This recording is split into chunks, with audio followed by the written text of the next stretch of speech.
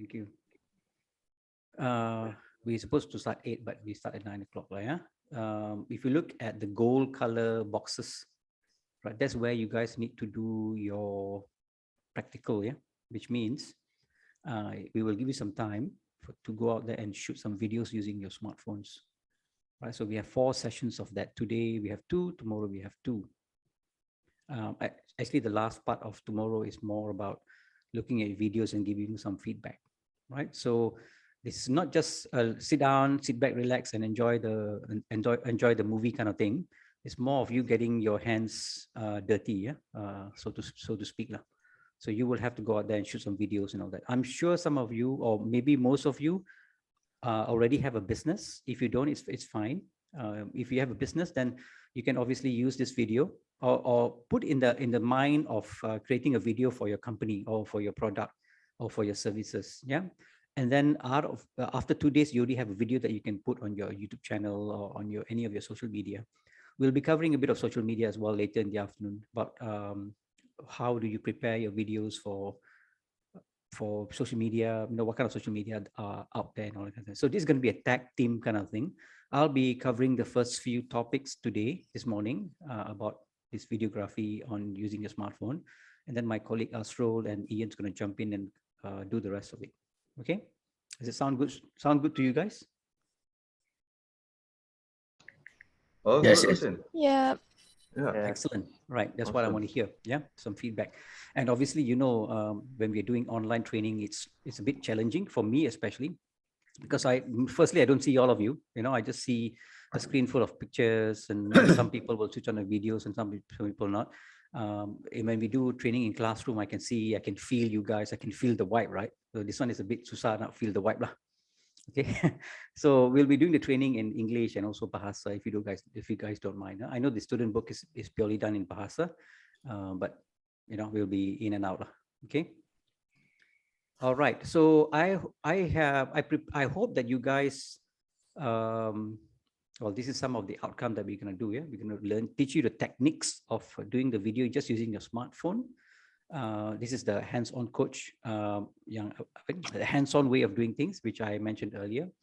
How the way for you to capture a video. If you have a normal video camera, it's different than you have a smartphone, right? Smartphone, we can do vertical and also horizontal kind of video capturing, but we'll show you what's best for what kind of social media or what is the end result that you want to get. And then you will have a video by the end of tomorrow, yeah, which you can start using it. I'm sure you guys have access to this student booklet, yeah, in a PDF form, which we put in a Telegram group. If you don't, yeah, please download. It's pinned up right up there. If it's not, let us know. We can put it in again. It's good to have this because whilst you are doing your practical, you can just look through the techniques that we are teaching you as well. And the other thing, the reason why we are doing a Telegram group is for you to upload your videos later, for us to give you some feedback. Okay, why Telegram? Because Telegram does not compress videos compared to WhatsApp. Okay, that's the reason why we created a Telegram group instead.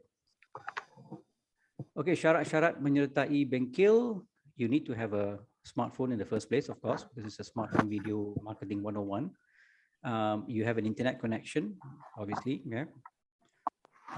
We would suggest you to have 2 devices. One is your phone for you to capture your videos. And then we also need you to have, if possible, a laptop or an iPad for you to view what we are saying, what the coaches are teaching you guys. Azwani, I might need to put you on a mute sekejap. Sorry, yeah. Okay. We're not going to use Google Mail for this, Gmail for this. We have done it previously. Now we're using Telegram. Account WhatsApp we don't need. We're using Telegram. And then this is this is supposed to be a session where we're supposed to meet you guys up beforehand, but we don't need to do that, right? So what we need you to do at the end of this program, at the end of 2 days, yeah, this is the hasil akhir, the outcome. We want you to actually create a video, interview video, right? Or temu bual bersama pemilik perniagaan. This is you, right? This is you. Ataupun you grab one of your friends or an actual customer, and you can actually interview them about your product. Maybe they have used your product and you can interview them, right? It has to be a 16:9. If you do not understand what 16:9 is, don't worry, I'll explain to you in a few minutes.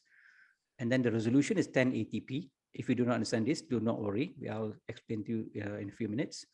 The video is going to be anything between 2 to 3 minutes. So it's not a long video, right? It's a very short video, 2 to 3 minutes.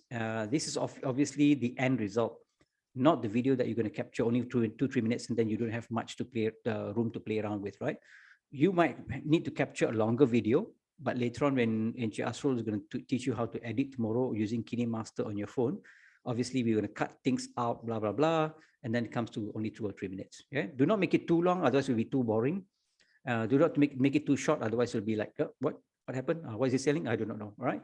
So we don't want that. So memaparkan produk atau perniagaan Anda. So if you think about it now, you should start thinking. Your brain is already moving, right? What am I going to show? What is my services? What are the features and benefits of my services, of my product, right? You can start thinking now, putting down on a paper. Then you can use this to create a video. Okay. And then also have a very nice or very clear voice-over. Okay, when you do recording and you want to talk over a certain kind of what we call a B-roll, which is also going to teach you what a B-roll is and how would you go out there and shoot a B-roll, which you guys are going to do today. And we're going to put that, mash it together with your A-roll and a B-roll. Yeah, so all that will be explained to you in a few minutes. And then obviously music. Yeah. One thing, the good thing about KineMaster is that it comes with a variety of music. Right? These are all copyrighted, non-copyrighted music. That means you can use it freely on YouTube.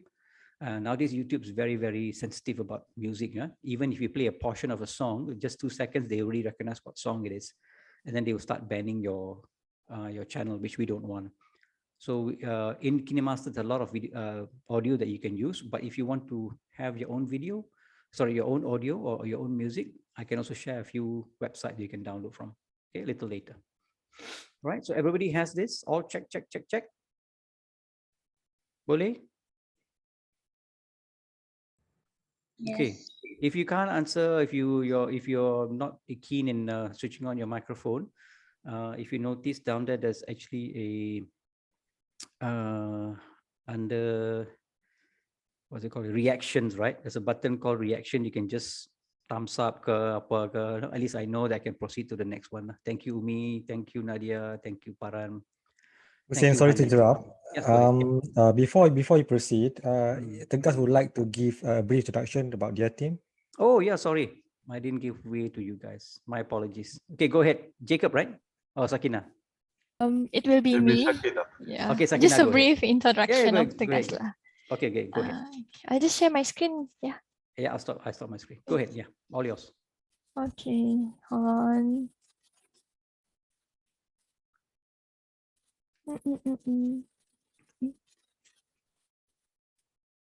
Sekejap ya.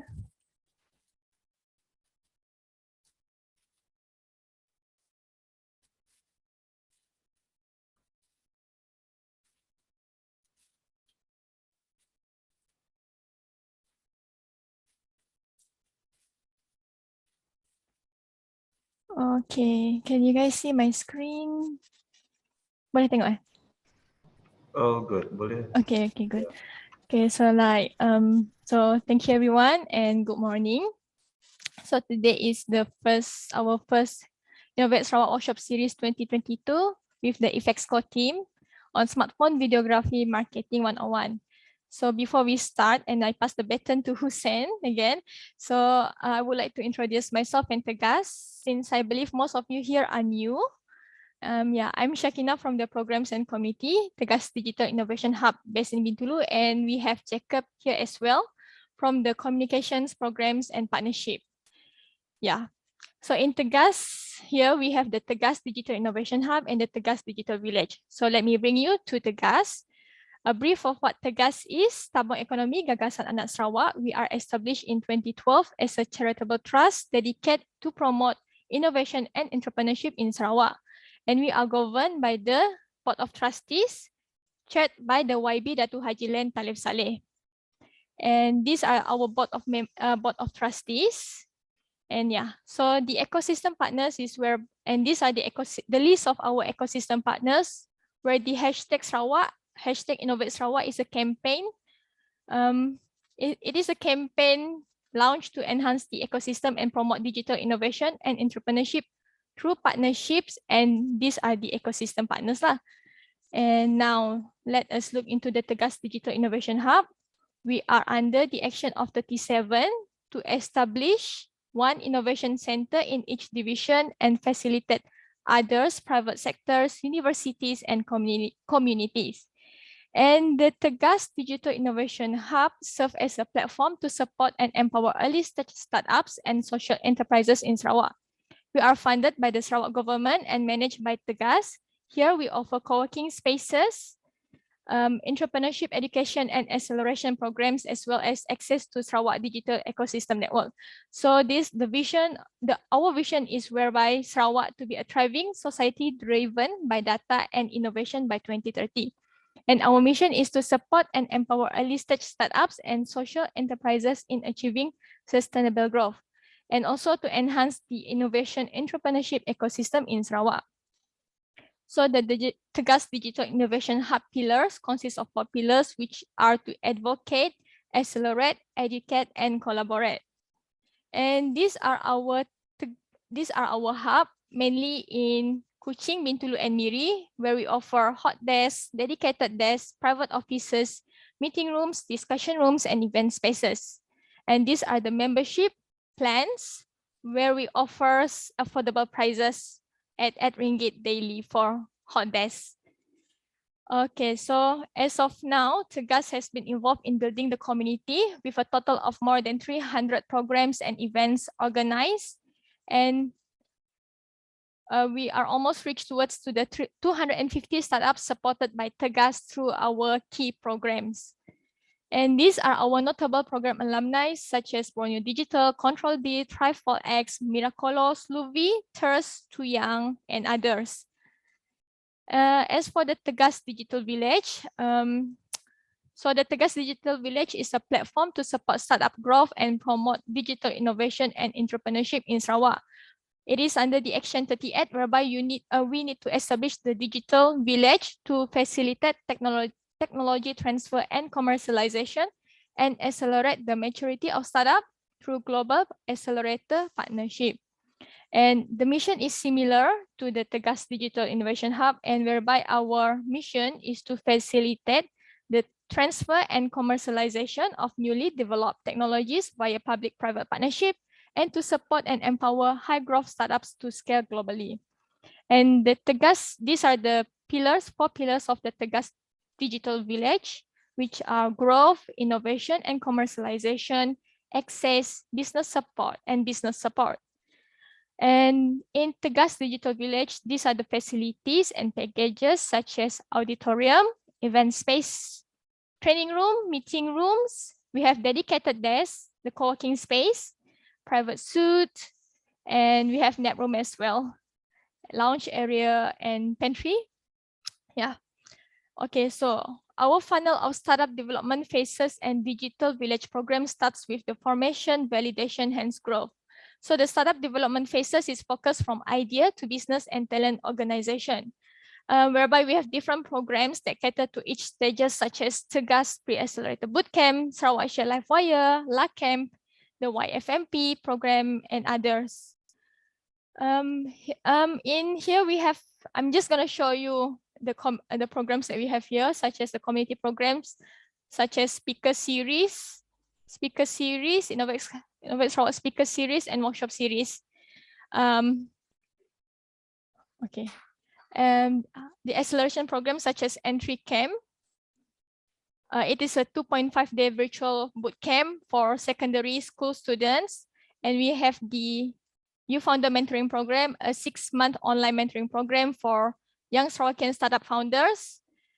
We have the Tegas Pre-Accelerator Bootcamp. It is a 1-week program designed to take early stage startups to the next level, from validating ideas into creating a minimum viable product MVP and go-to-market strategy. And we have the accelerator, Tegas Startup Lab Accelerator. It is a 5-month seed venture accelerator program. Our delivery partner is Watchtower and Friends, and the Social Impact Accelerator, a 6-month program focused especially for the early stage social enterprises in Sarawak, and the delivery partner is Mereka. So last year we have the residency programs, which is the Tegas Tech Immersion Program, a 6-month program to empower local tech talent students and fresh graduates to jumpstart their career in the innovation entrepreneurship ecosystem. And these are our residency, residency partners and alumni, which are Mordors, Planet, Future Lab, Borneo Digital, MyPEMS, Cloena Digital, Control D, Travel X, and SnapAd. We have partnership programs as well, such as the Shell LifeWire, the SCWF, the programs that we do last year, and the Global Market Program, the Global Market Fit Program, partnering with Magic, and the IFED, it is IFED, 7-week investment readiness accelerator. The fundraising accelerator program, partner with Pitch In. We have the emerging entrepreneurs program for youth, a 4-week program for students, partner with Future Lab and Class In. And we have the RACE, the coaching programs, partner with iCube Innovation and Global Entrepreneur Exchange, the DIVA, which is Digital Village Accelerator, and Crocodile Bite, partner with SDEC, TVS, and Pitch In. In Tegas Digital Village, we have the IR 4.0 testbed. It is a shared digital platform for researchers and technology solution providers to develop and exhibit their IR 4.0 digital solutions, whereby the focus areas are in AI, data analytics, IoT, and others. And right now we have the ongoing programs such as the TTIP, Tegas Tech Immersion Program, that I've showed you earlier, the Tegas Startup Lab, and Social Impact Accelerator. And currently what we are doing is the hashtag Innovate Sarawak Smartphone Video Marketing 101. Okay, that's all from me. And I hope in this 2 days workshop later, you guys will gain skills and different techniques in video making with hands-on activities with our partner, with our trainers here. And yeah, enjoy. I pass to you, Hussein. Hello. Okay, thank you, Okay. Sakina. Okay. Right. Wow, you guys got everything, yeah? Amazing. The last time I was in Kuching, they were a different place, right? You were a different venue. We have moved to the digital village now. Am I Yeah. right? Yeah, but we still have the digital hub in Kuching there. It's in Oh, it's still there, ICOM. it's Yeah. still there. Yeah, Right, it's the still city there. city center, right? Yeah. And now you have been Tulu and Cebu as well. Yeah. So Miri. Miri, sorry. So I have Yeah. not been there yet. So Manzur needs to invite me over lah, or invite us over. Looking Sure. forward. Okay, guys, thank you very much, Sakina and Jacob and team. So I'm gonna continue. Yeah? So just let me share my screen again. For those who just jumped in, we are doing a smartphone video marketing 101 today, and I already covered a few slides. Let me jump back to the slide. So this is going to be the agenda, and this agenda or this booklet or this student books, you can find it in your Telegram group. Yeah. For those who have not joined the Telegram group, please jump into it. I think Jacob has shared and Sakina have shared you guys the link to it, right? Please jump in there because we need that for you to pass us your videos for us to give you some feedback perhaps. Yeah. Okay, so I was somewhere around here. Okay, so at the end of the session of tomorrow, you will probably already have a video. It's going to be a 16:9 video. It's going to be HD quality, anything between 2 to 3 minutes. Something to do with your marketing of your product or your business. Okay, you can start thinking about it now, and it has to have a voiceover. And it has to be clear. Yeah? We will teach you techniques of how to make your voiceover clear today and tomorrow as well. And then choose appropriate music for your product. You know, you don't have, if you're selling makeup, do not put a heavy metal song behind. I mean, it's just an example. Yeah. So it has to be appropriate. Maybe a nice jazz song or something to do with, elegance and all that kind of stuff. So you need to think about what is your product and what the music that suits it as well. Yeah. I tell you what, I actually have not introduced EFXCO yet. So let me just quickly jump in because Sakina did her stuff. I'm going to do my stuff as well. 1 second, let me jump into our website, who we are and where are we from, kind of thing, and all that, right? Okay.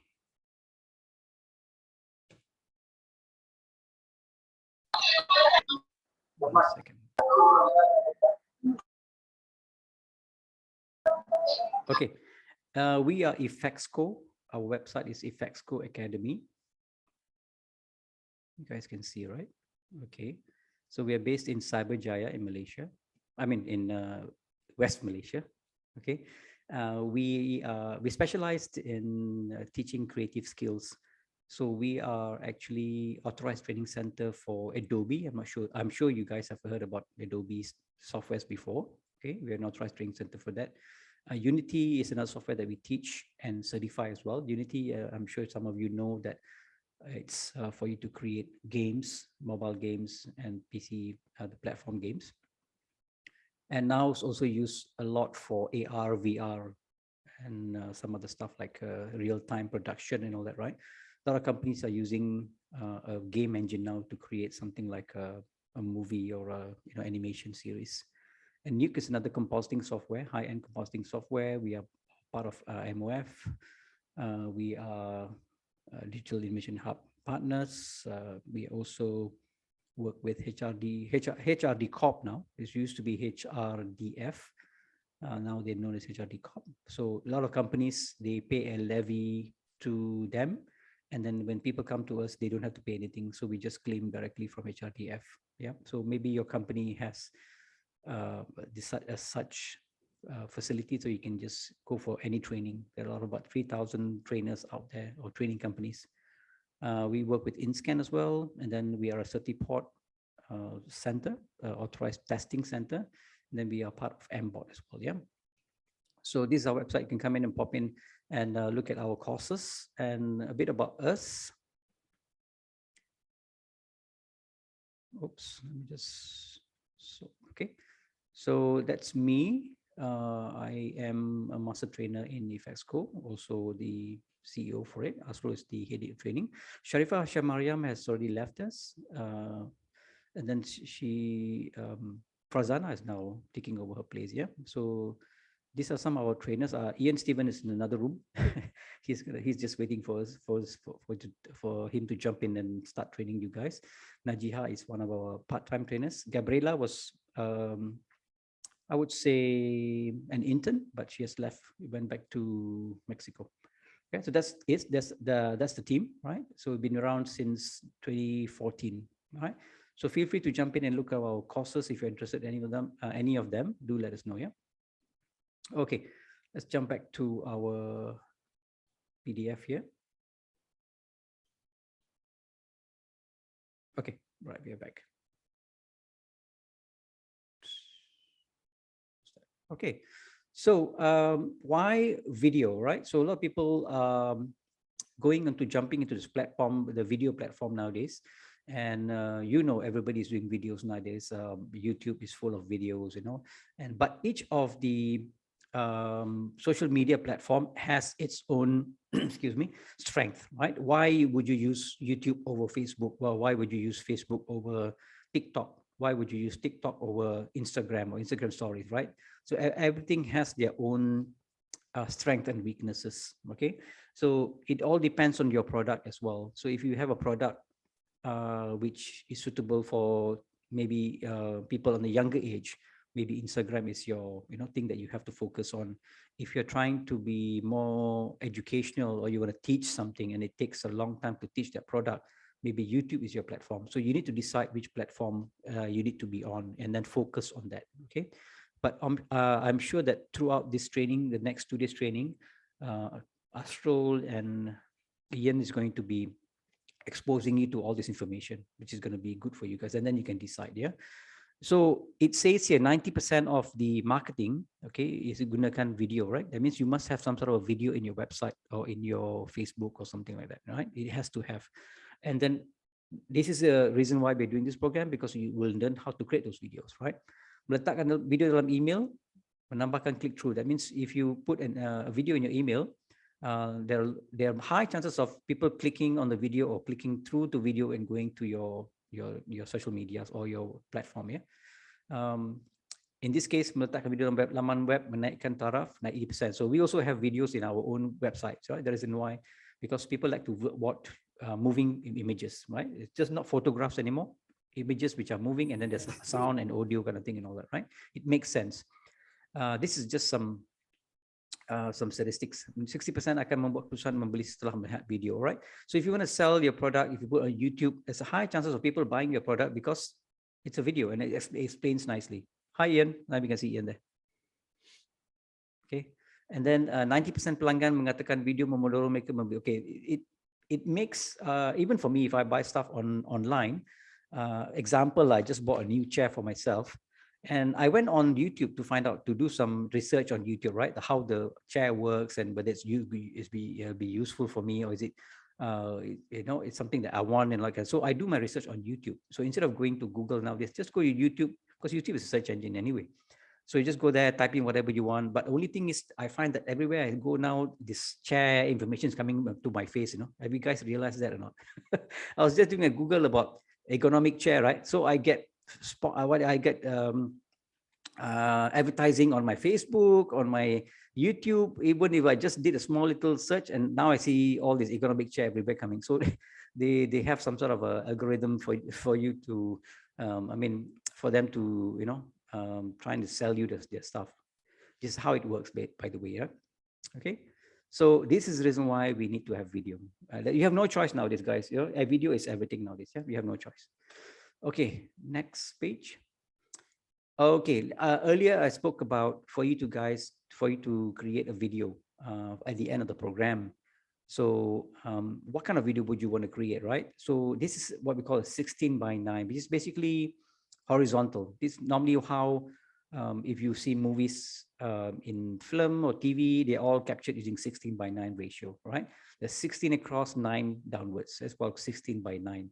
So this is very popular for things like YouTube, Twitter, if you want to put something on LinkedIn, even Facebook as well. Okay, but things change very fast nowadays, right? Sometimes you see vertical videos and then you can see horizontal back to vertical, sometimes square. So things have changed now. So you need to do a bit of research on find out what is the best format for your own video, right? I would say stick to the horizontal version, because horizontal you can put on YouTube, you can put on Facebook, you can put on LinkedIn.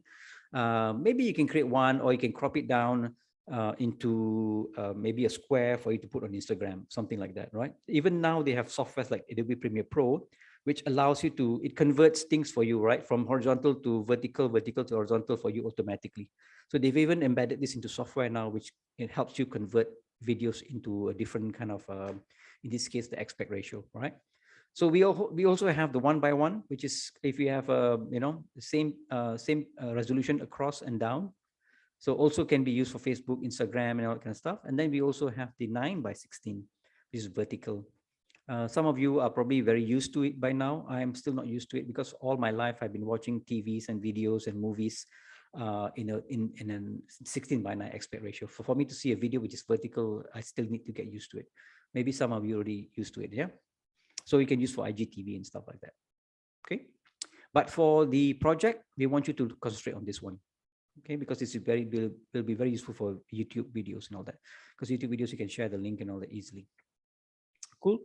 All right, let's move on to the next one. So we already know aspect ratio. Okay, what aspect ratio is, which is basically whether you hold your phone vertically or you hold your phone horizontally. Okay, you decide. And then we have resolution, right? Resolution. In this case, you need to open up the settings in your handphone and find out what's the best resolution you can go up to. Like my phone is dated about 3 or 4 years ago, maybe 5 years now. I can go up to 4K. My phone, yeah, it's a 4K camera.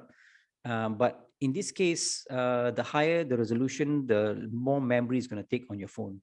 So you also need to look at your phone as well, and your memory on your phone. If you only have 64 gigabyte of memory and you want to capture 4K, it's gonna take up very fast. That means your memory is gonna go very fast. So we don't want that.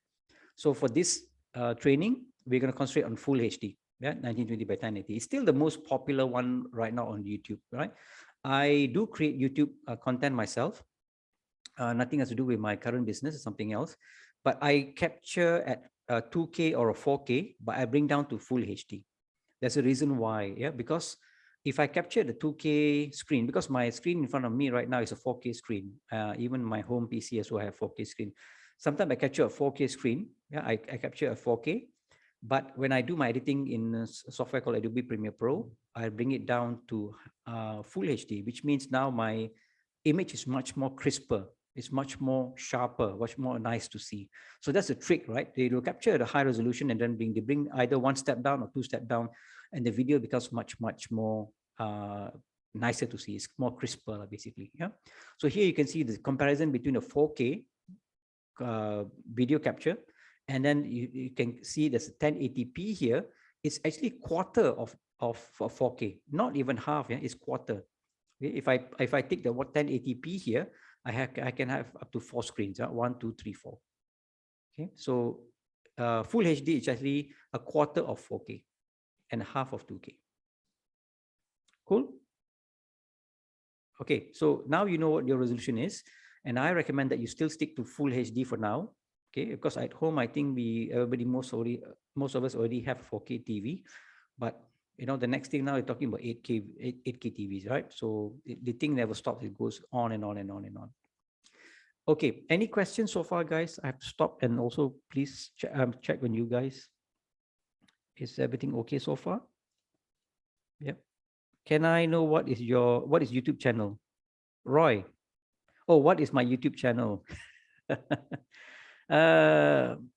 Okay, you have to go to YouTube and look for Adventure 494. That is my call sign. Yeah. I'm doing this is a bit more Mila. I'm doing flying lessons. Okay. I'm taking up my private pilot license. So when I go for my flights, I do capture the flight itself using my GoPro cameras. So I have my GoPro cameras set up in the cockpit. So when I go flying, I capture because I want to see how I do my flight, right? Because I'm still training. I'm a student pilot. So if you go Adventure 494, and not only that, I also love flying on a simulator. So if you can't see what's in front of me right now, I have actually a simulator setup. Yeah, my camera doesn't show that. I've got my throttle control, so I do fly, on a simulator. So I do videos for that as well. So I'm almost at 1,000 subscribers at the moment. Yeah. Yes, Adventure 494. You can go and check out my video if you want to, and please like and subscribe. That's very important. Yeah. Okay. But if you guys want to talk about flying, you let me know later. We can have a side chat. Okay. By the way, I need to know where you guys are from, because Sarawak is so huge, right? So maybe you guys can put in the chat there where you guys are exactly from. Are you from Kuching? Are you from Miri? Are you from Bintulu? Mana? Bagi tahu. I want to know. I'm interested. Yeah, because I do a couple of simulator flights lah. I went to Miri. I flew to where there are a lot of small. I went to Barrio. There are a lot of airstrips there, so there's a very beautiful area to fly to as well. Kuching, based in Melaka. Okay, that's Hani. Hani is from Kuching, based in Melaka. Bintulu, Ahmadul, Sharifah from Kuching, but staying in Putrajaya. Oh, cool. You're just very nearby us. Hafiz from Kuching. Lagi siapa? Hafifah. Pusa Betung kat mana? Hafifah Jobli. Pusa Betung. Betung. Betung is in Sarawak somewhere. In Sarawak. And then we got nearby Sibu. Oh, nearby Sibu. Okay, cool. Yeah. Pusa is the city or something, right? Yeah, inside Betung. Okay. Tian Li Jin is from Miri. There's another one from Betung as well. Oh no, Jacob is from a few hours from Kuching. Okay. Ratnawati is from Miri as well. Anybody from Barrio? I'm so interested to go to Barrio. Looks very nice. It's very high like that, right? About 3,000 feet in the air or something like that, right? Barrio looks like a nice place. And then the Mulu caves, right? All that is very fascinating. Cool. All right. How many people in the group now? I mean, in the session now? Let me see. We've got 35. Okay, cool. Excellent. Awesome pineapples there, yeah? Jacob, thank you. I mean, in Barrio. Yeah, Sharan, you should fly drones there. Very beautiful place. Okay. Let's continue a bit more, yeah. All right, so we got full HD. So ingat, yeah, in your phone, if you buka your phone, tengok settings dia, kalau boleh letak HD. Okay, jangan go to 4K, but 4K is going to take a lot of space, and not only that, it's going to be very heavy for editing unless you have a very powerful computer in front of you. And because we're using a smartphone to do editing, right? So we don't want to have too of a heavy video captures, or in this case clips. Yeah, we don't want to have that. So keep it small for now. Keep it simple. We'll just do a video, or we'll capture as full HD. But if your phone cannot go to full HD, you can capture a half HD, which is 720. All right, 720. Okay, kalau 1080 is full HD, 1536 is 2K, 2160 is 4K. Okay, we only mention the last numbers. We don't mention the front numbers. Yeah, that's why we put it here. P here means progressive. Okay, there's a P and an I. I means interlace, P means progressive. Nowadays, everything that we see, our monitors, our TV at home, they're all digital. So they're all always progressive. I think they should drop the word P in from now onwards, because moving forward, everything is digital now, right? We don't have the old TV at home. Remember those days when we have a TV at home, which has small little lines, all, those are called interlace. So when the RTM, whoever sends signal to your house, remember we used to use aerials at home those days? Yeah, siapa tolong ada dulu pasang aerial kat rumah. I can see in Kuching and Sarawak, the aerials are very high, very tall aerials, right? Because I used to live in Kuching, I used to live in Sabah. So the aerials go very high because they want to, go up and go over the mountains and all that stuff.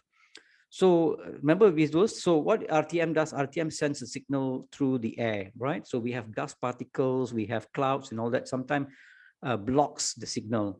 So what happens is that the TV station will send even and odd numbers of frames to you. So that will make one whole screen, right? So that's the way the old technology, but now since everything goes through a line, fiber optics and you name it, your Astro and all that stuff, so everything is digital now. So everything is progressive. That means they send you per frame. Every time they send you, they want to send you one frame, not those lines anymore. Those are the old ones, the CRT TVs. So you get per frame, right? So can people guess how many frames in a second that you guys have for videos nowadays? Anybody wants to? Hani kata 24. Okay, very good. Good number. Who else? Astro 30 frames. Full HD at how many FPS for iPhone users? Dah tanya dah. 60, 30, 60, 30, 24. Okay, very good. You guys know your stuff, yeah? From here, I can see that you guys already done your stuff and you are already familiar with all this FPS stuff. FPS stands for frame per second, by the way. Okay. So biasanya video is 30 frames per second lah. Yeah, biasanya lah. Okay. But if you go to a movie cinema, okay, they always show at 24 frames per second. Okay, that is the reason why movies are very cinematic. Okay, the reason why they are cinematic, they don't like a very smooth video, is because they will capture at a high FPS, but when they preview or when they show the movie, it's 24 FPS. So if you don't believe me, what experiment you guys can do in these 2 days is capture your video at 60 or 30 frames per second, but when you edit, when you export, when you output as 24 frames per second, and you see the difference, how cinematic it is compared to showing at 30 frames per second, right? It does make a difference. Yeah, it does make a difference. So perhaps you want to experiment on that. You can capture, you buat dua lah, satu 30 frames per second you export, satu lagi 24 frames, then you look at them both. So which one you prefer? Our eyes, our human beings' eyes can go as 15 frames per second, yeah. After 15% ke bawah, kita dah boleh rasa it's very jerky. Our eyes cannot get used to it. So 24, they found out since 100 years ago, because movie was starting, 100 years ago, they already started to know that 24 seconds is a beautiful cinematic view, which is enough frames per second for us to not feel dizzy, or we feel that the frames are missing kind of thing and all that. Okay, this is all down to people have been doing research and all that stuff. So 30 frames per second is correct. 60 frames per second pun correct juga. Betul juga, right? But why would you want to capture your thing at 60 frames per second? Why would you want to waste a lot of megabytes on your phone for you to capture 60 frames per second? I can even tell me why. Kenapa you nak capture to 60? Kenapa tak capture 30 aja? Right? And if 4K even worse lah. 4K menggunakan 60 FPS is 400 megabyte per second. Sorry, 1 minute. 1 minute. 400 megabyte per minute. Kalau you ada 10 minit, dah 4 gigabyte dah. Am I right? Anybody can tell me? Hani, you are a video person, sebab you tahu everything. To get more details, can slow motion. Ya, betul ya. Untuk aksi perlahan, slow motion gunakan 60 ataupun 120 FPS. If you are going to make a video where you need to some slow motion stuff in there, like say example, a wedding video. Let's say you're a wedding videographer, and you want to show that the bride is, like, what's the word in dancing they use when they turn like that? There's a word for it. I used to watch a lot of this dancing TV series. What they do when they spin? Okay, whatever lah. When the bride spins, right? You want to see the baju kembang and then pusing, and then you want to do it in slow motion, right? So you capture at a high resolution, high FPS. I mean, yeah. So if you capture the low FPS, 30 FPS, and then you do slow motion in your video editing, you can see it thing will be like jerky, tuck, like that, jerky. We don't want that. So it's best if you capture at a higher FPS, and then when you do slow motion, it'll be very, very smooth. You can even go up to 120 FPS. Okay, it all depends on your camera. So you need to go open up your camera settings. If you have an iPhone or an Android phone, doesn't matter. Open up your settings, go under camera setting and look at your settings. Like this is my phone here. Right, my phone can go up to 4K at 24 FPS, 4K 30 FPS, 4K 60 FPS. Okay, I can go up to here. Right, obviously 4K is going to be, as I mentioned just now, per minute is 400 megabyte. But you're not going to capture like a 1 hour video, right? You're only going to capture maybe 2-3 minutes. So it's not going to take much, right? So tengok balik. Okay, what we want you to do is, if possible, I want you to capture at 1080p HD at 60 FPS, because you never know when you need to go slow motion. Am I right? You never know. Kalau you nak pakai buat slow motion, yes, it is already there. Kalau tak buat pun tak apa. Okay, because when you output at 30 frames per second or 24 per second, it doesn't make the difference. But at least you have a 60 frames per second clip, for you to edit. So if possible, set up to 1080p HD and 60 FPS, if possible, yeah. Waltz. Hani kata waltz, not waltz lah. I mean, pirouette. When dancing, people go around in circle. It's called a pirouette or something like that. That's a word for it lah. Yep. Okay. Correct. So remember, 1080p, if possible, 60 FPS, and then resolution. Okay. Then what was the other one? Aspect ratio. That one you decide lah, whether you want to do horizontal or vertical. That one I leave it up to you. But I prefer if you do it 16:9. Yeah. Okay.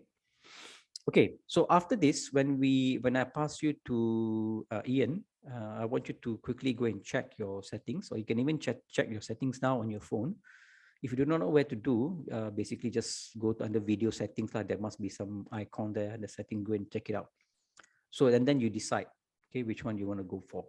And then also check the memory in your phone. Make sure you have enough memory to capture those videos that we're going to do. I'm not asking you to just capture one.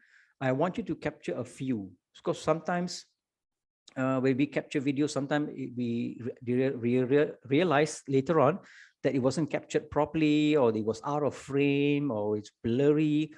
So that's the reason why when we go up do movies, they don't just take 1, take 2. They sometimes take 20, take 30, take 100 pun ada, because the director didn't really get the feeling of it, right?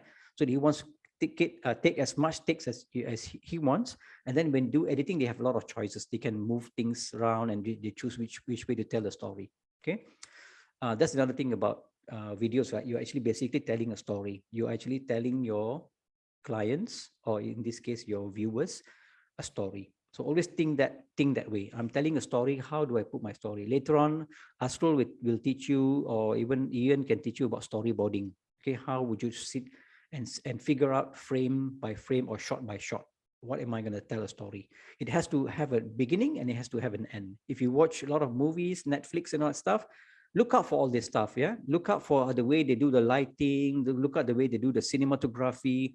Everything that you see in a frame has been placed there purposely. Bukan just because of that, right? They just go and shoot, no.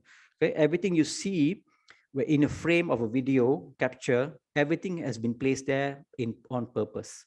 There's a reason why the thing is there. So from now onwards, when you guys go home and watch a movie, any movie, Netflix or whatever, look at how they frame the shots. Whether it's going to be, Ian's going to talk about that very shortly. Yeah? How they frame the person. Where is he, on the left, on the right? Is it in the center? Why would you do that?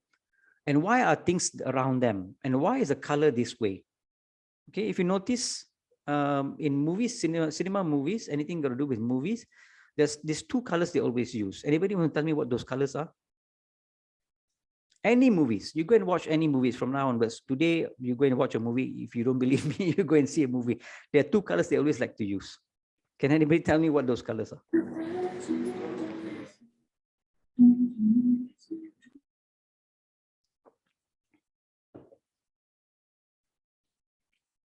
Blue, yellow, green, yellow. Black and white. Black and white, okay. Siapa lagi? Blue.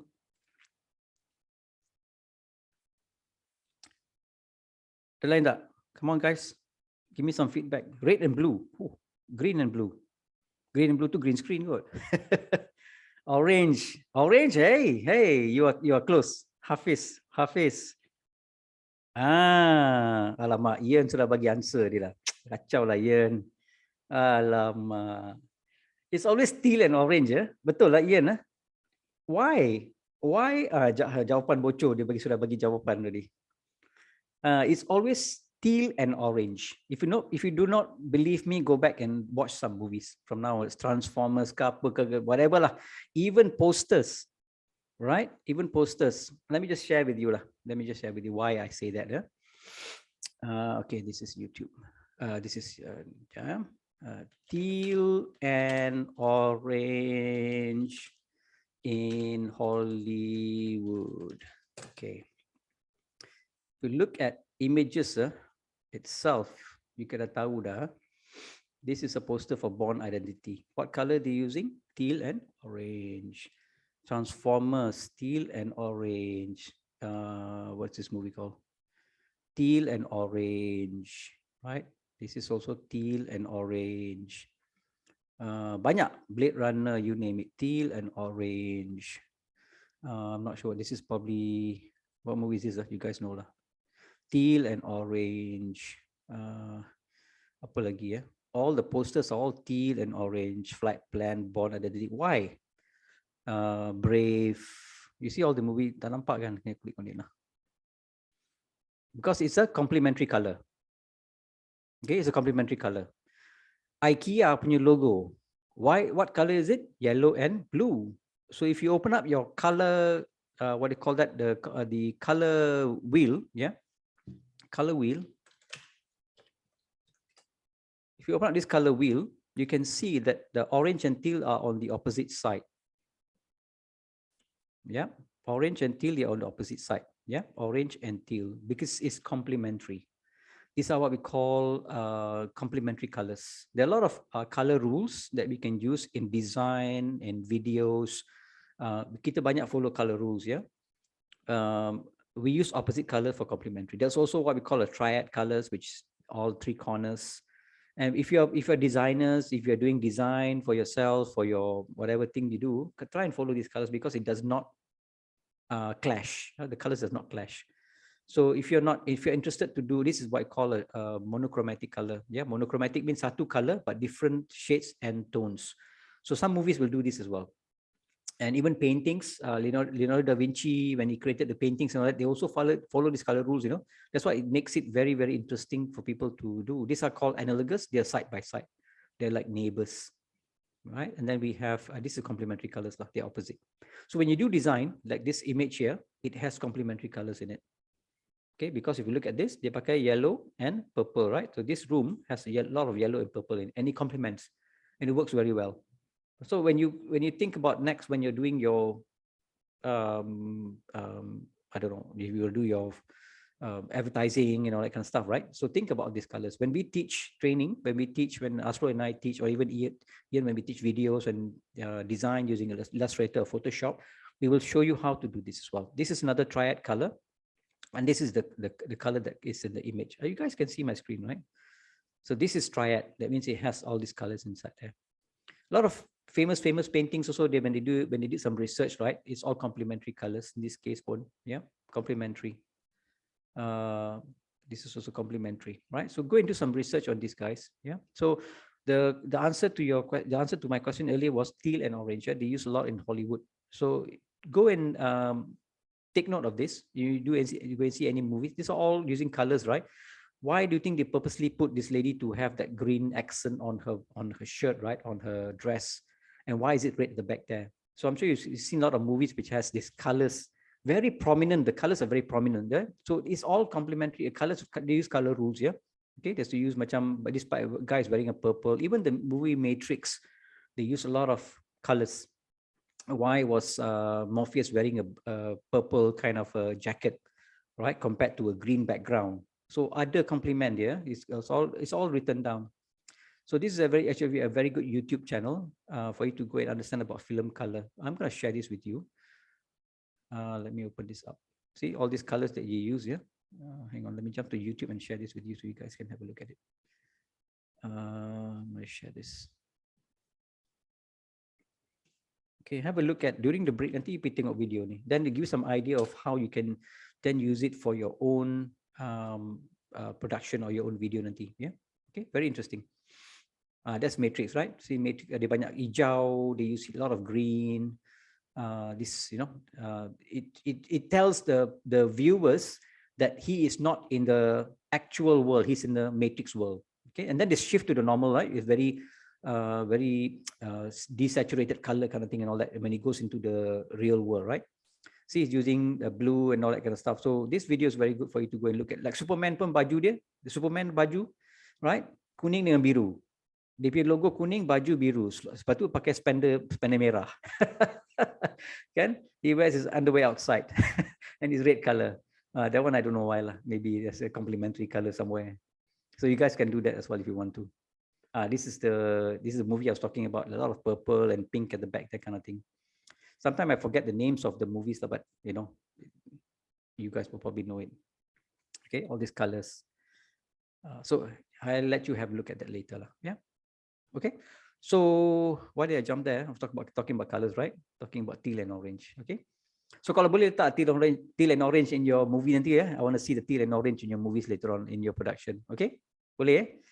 Okay, so the software that we are going to use for today and tomorrow is called KineMaster. Why KineMaster? Because it's number one, it's free of charge, obviously, and it works both for Apple and also Android. Okay, there are other ones that we sometimes recommend, but sometimes we don't, because some of them you have to pay for it. Like VideoLip is a very, very good editing software. I have it on my phone, but I have to pay for it. I have to pay for it monthly, I think, or in my case, I buy yearly. It's very easy to use.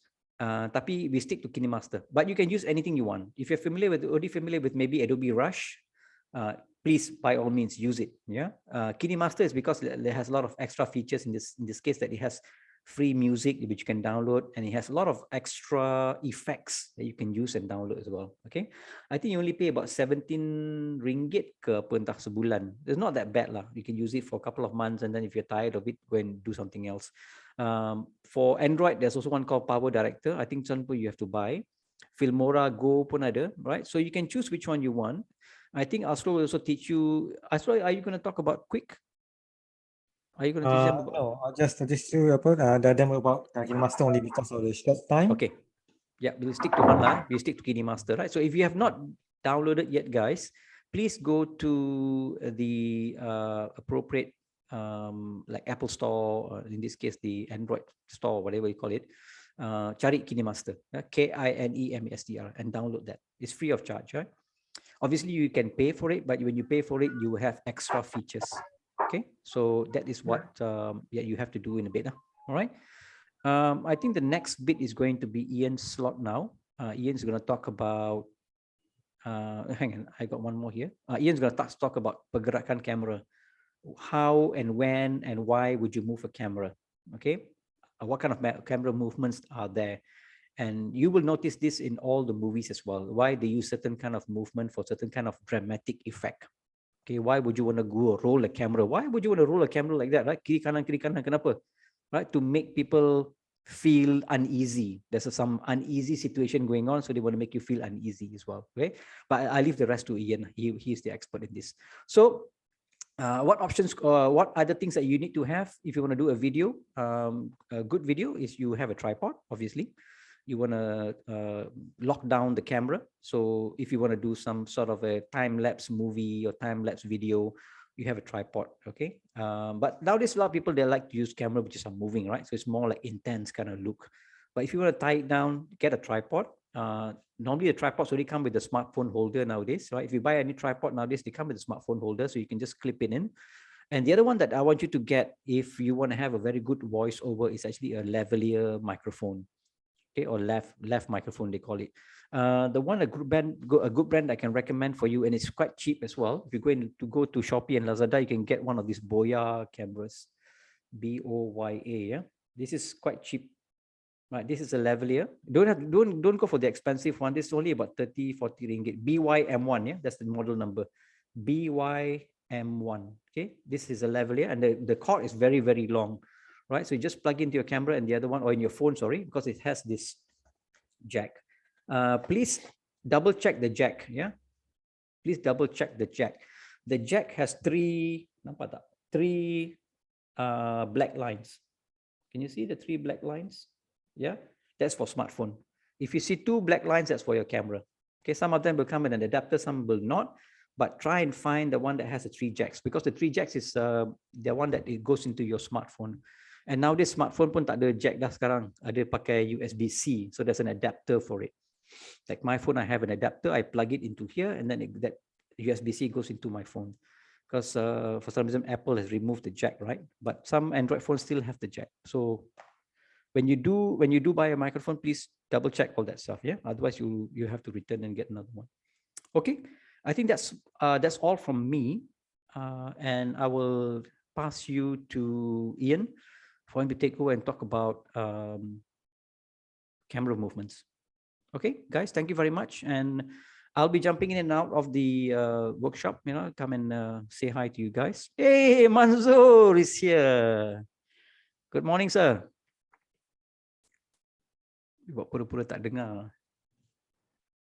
Can I ask a question at this point? Yes, go ahead, by all means. The lavalier microphone, can you show again the picture? I'd like to capture it.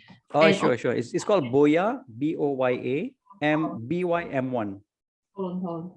I cannot capture it. Oh, wait. Oh. Okay, let me, so you, and No, done? BAM1, right? BYM1. BYM1. BYM1. oh, Go and check it out how much. I think it's cheaper now. It used to be about $40 ringgit. And then maybe it's cheaper now, right? This is a very good brand, right? It's not the one of those high-end ones like Sennheiser. That one too expensive lah. Yeah, you guys are not into really opening. You don't really have a production house to buy a high-end camera. I mean, high-end all this stuff. Go for something like this. I think it's made in China, if I'm not mistaken. But it's a good one. A lot of people recommend it. Shenzhen GS Photo Industrial. Yeah, Shenzhen is in China, of course. would that be like limited by the length of the cable? No, this cable, the length, if you look at it, it's very long, you know, see, it goes around, and then it has this area where you put in the battery comes with it, right? There's a selector here, whether you can select to camera or smartphone, right? And it comes with this little microphone here. That's the microphone that clips onto your shirt. Okay, you can hide it, like you can put through your shirt or whatever, so hide it. Even if you don't hide it, just hold like that, okay lah. But you need to have some sort of a microphone for you to have a very good voiceover. Do not rely on the microphone on your phone, yeah, because when you are away from the phone, you can hear all this extra noises coming from everywhere. So it's best you have a little microphone like this. Okay. I'm sure you do not have a microphone today and tomorrow, but try and see whether you can borrow from a friend or something or somebody, right? Are they a wireless version of like clip-on or microphone? Yeah, this is a clip-on. This is a clip-on version. Yeah, you can hit. There's a clip there. You can clip on Okay. to your shirt lah. But So they're also the cable is wireless. very long. I think it's about 30 meters. Not this one. If I'm not mistaken, 15 or 30 meters. Quite long, very long video. I mean, very long cord. All right. So there are also wireless version which are more expensive, I believe. Okay. Ian, can you show the wireless microphone which I mentioned to you? I've Maybe got a stop the screen first. Yeah. Yeah, I've got a Rode microphone. Let me just stop my share here. Yeah.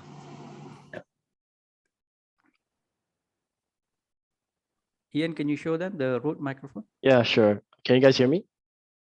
Yes. Loud and clear. Yeah. All right. So Yeah. these So are those, the wireless.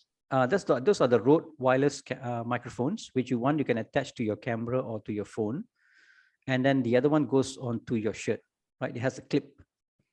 Okay. So how it And- does is that it basically Okay, clips I pass on. it to Ian. Ian, we proceed lah. Yeah, sure. Guys, I catch you guys later. Okay, have fun. I'll pop in and Bye, say hi to you Zen. guys once in a while. See you guys in a bit. Okay, take care. Okay. Yeah, so about let's just continue on from where Hussein stopped. These are the wireless ones by Rode. You guys can actually use it just by clipping it onto your shirt this way. It has its own microphone built in like this. Can you guys see?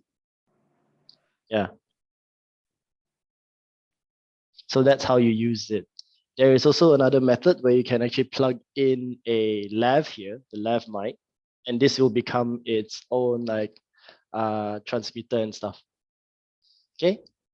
So yeah, you guys can actually purchase this. These are not too expensive, probably less than 1,000 ringgit, I think. But yeah, that is Rode. It comes with a warranty, if I'm not mistaken, because this company Rode has a warranty of usually up to 10 years. But you can go and check and see if it's still valid until to this product. All right. Ian, I have a question regarding the non-wireless one, Yeah. the Sure. clip-on. So Mhm. like for the clip-on, if you're recording like, let's say for the interview or something like that, like you have to attach it to your phone and then you record it like that? Is that how it works? Yeah, so basically there's a wire dangling out from your device to the person. All right. We still use those once in a while, even on like actual production. Because one thing's for sure is that the battery won't die out. If you use a wireless one, you have to remember that it's connected through a battery. So if the battery dies out there and midway through interview, it cuts off, then you have to reset everything. All right. So someone has their hands up. I think Hani. Is there anything you want to say? Or was that the old hands up?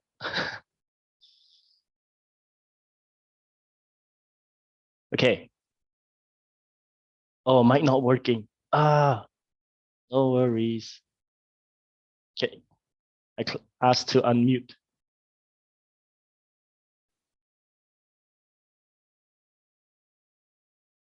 Is it unmute?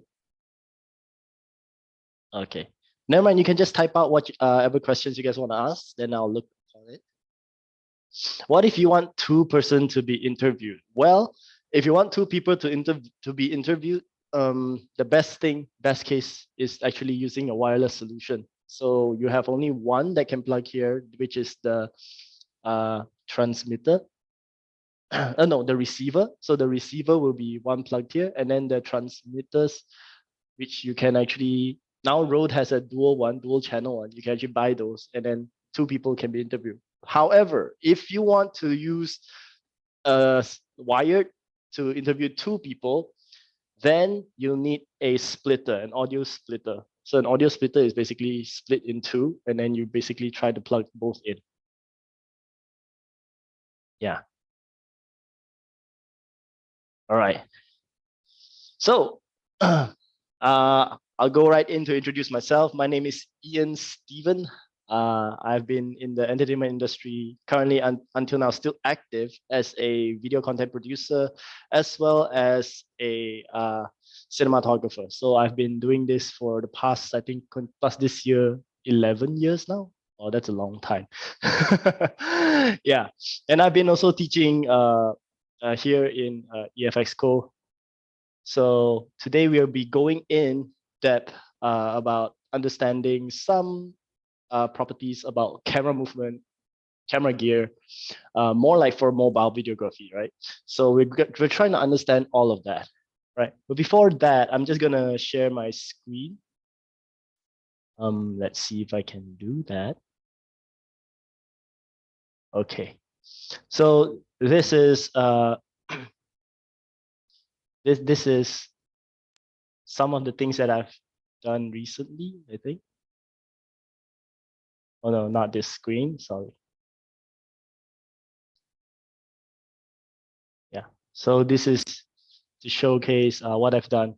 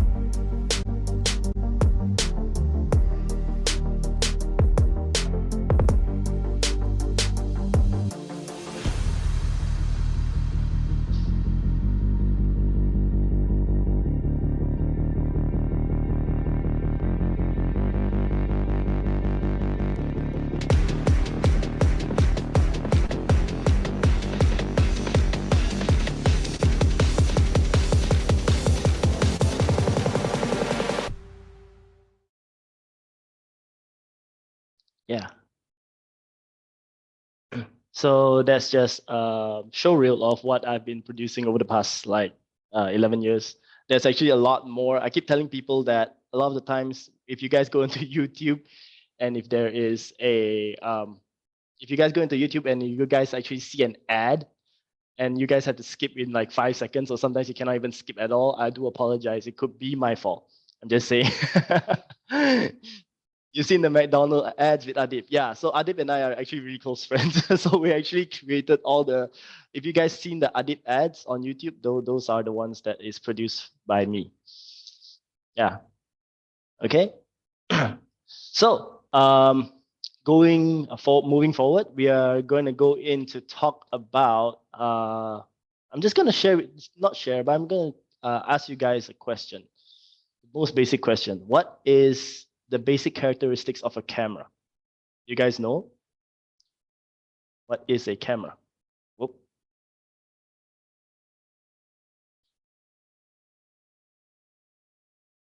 Can you guys tell me what is the basic characteristics of a camera? It takes pictures, lens. What is a function of a camera? What does a camera do? Sensor, record. Yeah, so I think I've takes light in. Okay, captures light. Yes, yes. So a few of you got it correct. It actually captures light. That's just the basic understanding of a camera. Okay, captures light, not memories, not movement, not video. Okay, captures light. If you have light, you got your memories, you got your movement, you got your videos. Okay, so that this is something that we all need to understand and we need to know. All right. As you can see here, Hussein is using the camera now. All right, taking some behind the scenes shots. All right. So now that we know what the basic understanding of a camera does, what does it do, what's its function, it basically does all that. And we need to understand how we can actually move the light, or how can we capture perfect light. Okay, so we're gonna jump into that as well. So if I go here, you guys will actually see something like this. You guys can actually go find it on Google as well, exposure triangle, but I'm gonna showcase this one. All right, so this is the understanding on how to manipulate light to your liking. How do you actually capture something perfect? Okay, like sometimes you go and watch some videos, you guys will be like, wow, this guy actually managed to capture that moment in slow-mo in real time. Or we're like, wow, how come this person is like so focused, but the background is so blurred? And yeah, there's so many ways to actually capture that kind of thing, but there's always a rule that we have to remember. Now, the rule that we have to remember is this, the exposure triangle. You need to remember the ISO, the shutter, and the aperture, okay? Now, I'm not going to go so in-depth about understanding this because a lot of our smartphone devices nowadays just automatically captures whatever is the perfect settings for it, right?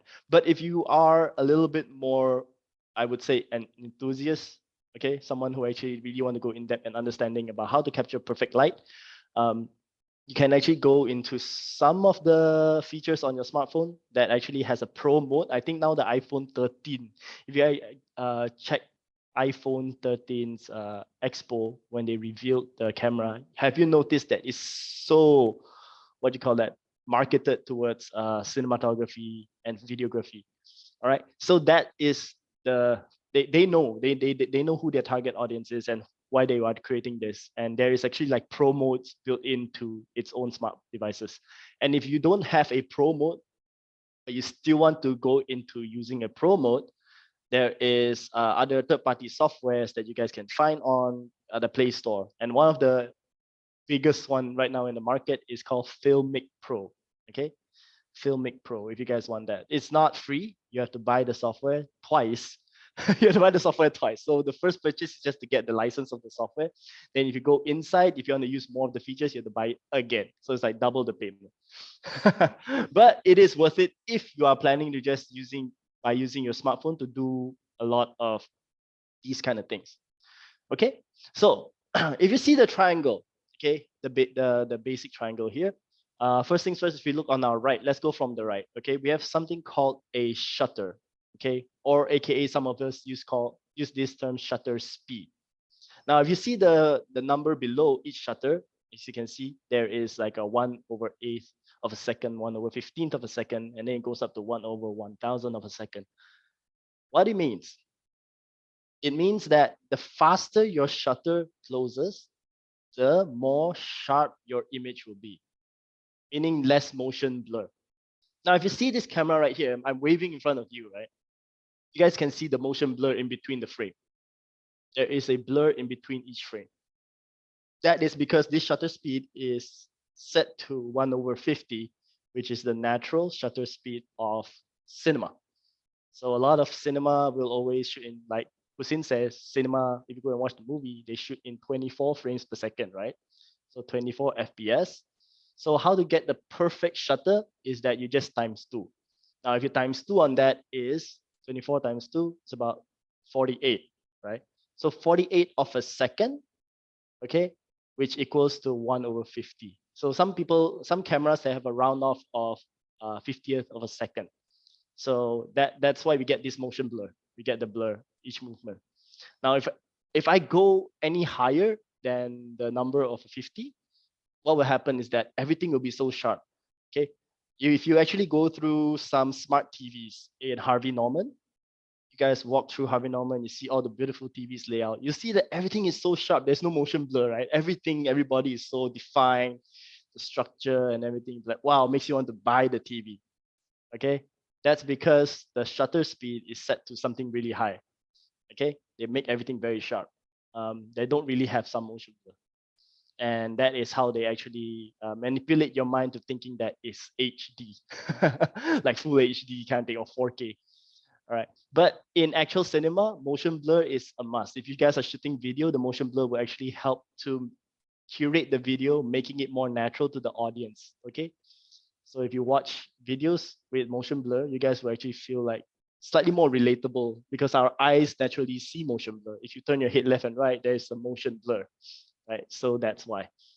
Now going into ISO, the one below, can you see ISO? Anybody know what ISO stands for? You guys can try. What does ISO mean? What it means? Yen Steven Ong. See, I knew someone would say that. I knew it.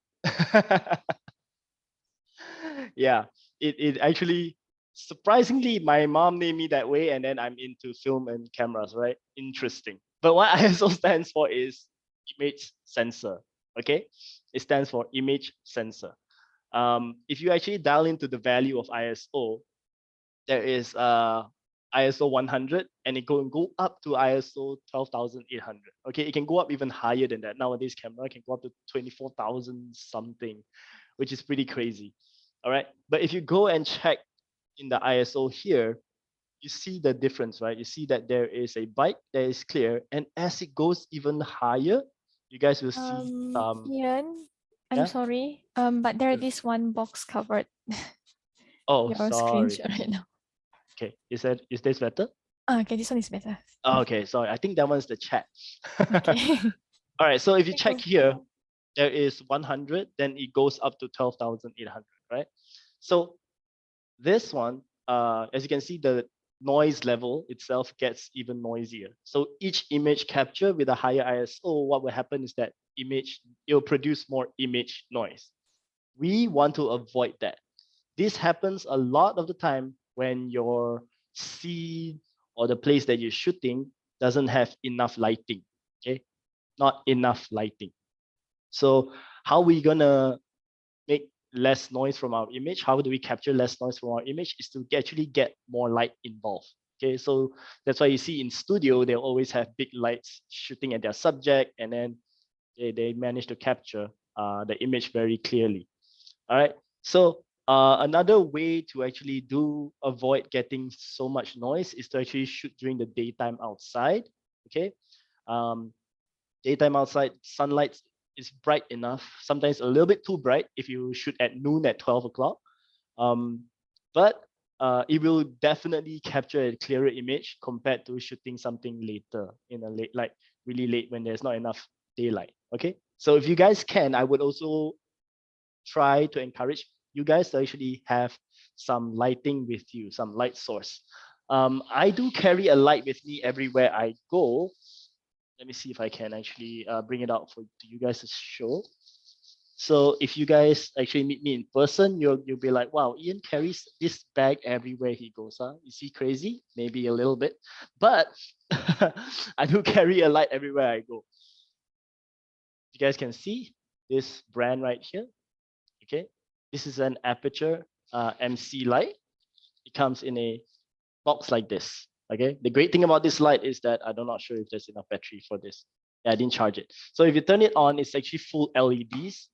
Now LEDs are great light source. Reason why is that, have you noticed if you capture lighting in a restaurant, okay, somewhere that has a fluorescent light, right? You notice that there's some shutter and like the what do you call that? The thing coming up and down. You can see some shutter angles kind of thing, right? Those things, we can avoid it. Okay, we can avoid those things by using LED.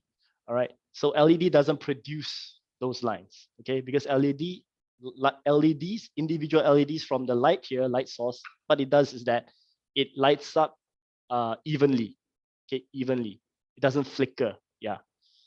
So if you capture in fluorescent environment, you guys will notice flicker, okay? Yeah, aperture MC lights. You guys can check it out in the chat there. These lights, not cheap. I know. I would want to say cheap because I've been in the industry for a while, and to us, if you actually are in the camera industry or you guys have a camera hobbyist, if you guys actually like to purchase camera gears, these lights to you guys are actually quite affordable. You guys would say affordable, but for the average people who are starting out to shoot video, you guys would be like, Ian, are you crazy? You want me to spend 550 ringgit on a light? So this is 550 ringgit just for one light source. Just saying. But if you guys are camera enthusiasts, you guys can actually look at it as, hey, you know, this is so cheap. Trust me, the first time I was in this industry, to me, it baffles my mind that people think that 500 ringgit stuff is cheap. Okay, some people even say that, oh, I only spent like, started using ring light. That's a good light source, okay? LED ring lights, as long as it's LED, you are fine. If you guys are using anything other than LED, like the fluorescent ring light, back in the day, we used fluorescent ring lights, okay? Those can get hot. At the same time, it creates a flicker. All right, yeah. So if you guys, like I said, jump into the camera world, you guys will notice that all these are affordable. No need to setting up the shutter ISO to avoid flicker. Now, that's a good question. You can adjust the shutter speed to avoid the flicker. Okay, you can adjust the shutter speed to avoid flicker. So the slower your shutter speed, you will avoid the flicker. So for example, if let's say I put 1/50th of a second, I can actually go one stop down. Okay, one stop down, which will go into 1/30th, I think, 1/30th of a second. That will actually avoid capturing the flicker from the fluorescent light. However, here's a big however. If you guys do that, what will happen is that your image will get more shutter blur. Okay, you get more motion blur. So we want to avoid that blur as well, because too blur, it looks very dreamy. And what will happen is that it doesn't look like it's real. People will tend to feel like it's a stop motion kind of thing. Yeah. Okay. Let me just go up and see. Okay. All right. I was just checking chat just now for you guys. Yeah. So that's ISO. Okay. Basic ISO understanding. The more number of the ISO, the more noise. That's it. We avoid noise. That's just the thing you guys have to remember. Now, if you go into aperture, what is an aperture? This one, usually cameras with the lens will always have. They are actually aperture blades built into the lens. So what it does is that we calculate through the F format here. So every F stop, that every number it goes higher, it will be more tighter. Now this one works like our iris. Okay, if you actually go into a dark room, what will happen? Your iris will dilate, right? Your pupils will dilate, and then you actually see more light captured in the darker room. But if you go outside in the sun, your pupils will actually go smaller, and then what will happen is that you tend to block out the light. So it works almost the same thing. What it does is that it actually opens up and tightens up the aperture blades. Okay, so when to use a wide aperture blade and when to use a tight aperture blade. Okay, so see the f1.4, which is really open, wide, up until f16. When you guys want to focus on a subject, just focus only one thing. Let's say I want to focus only this thing, the phone, right? I want to focus only the phone. I use a slightly wider aperture number, a wider blade, meaning the lower aperture number. Okay, so I'll use like an f2 to f2.8 so that I can get this. You guys can actually see this item is in focus and then my face is blurred out. Can you see that? So that's That's the thing I would use. Now, if I use anything higher with a number, let's say F11, F16, what will happen is that everything will be sharp. Okay, let's say if I'm shooting a group photo, then it'll be great to get an F higher number. Okay, everything will be sharp. Okay, the name for focusing on one subject or one item is actually bokeh. Okay, so you hear this term if you are a photographer or videographer, people is like, hey, the bokeh means the blurriness behind the subject. Yeah, B-O-K-H or B-O-K-E. Yeah. So there's a few things that you guys have to keep in mind lah. Okay, when you guys are playing around with this tree. Now, why we put it in a triangle like this? Okay, we put them in triangle like this because it's the balance. Okay, we need to learn how to balance the shutter, the ISO, and the aperture.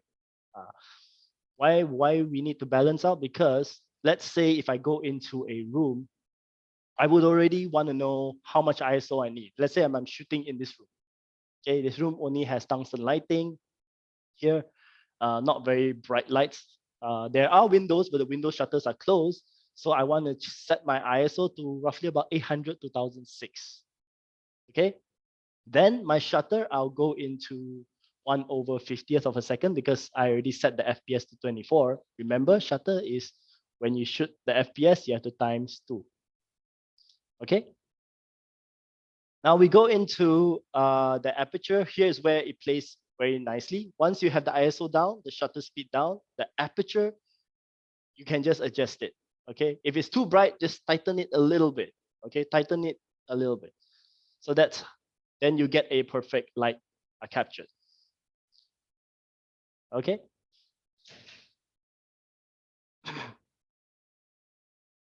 All right, let me check on this. If there's anything you guys ask in the chat, let me just go through because I think sometimes I'll miss out. Okay, no need to setting up the shutter ISO to avoid flicker. I've already explained that. Yeah, so you guys have to adjust the shutter speed to a lower one to avoid that flicker. Any questions so far regarding about this, guys?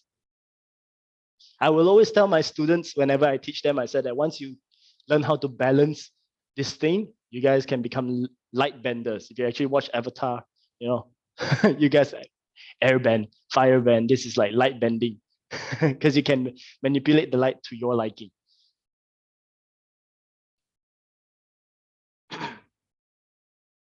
All right. Yeah, the last light bender. There's so many of us actually. Yeah. Okay.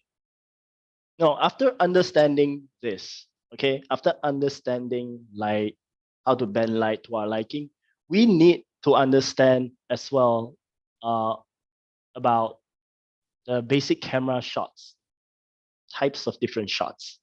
Okay. Okay. So this one is by BH Photo Video. B&H technically is a camera store in the US where they actually sell camera gear in the United States. Now, some people here in Malaysia, we purchase stuff from them because it's harder to get stuff here. But they also have an article where they talk about the camera types and shots. So if you guys want to refer to this again, I will actually just copy this and then just paste it here. So you guys can actually refer to it whenever this session ends. All right. So moving forward, we have something called the establishing shot, aka also called here the extreme long shot and extreme wide shot. Okay, here in Malaysia, we sometimes use the term as establishing shot or extreme wide. Excuse me. So by this shot is a very good shot to actually show where this place is being taken. You know, like where are we at? Are we in Mars? Are we on Earth? Are we by the beach? Are we in a cold place, hot place? Establishing shot is a must usually. So if you guys let's say want to promote your store or your business, you want to show where you are, right? So that will be the establishing shot, where you are, please. Okay. Don't need to have a subject, okay? Not necessarily need to have people inside or anything, because you just want to you just want people to know where you're based or where is this being taken place. All right. Then after from establishing shot or extreme wide, we go into a wide shot. Okay, now a wide shot is slightly tighter. Okay, slightly tighter. We get to see a person or a subject full body, but we don't know if the person is a male or female, the kind of thing.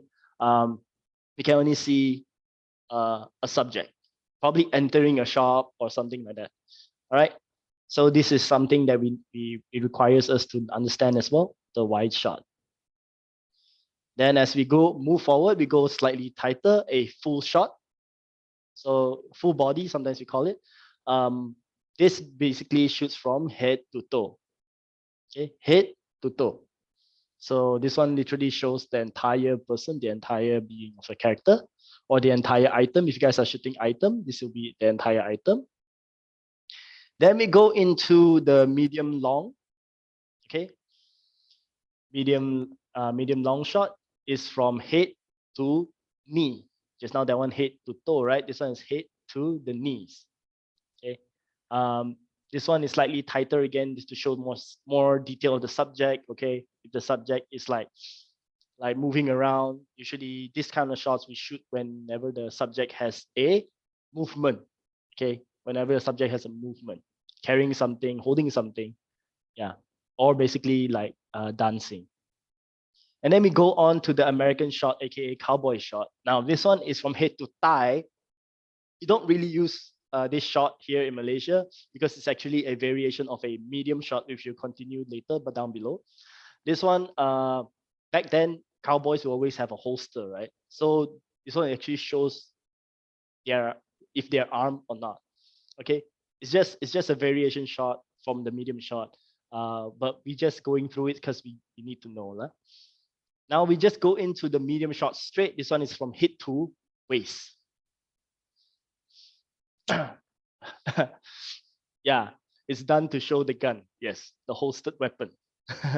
Now we go into medium shot. Medium shot is basically a very, very what do you call that?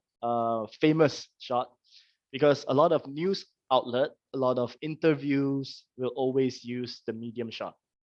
Okay, medium shot usually can put two people there and then just waist up. Usually you see. All right.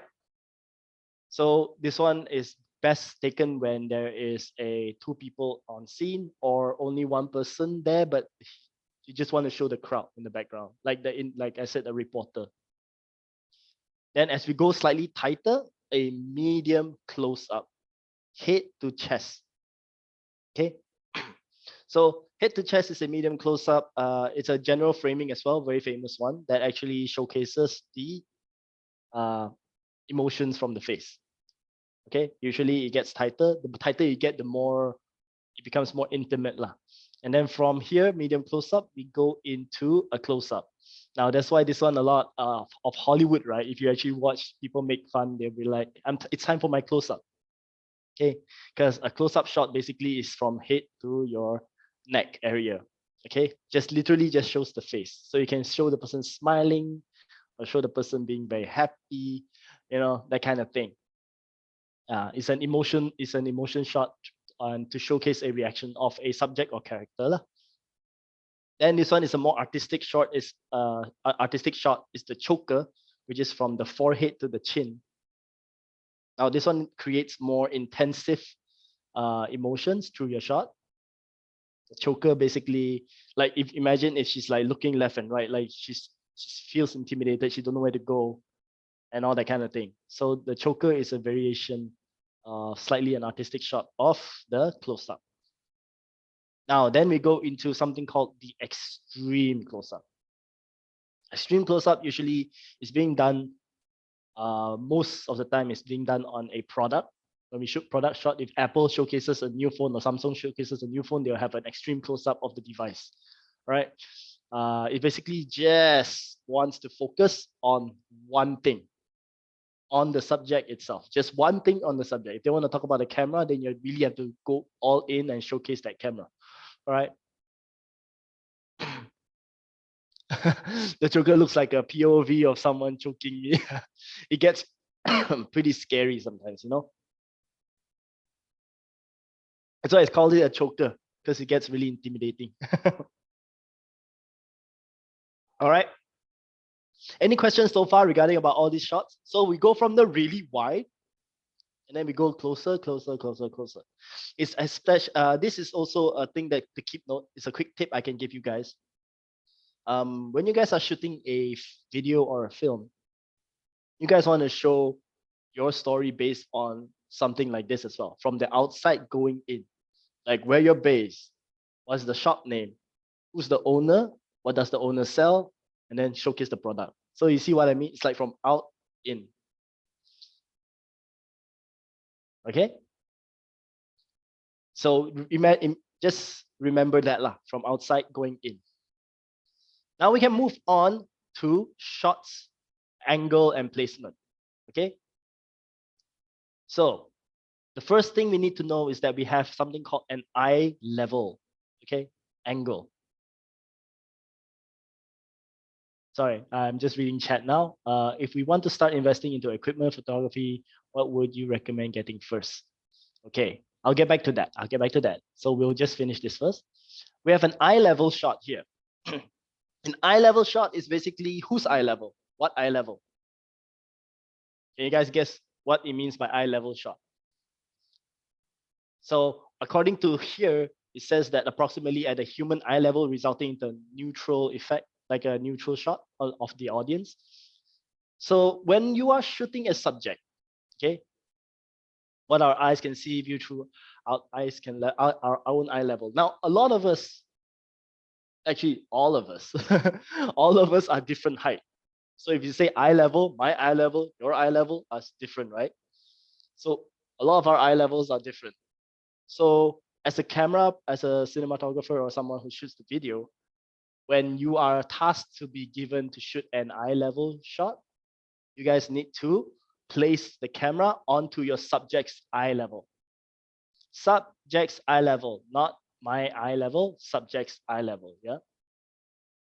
Okay, so let's say, for example, this camera right now you guys are seeing, it's on my eye level. So I can look to you guys straight in the face like this. So this is because it's my eye level, okay? If it's shooting a product's eye level, you have to go down on the table. So that's the eye level, okay? So subject's eye level is the best way to put it, okay? Then we have something called a high angle shot. High angle, basically camera points high, points down towards the subject. Now, high angle shots like this basically creates an effect that makes them feel very vulnerable.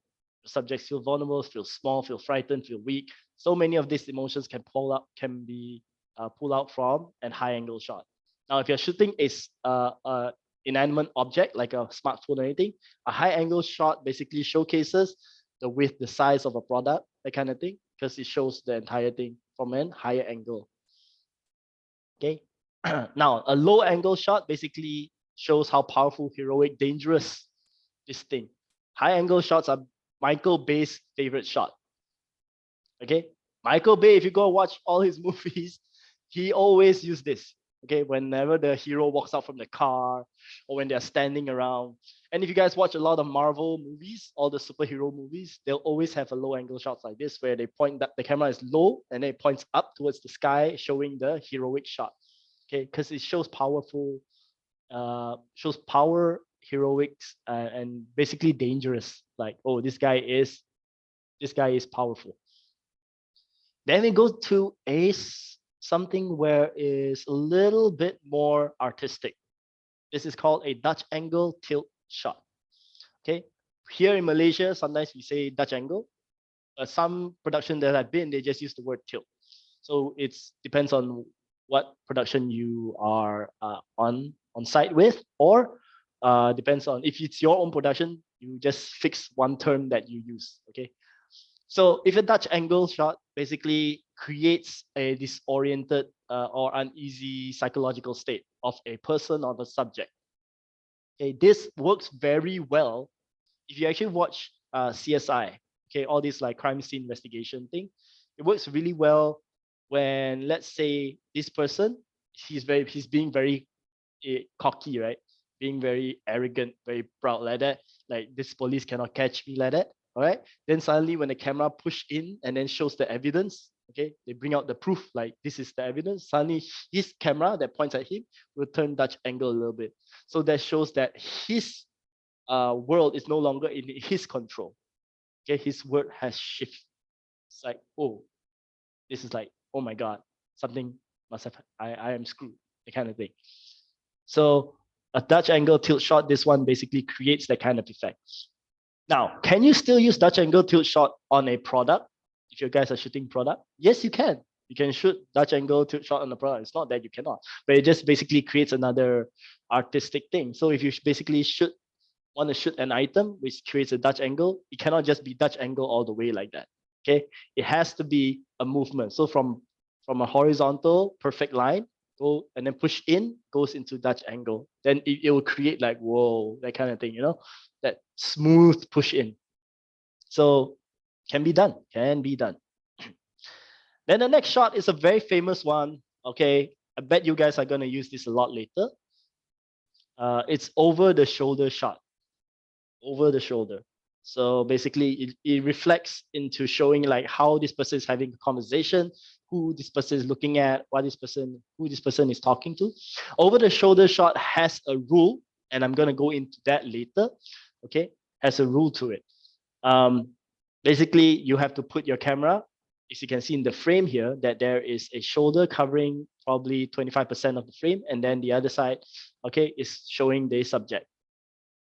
Okay, and then last but not least, we have something called the bird's eye view or top shot. Okay, so like Sharan here asked that are high angles same as bird's eye view? They are two different things. Bird's eye view or top shot is basically a flat top shot. So you're basically, let's say if I'm using my camera to shoot, this is top shot. It's flat.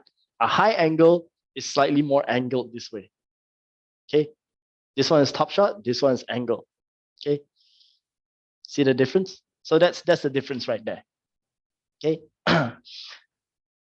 Yeah, so a high angle shot or top shot, not high angle, sorry, a top shot basically takes a very flat down shot, usually done on a drone, or back in the day we use helicopters, you know, to shoot something below.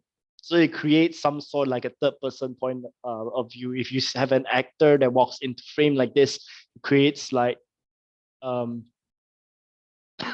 looks like the entire room. You can showcase if the room is like wide, is it big space and all that kind of thing, right? So a top shot basically is like a drone shot. All right, any questions so far regarding about the shot angles, camera angle? Everything should be a-okay? All right. Okay, so let me scroll back here. All right, let me scroll back here and then I'll see on to the chat, like what have I missed? Okay, let's go into Jacob's one. If we want to start investing into equipment for photography, what would you recommend getting first? Nowadays, our smartphone can shoot amazing video. Okay, I say amazing because it truly is. I personally hold the iPhone 13 Pro Max. I don't know, it's like getting longer the name these days. But I've personally played on that device and it's remarkable.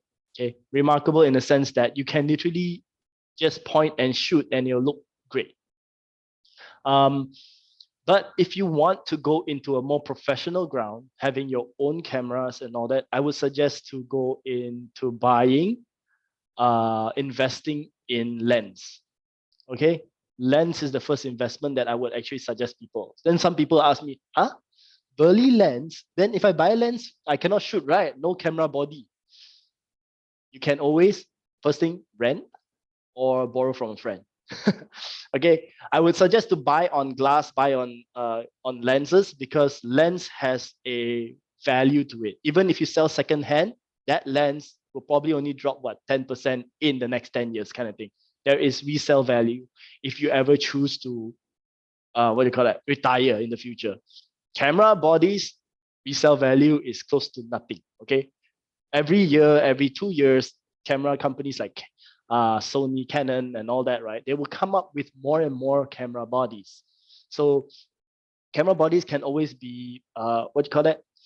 You can purchase a basic one or something that is good for now. And then in the future, it might be obsolete. And then you have to keep buying new bodies. However, lenses, once you buy that lens, you get a nice, very good, like this lens I'm using on the R6 here as a webcam. This one is a slightly wide angle from Canon itself. This lens can basically pass down to the next generation of their mirrorless camera line, right? So lenses can always be reused. Bodies, however, can always be changed, okay? iPhone 13 Pro Max expensive compared to the basic Canon M50. Now, do you guys know why phones are getting seriously more expensive than your basic camera? You guys know why? It's not just because the phone can do multiple things, okay? It's not just some people say like this, Jacob say processing power and all that. It's technically not really because it's doing that. Nowadays, your smartphone is no longer just something that is an accessory, okay? Smartphones nowadays is a necessity. Becomes like, it's no longer just a want, it becomes a need. That's why the smartphone companies are creating more and more powerful cameras, because so many people nowadays just rely on their smart devices like a smartphone just to earn a living. Okay, if you look at live streamers, people who do live streaming through their mobile device, they earn a living from their smartphone. That's why it's getting more expensive, and that's why video quality are getting more and more better each smartphone. So now smartphones are technically no longer just phone. I feel like the transition is going to become smart cameras. Okay, smart cameras, not smartphones, because you can become basically a content creator anywhere you go down nowadays, and that's why it's more expensive than a traditional camera these days.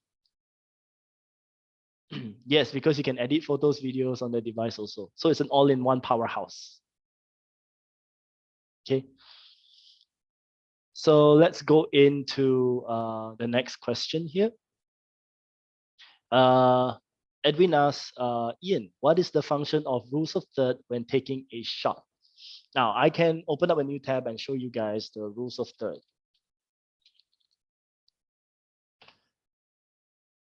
So the rules of third is a very basic camera, what do you call that? Placement, okay? If I go into any of this image, you see Hollywood always use rules of third, okay? We'll always have rules of third. Now, what is the function of a rules of third? This one is just a basic understanding on where your subject should be placed. Now, should we follow the rule? Of course, rules are created for us to follow, right? But in the future, can you bend or break the rule? All rules can be broken and can be bent.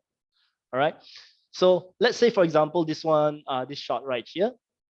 This is, you see this rules of third, can you guys see? It's actually a, you see the cross section of the lines. This cross section of the line basically indicates that this is where your focus point will be. So as you can see, they want to show the couple kissing, okay? So it's like, this is the focus point, and then the rest is for its environment.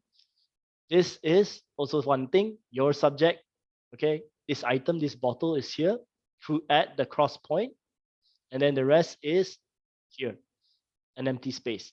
Now, shooting like this makes the scene looks much better, okay? Much better. If we go into, let's say, rules of third without it, actually most of them here has rules of third. Now, that's why even buildings, okay? Buildings, pictures, look at the rules of third, okay? It's the most basic understandable rule. Okay, so if you guys are starting out, I would say follow the rule.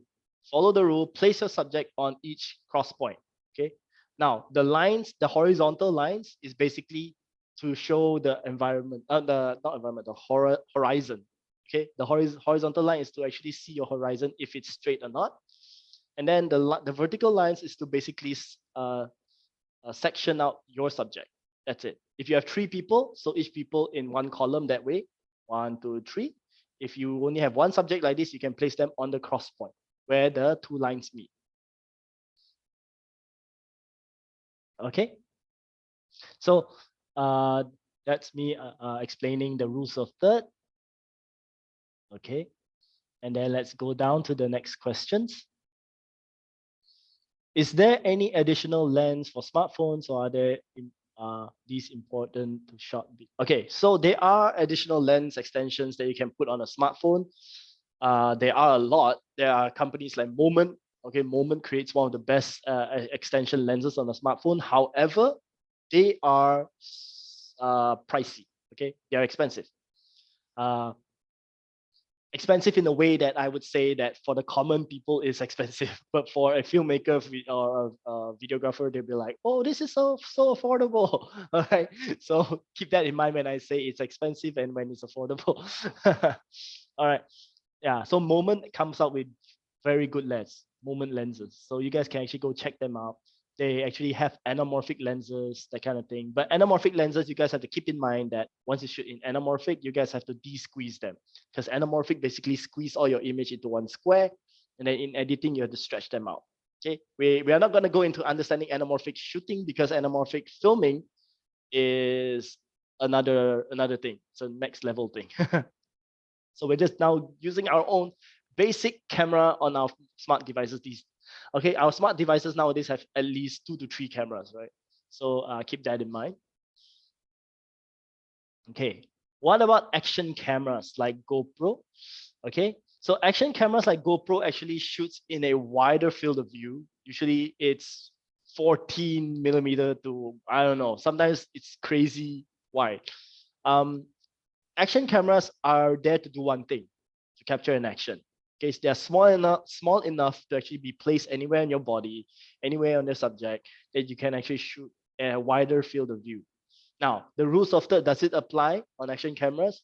You can put an action camera and then put like rules of third on it, but you might lose the rules of the rule very fast.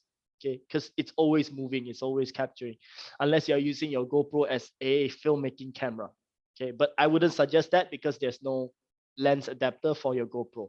At most, also they'll just give you an ND filter, which means a neutral density filter. It's like basically like a polarized light, like sunglasses in front of it. But other than that, it doesn't have its own extension for lens adaptation.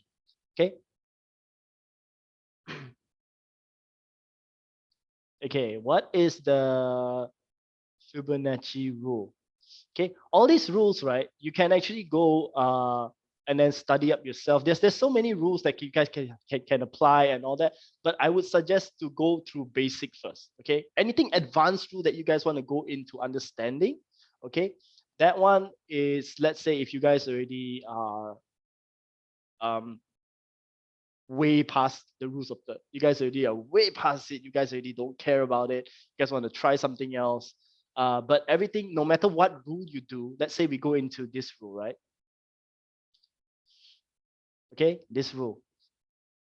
At the end of the day, it is still actually a rules of third. If you go into the photography world, you see, it's just a slightly more detailed rules of third. Okay. It's like the eye is in that cross section, the face must be within that square perimeter, and then the environment is surrounding it that way. Okay, so subject still has that. If you check out his chin, still within that line, body structure still within that line. However, the entire thing is a for the environment. Okay, so that is the understanding of it. But if you actually go into rules of third, it's actually quite similar. Like you see this guy pointed out. The rules of third and the golden ratio, it's actually similar. It's very similar. So just pick one rule and stick through it, and then master it, and then you are good. I feel like that's the best way to do. Now, some people here say GoPro, DJI. Well, it really up to you. In food photography, is rule of third applicable? Yes. Rules of third is in everything. Food photography also. That's why some Instagrammers, if you actually check out those, if you go and hashtag like food photography, or sometimes excuse my French, sometimes when you put hashtag food porn, you actually see on the Instagram that there's so many food photography, right? It looks really placement, it looks really well, and that's why it's still applicable on rules of third.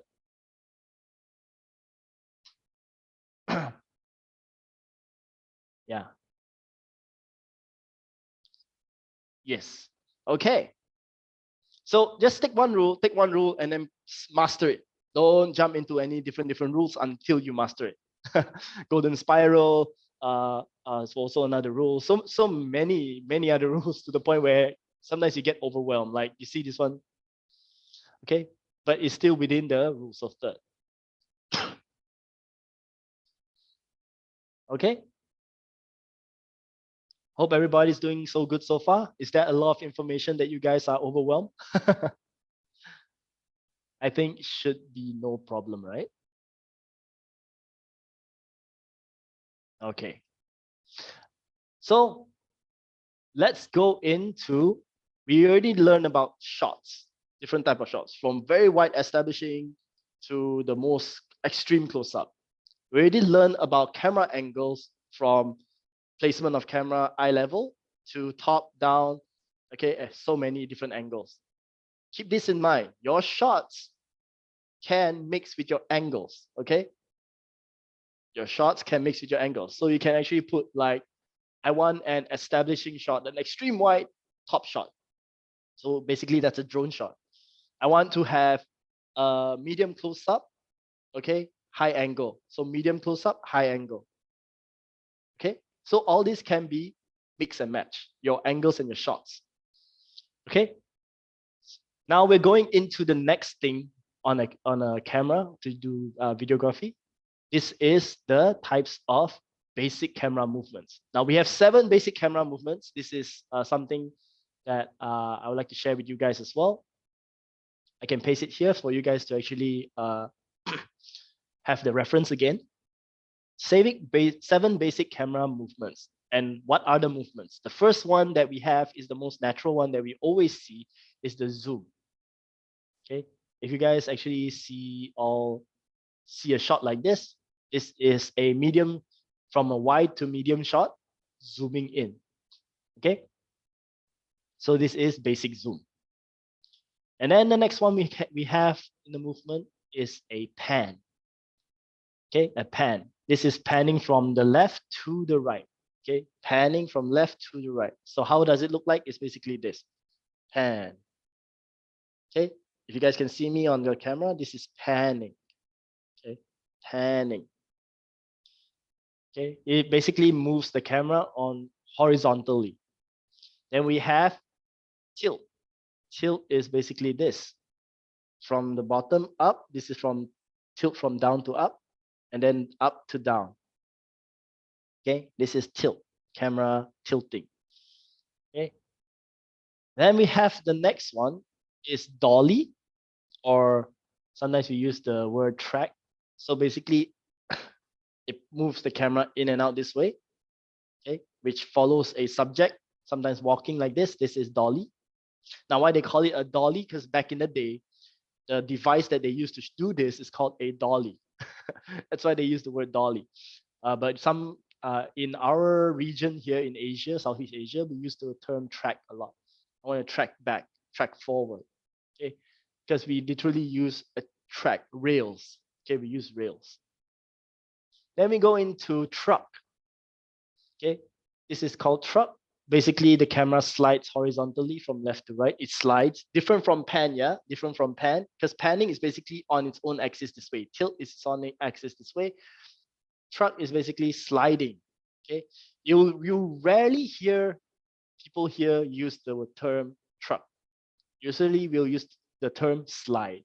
I want you to slide from left to right, or slide from right to left, using a slider. That's slide, okay? And then here we have the second last one is pedestal. Pedestal is not tilting up. It's basically the entire device going up and down like this, like an elevator. Okay, this is pedestal. This is a pedestal shot. Now, pedestal is usually we use a crane or something, or a gimbal. Okay, when you have a gimbal, you just go up and down. This is a pedestal. Okay. And then here we have the last one, which is rack focus. So rack focus basically means that from one focus point to focus B, like focus A to focus B. So you're pulling focus, rack the focus. Okay. So far, all good regarding about this. So these are the 7 basic camera movements. Okay. They have zoom, once again, pan, tilt, dolly, truck or slide, pedestal, and rack focus. What's the difference? Okay, let's see. How to zoom in first. Okay, so Edwin asked how to zoom in. Well, on a smart device, I wouldn't suggest to zoom because what happens when you zoom on your smart device, it will ruin the image. Because most of our devices these days is a digital zoom. Okay, unless you have more than 3 cameras, I think, then you can use the zoom. Because the moment you zoom, what will happen is that you will, let's say this image you shoot in 1080p, but if you zoom in all the way in, you see very pixelated because it's digital zoom. It basically enhances the video itself. And then what will happen is that your subject will look blurry, you'll see lots of noise, it gets darker. So many unnecessary things that we need to fix later in post-production. So I would suggest to never zoom on your smart device, okay? What's the difference between pan and truck? So pan is like this. Here is the axis, pan. Can you guys see? This is pan. Truck or slide is basically, this is the device, it slides. Okay, so it basically slides from left to right, the entire thing. Okay. So I would suggest when you guys are shooting beginner shooters, okay, trying to get a perfect shot, try not to mix and match all the movement. Yeah, I know, okay, hear me out. A lot of people will always do this. If you go on vacation, right, you always see people do this. They're like, wow, they shoot like that, right? They shoot all over the place. They don't have a specific movement. Okay, they just go like this, shoot up and down, and it's like, hey, like this. Okay, try not to do that. Pick a direction and then stick to it. That's how you train yourself first. If I am starting from the left, moving to the right, so you just start from left to the right like this. If you're panning, okay? If you're sliding or panning, you just stick to one direction first, then you stop recording, and then you want to continue again, you go up and down like this. So I will always tell people to just move in one axis at a time for each recording. Okay, don't mix and match everything because you're not at that level yet. Unless you're already at that level, you know what you're doing, then you can bend or break that rule. Okay, just pick one and then try to make it look nice. So if you try to walk in through subject, that is called dolly technique, isn't it? Yeah. So if it's, let's say you're moving forward, let's say for example, if you're moving into a subject this way, this is a dolly. Okay. But if you are zooming, it's different. Zooming means your camera is placed there, and then all you need to do is just do this. Okay. All right. Any questions so far regarding about this? Okay. So the difference between gimbal or digital stabilizer? That's a very good question. Nowadays, our smart devices have optical stabilizers. Okay.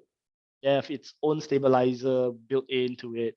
You guys can actually go in and then just what do you call that? Just record, especially for Samsung devices. I have one Samsung device here. Okay, I am gonna switch my camera. Boom, camera B. Okay, hello. Okay, you guys can see. So if you go into this smart device, you guys can actually see in video mode. Can you guys see the hand symbol right there? This is a Samsung device. So if you tap that hand symbol right there, this actually creates its own stabilizing in video. Okay, in video stabilizing. So this one is pretty good. Nowadays, it's very good. If you have a gimbal, of course, use a gimbal. Okay, definitely a gimbal will actually make the scene more stabilized. Is it necessary to have a gimbal? No. Okay.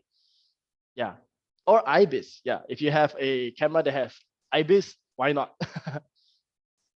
So is it a must to have a gimbal? No, not necessary. You can actually use something like this, which is a smartphone grip or camera, what you call it, a smart device grip here.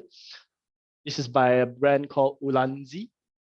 So Ulanzi or Ulanzi, I don't know how to pronounce this, but basically it's a China company to actually place your smartphone in between it and then use it as a wider grip. Now, why you want to have a distance between your smart devices? First things first, if you hold your camera just like this on the device itself, any slight jitters, let's say you drink so much coffee today, okay, you're very hyper, where you go out and shoot, you don't have your stabilizing on, your image will look very jittery, okay? You'll see every slight shake on your hand. But if you keep your hand away from the device, away from your camera, you'll get a little more what do you call that? You get a little bit more stabilization because your every jitterness is far away from the device itself, its camera. Okay, so stick your hand movement far away from the sensor or device. Therefore, you get a little bit more stabilization. Okay.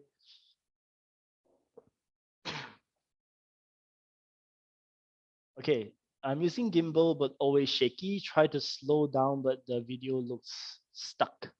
All right. So if you guys are using a gimbal, okay, if you guys are using a gimbal, the gimbal, you need to know how much weight can your gimbal take. Okay, some smartphones nowadays are so big, right? Like the iPhone 13 Pro Max plus. I don't know. Nowadays they have this so many plus here and there. Okay, those devices are huge, and some gimbals are small. So if it's some gimbals cannot take the payload of your device. So you have to keep that in mind. Sometimes it doesn't work that way. Okay. So sometimes maybe your device is too heavy. Maybe you need to remove the case. Maybe you need to just tear it down. So like there are times where I need to remove my my case itself just to shoot something because the gimbal or what doesn't take that payload. So you need to do a little bit more research. Go online, find your gimbal, and then see if it can stabilize the phone or not. Another thing is that when you put your phone on the gimbal, you need to find the center of gravity of the phone.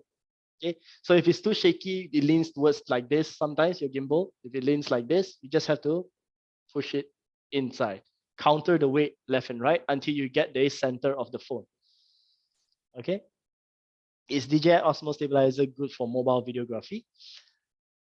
Yes, I have a Osmo. I think I have one in my car. I have an Osmo in my car. Osmo 3, I think. Now it's like the latest one has an Osmo 4 or something. Yes, you can. And they would always suggest to use the app to shoot, right? Because the app has a tracking motion and all that. I wouldn't use the app. Trust me, don't use the app if you can. Just use your normal one inside your built-in smartphone. It's okay. If it's a third-party app like Filmic Pro that can shoot flat profile. So what is flat profile is basically this. If you guys actually check out my camera, I actually have a LUT put on. So if you shoot flat profile like this is flat profile. If I turn on the color grading, this is the orange and teal that Hussein talked about just now, which Hollywood always use.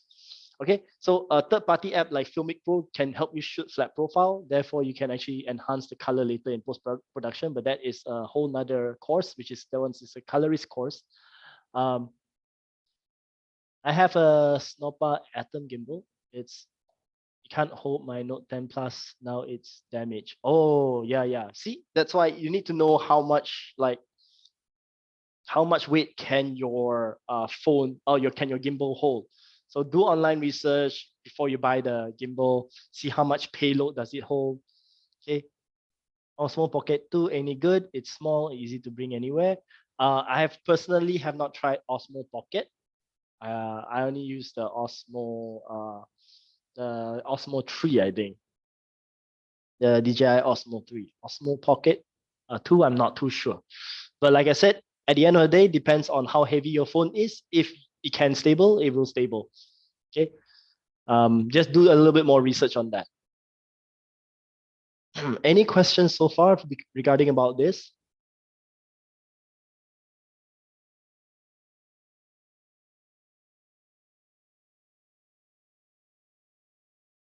Which setting is the best to actually? Okay, so if you guys want to shoot slow motion, you guys have to shoot at a higher frame rate, at about 60 FPS.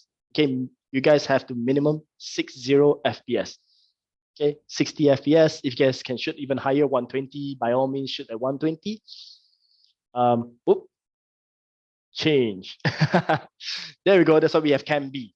All right. So if by all means you guys can actually shoot at 60 frames per second, shoot in 4K, not necessary. If you are shooting in 4K, you guys will be taking up so much space on your phone. Therefore, I wouldn't suggest it. But if you're shooting on a camera, you have a big enough memory, you guys can shoot in 4K. All right.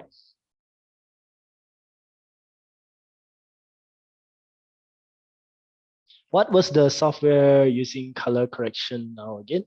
I use Premiere Pro to do color correction. But if you say you're talking about flat profile colors, that one is Filmic Pro. Filmic Pro. That is a third-party software. Sorry. It's a third-party software that allows you to capture more high-end footage, I would say, on your smart device. Yeah, but you guys have to remember it's not free. You guys have to pay. I think it's 60 ringgit to buy it, if I'm not mistaken. Then after that, you go in, there's another purchase of another 50 ringgit, I think, to unlock the settings. Why they do that? Don't ask me. They want to market themselves that way. So yeah. For indoor food photography, which setting is the best in my opinion? So depends on what video, like what this is photography, right? So for photography, you guys basically don't really have to do a setting change regarding about FPS. But if you're talking about videography, I would shoot food at a slightly higher frames per second at about 60. Why? Because I want to showcase, maybe let's say you're shooting a person doing mixing, right? Coffee or something. There is some slow-mo video. There's some slow-mo video you want to capture that actually goes into the cup, that kind of thing. You want to pour in slow motion to show the milk. You're doing coffee art. Then that one you have to shoot in a higher frame rate. Now, if you're asking photo and video, they two different, yeah? Two very different. Because photo is just a still shot. It's just one frame, technically. In a video format, there are multiple frames within a second. So it really depends on what you're doing with your device that you guys want to capture that thing. Okay. Before I move forward, I'm going to show you guys a video on this one is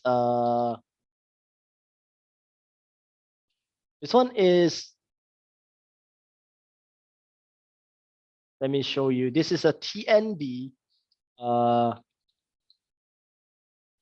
corporate video. Okay. I'm going to show you guys this video, and then you guys can actually let me know what you guys think.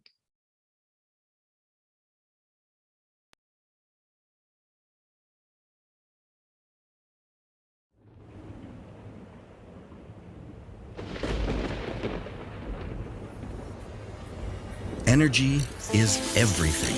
Actions, intentions, drive. It's the life breath of all we build around us. The buzz that keeps us cutting edge, churning out the big ideas that make tomorrow cool. It feeds our hungry factories and fuels our enterprise. It fills hospitals with hope and schools with light. And homes it makes more homely. Keeping comfort and convenience, modern genius has devised alive. Visible, audible, incredible. This unceasing progress is over 14,000 megawatts and growing, sparking more than 9 million smiles countrywide. And now, as we leap into the future, as we reimagine who we are and how we work, it's here to keep us company, embracing technology, both ultra-modern and sustainable, like old familiar friends. First, emissions must be cut. Our carbon footprint made far more planet kind. Being ultra-green is a universal goal, and we've long been on board with the idea of sensible renewables. Hydro is a given, yes, but now the benefits of solar beckon too. And whilst renewables are responsible, there's also respect for the wilder places and spaces our business sometimes takes us to. But green alone is not enough. Tomorrow's world needs smart as well. Hence, our grid is being upgraded even as we speak. Our world networked for intelligent evolution of ideation and innovation, of man and machine. All we do is human-centric now. Energy consumption, for example, can be viewed in real time. This means absolute control over usage, minute by minute, watt by watt. And in looking out for the communities where we work, we're also looking far beyond Malaysian shores. Seeking first-rate opportunities, we're keen to maximize the skills we have honed and the know-how we have earned over 60 fruit-filled years. Our subsidiaries stand in line, ready to rise to any challenge, offering nuts and bolts proficiency all along the value chain. Each eager to venture into foreign lands and win business everywhere we tread. In power plant maintenance, refurbishment, rehabilitation, and repair, we're second to none. On the manufacturing front, our cables, switchgears, and transformers are all world-class. 36,000 strong, we are driven by our vision of a better, brighter world for all as we aim to be a top 10 global player by 2025. As we grow towards that goal, we groom rank upon rank of business-savvy, global-minded leaders. This we do with scholarships, by plucking the best and brightest from our very own university, by keeping staff future-focused and future-ready at our in-house training institute. Elsewhere, we're busy honing our edge with R&D, exploring the full potential of possibility. In anticipation of what tomorrow will bring. Aware of the ever-present challenges of technological, digital, and regulatory disruption, we see success ahead. Simply said, we're a player in the global game of energy, equipped to collaborate and co-create anywhere and everywhere for mutual business benefit and gain with anyone and everyone, provided they're equally committed to this great pursuit of excellence, day in, day out, non-stop. We are energy at work. We are TNB.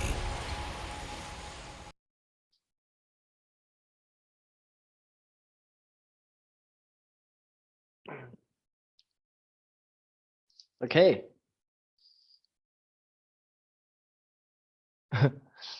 So what do you guys think about that video? Crazy, right?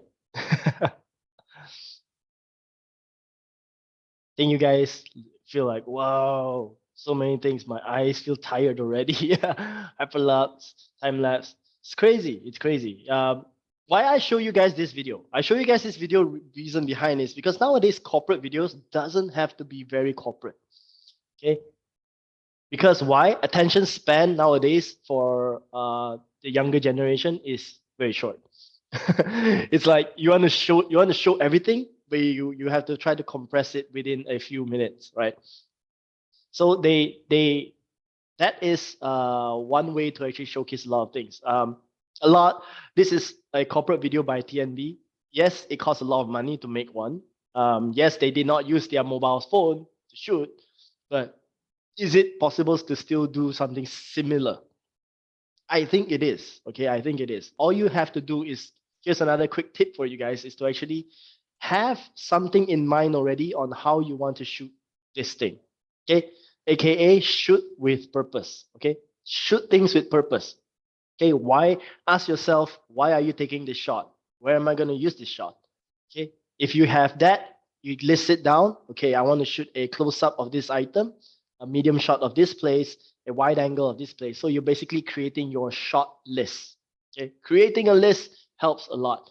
Therefore, when you edit, right, it will be like, okay, I already got this shot done. I just putting it here. I got this shot done. I put this here. Okay. So always make a list, like a shopping list, create a short list. Okay. Any questions so far? I know a lot of you guys are feeling like, whoa, this is like it's very overwhelming, but it is something that you guys have to keep in mind. Okay. Okay, what app or software are you using to edit that video?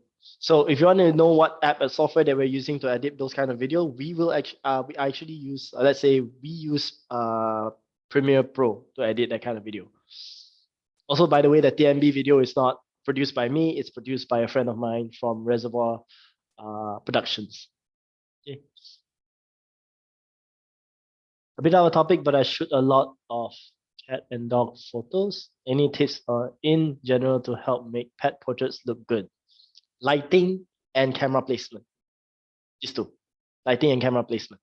Then you'll be very, very well off and done to actually shoot really nice videos or photos of your cat. Okay, let me see here. What am I missing? Okay, yeah, so if you guys actually check this out here, we have something already here in the PDF for you guys to actually have a look.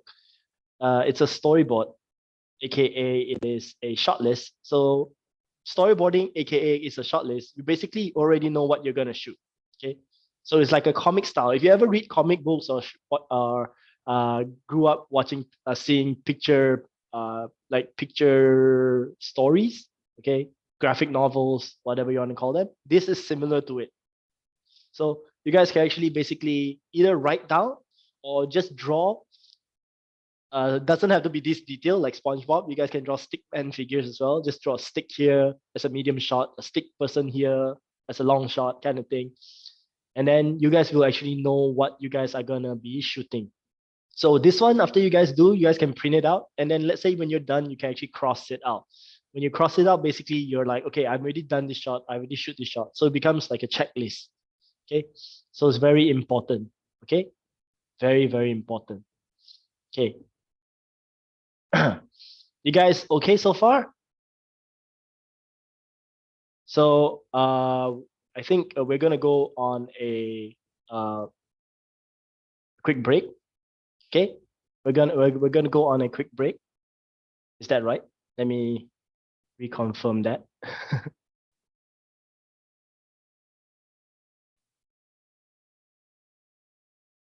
Ian, there's no break, Yeah. but we can take a quick 10 minutes break. Toilet Yeah. break. We can Yeah, we can do a toilet break because it's like very, very long already, right? So we can do a quick water or toilet break, like a 10 minutes one. Then after that, when we come back, we're gonna continue on with the understanding about B-roll. Okay. Then after that, you guys will have your own session to go and do the videos yourself. Okay, so I'll see you guys in like 10 minutes.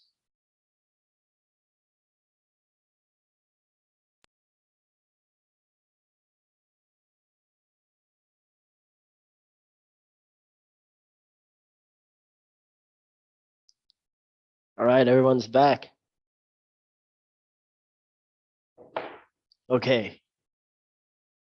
So before I let you guys go and do the session for what you call that, shooting, we will need to discuss about a certain topic which is called the B-roll. Okay, what is B-roll? Anybody know what is a B-roll?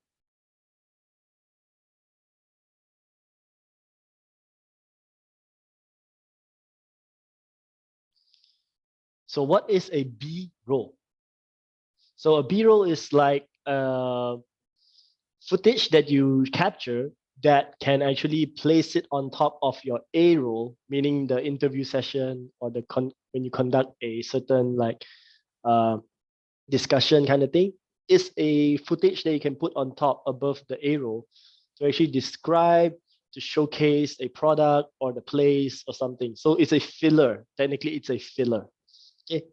So it makes things more interesting rather than just you sitting in front of it and just keep talking about it. B-rolls are being used in so many ways, especially just now when you guys watched the TNB video, right?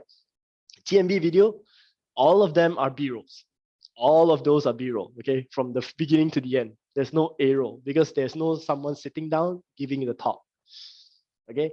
So B-rolls can be used to actually show and describe things. Usually there's no audio being used from it, okay? So how you should shoot a B-roll? Based on what I taught you guys just now, you guys like the camera angle, camera placement, types of shot, okay? Those can be used to shoot your B-roll. Now, one of the best B-roll that I've seen being done is this one. So instead of here, there is one B-roll that is very, very good. If you guys actually watch Tower of Turkey, is one of it. This one, they see how this guy promote Turkey by just shooting all B-rolls. Do you hear me?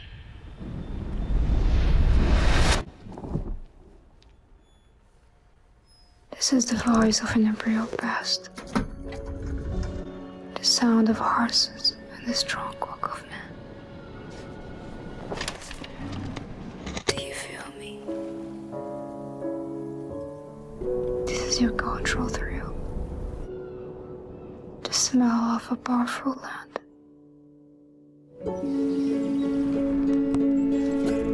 Can you see me?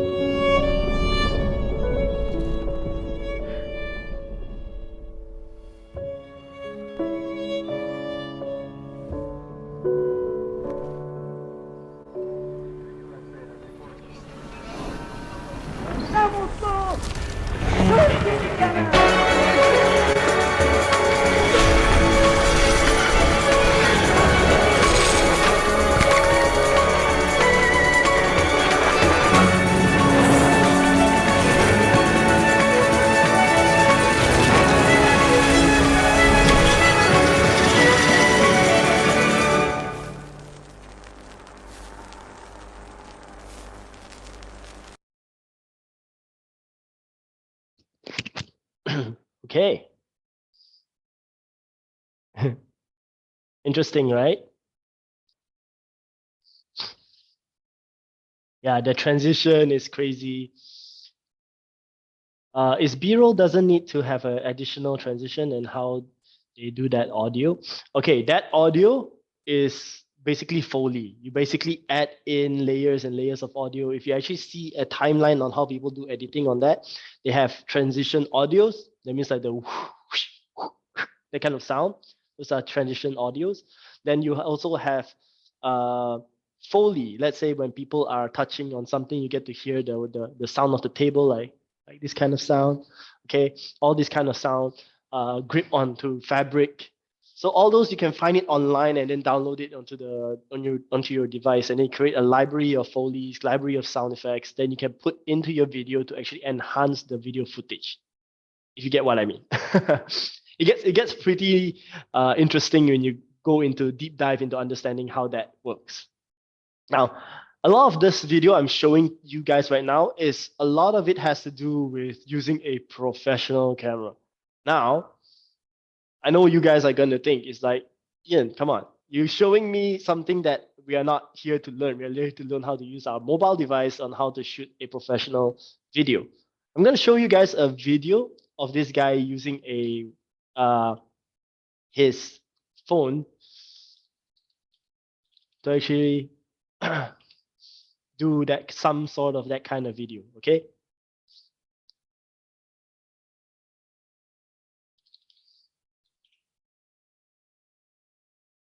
Now, this one is 100% shot on a mobile device. 100%, yeah?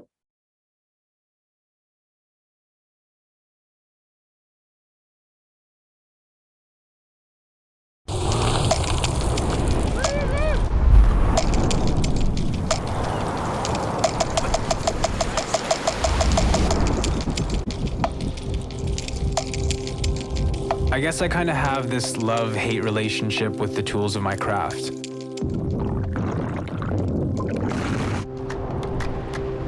On one end, they're a big part of why I'm able to live the life I'm living now. But on the other hand, the years of carrying heavy gear on my back has damaged my lower spine to the point where it's almost irreversible. These are the tools I use to document my life, and as an artist, it was hard for me to experience life without them.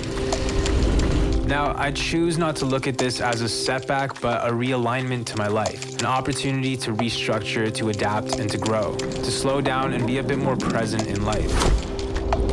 Because at the end of the day, it's not about how successful you are or how much money you have in the bank. It's about living in the present moment and actually enjoying the time that you have.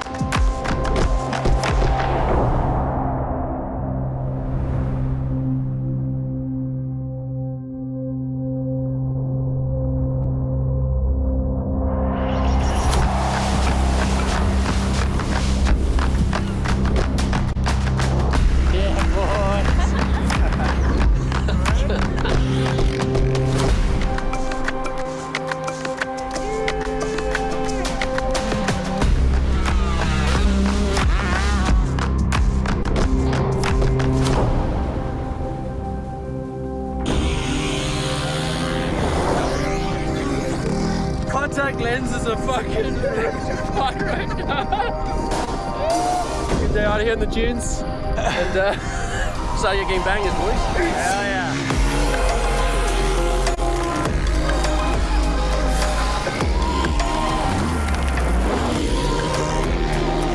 So with the launch of the new OnePlus 9 series, OnePlus came to me and asked me to make a film completely shot on the new phone. This was a project I collaborated on with my good friend Bryn North. And it was perfect because we've been talking about wanting to shoot an entire project on a phone for a while now. The main reason being because it would just make shooting that much more simple, and it would allow us to put more attention into just having fun. No need for big setups, lenses, and heavy backpacks, just a couple of phones that fit in your pocket and some accessories. I'm really impressed with some of the footage we captured on this phone. Some of the shots look so good, there's no way I'd be able to tell the difference between this phone and a higher-end DSLR or mirrorless camera. I think my favorite shots from the entire shoot had to be from the day we went out and filmed the surfers.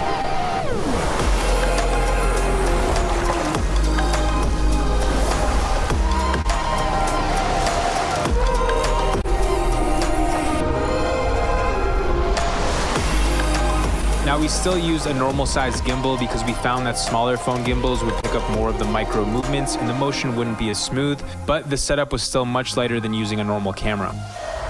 We also used a few accessories from Moment, including a small tele lens as well as some ND filters to allow us to get the most natural looking motion blur. We also use a third-party app called Filmic Pro to film most of the shoot with because it allows the user to shoot in a flat picture profile, which is needed when trying to do any kind of stylized color grading to your footage in post. And for the underwater stuff, we bought an underwater housing from a company called Divolk, which worked really well and enabled us to get all the underwater shots seen in this video.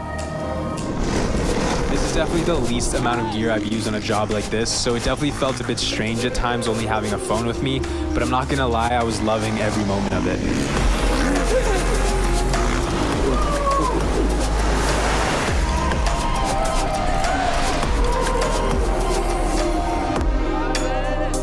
There were a couple of features that stood out to me about this phone. The first one was obviously its video quality, but also its wide-angle lens and pro photo mode. We actually used the wide-angle lens to capture the stop-motion scene for this video. We mounted the phone on strings from either side of the room and used a cheap little wireless Bluetooth controller to take the photos. I also love the Pro mode for photos. In Pro mode, I was able to adjust all of my camera settings manually to tune my image exactly how I want it. It also gives me the option to shoot in RAW so I can retain as much information in my image as possible. Here are a few shots I captured during the shoot. Now, midway through the shoot, I had the idea to add in a match cut sequence focused on the lens of one of the phones. So I had built a little custom wooden rig to hold the phones together and captured footage of the phone in a bunch of different locations. I ended up loving the final look of it, and I'm stoked that I ended up following through with that idea. Overall, I would say this project was a huge success, and I'm excited to see OnePlus pushing the boundaries of what a smartphone camera can do.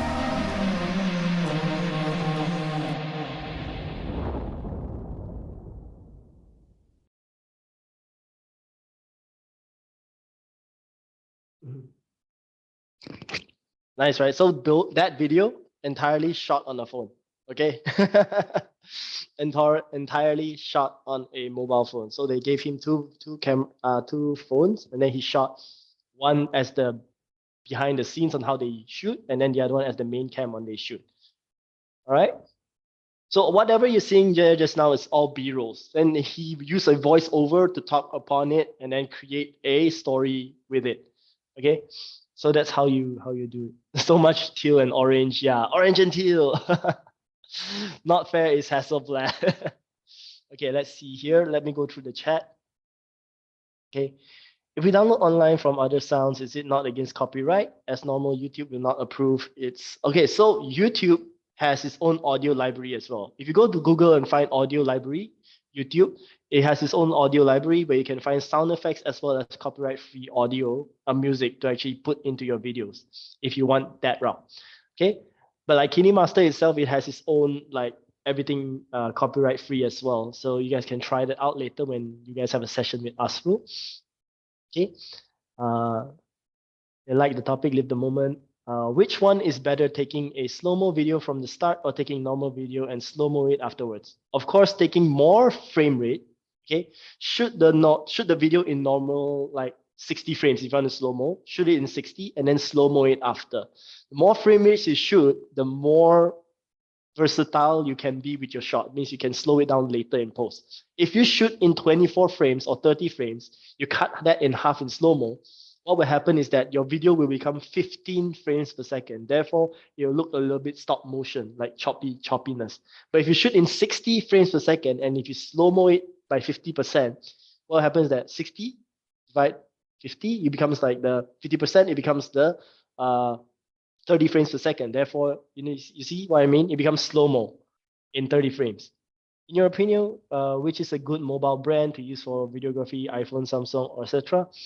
In my opinion, I will use the famous line as the master himself, Chase Jarvis, actually said, the best camera is the one that you have with you. Okay, so it really doesn't matter how high-end your camera, smartphone can be or the camera you have, so long as, like you see this guy Colder, he just have a smart device, but because of how much risk he take to actually get all those shots, like how much would you want to put yourself into grabbing that certain shot? It's all up to you as a cinematographer or a videographer, because it's all not just the technology, it's all about your capability. Okay. Samsung Galaxy Note series have good cameras. Yeah, they do have good cameras. Made by the best videographer in the world. One of the best. One of the best. He's inspired by Leonardo, who did the Watchtower of Turkey, actually. He uses lenses. Yeah, he uses Moment lenses. You guys can actually check that out in the Moment website. Besides B-roll and audio, he uses the audio he uses in A-roll. Yes, the audio is basically voice over. Technically, you can also just click record on your camera while you have the lavalier mic plugged in and start recording the audio as well. So you might actually intercut with that footage. Maybe let's say if I'm sitting down and talking about, hey guys, this is the best camera in the world. I have with me right now the Canon EOS R6. And then when I talk about the Canon EOS R6, on top of that, I'll put like a layer of video where it's a close-up of the Canon EOS R6. So that's B-roll. What is color grading? How to use it in your videos? So color grading is basically color enhancement in post-production. You're basically grading the colors to the point where you want your audience to, how you want your audience to feel. In a horror film, if you color grade your film into slightly blue-greenish, it creates that ominous feeling of people like, oh, something bad's gonna happen, or this place is very cold. That's why they have the blue or greenish color. If you just on that video, Sam Calder's video, there is the orange and teal look, which is widely used in film, Hollywood itself. That color tone is basically trying to replicate a slightly more welcoming, warmer tone. Because when you watch it, you feel like, oh, it's very warm, right? We can push it to the limits to actually make it even more warm, but it'll become too warm. There is something as too much color. Okay, there is too much color or too saturated colors. So you just have to learn how you want to balance that out. Now, the orange and teal look is a very common use Hollywood tool, because it's not just a look, it is science. Yeah, it is science. Orange and teal. I'll share this. I'll show you guys this video, and then so you guys will actually know why is it science. So this guy explains it really well. Welcome to Travel Fields. My name is Maddie. Today we're going to talk about teal and orange. Is it good? Is it bad? Is it just a trend? Should you be doing it? Let's find out. Let's get into it.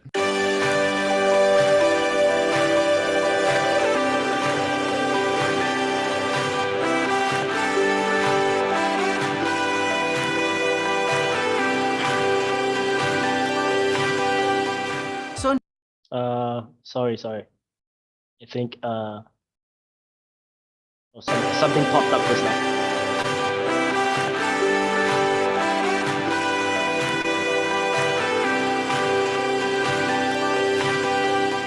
So in filmmaking, there's tons of trends that come and go. For example, the trendy zoom transitions and those different transitions that we've talked about in previous videos. Some people would say that the teal and orange look or color grade is just a trendy thing that's going on right now. But I'm gonna tell you why the teal and orange look is here to stay. When I first started color grading and making films, I'd try all sorts of wacky things. I'd be like, oh, this looks really cool, and I'd put purple in the shadows, or I'd be like, oh, this is really good, I'm gonna put red in the shadows. And then I realized there's a really good reason why the teal and orange look is so popular and so widespread. And it actually has to do with the science of color. And before we get into it, I just want to remind you guys that the Cine LUTs pack, these are presets for your videos, are on sale right now for only $10, and also all of my courses are on sale for $20. Even the color grading course, $20 right now for the next couple weeks, so go and check those out. So in every film, there's one constant with colors, and that's skin tones. No matter what your complexion is, all the skin tones lie on a really small section of the color wheel. We're all in the same color space when it comes to skin complexion. Some skins are darker and some skins are lighter, but we're all in the orange section of the color wheel. You can see here I took a whole bunch of different skin complexions and put them into Adobe Color. And if you haven't used Adobe Color before, this is a really handy tool. You can take a screen grab from any video or any movie and you'll be able to find out exactly what colors are being used in that movie. What colors are in the shadows, in the highlights, what's going on with respect to the color grade. It's really handy. So we upload this picture of different skin complexions and look how similar they all are. They all fit in this one little sliver of the color wheel. It's really interesting to me. So all the skin tones are in the same area no matter what the complexion of your talent is. Now in filmmaking or color grading, you can use light and shadow to create contrast or using luminance to create contrast, but you can also use color. And the way we create color contrast is by using complementary colors, which is basically just opposite colors. Not only do they fit well together, but they also make each other pop. So for example, if you have this green background and you have a red dot in the middle, it's gonna really pop out of the middle. Whereas if you make that same circle yellow, it doesn't pop as much as it does when it's red. Okay, so where are we going with this? Well, if you go into Adobe Color and you choose complementary for those skin complexions that we put in, look where the complementary color is. It's teal. And this is where teal and orange comes from. It's not actually just a trendy thing. It's actually the science of color and our skin complexion. The teal and orange look actually really enhances the storytelling because it really focuses the viewer's attention to the characters because of that color contrast. Usually you end up putting teal in the shadows and maybe the highlights, and in the midtones where the skin tones lie, you push a little bit of orange. So your background ends up being more blue and your subject ends up being orange. And this means color contrast. Your subjects are gonna pop out of the image more than anything else. You're always gonna be drawn to those faces because of that color contrast, and that's why it enhances the story, and that's why the teal and orange look is so popular. It's actually not a trend, it's science. And we humans are super critical of skin tones. If the skin tones are a little bit too green, right away we think, oh, this guy's sick or something's wrong with this person.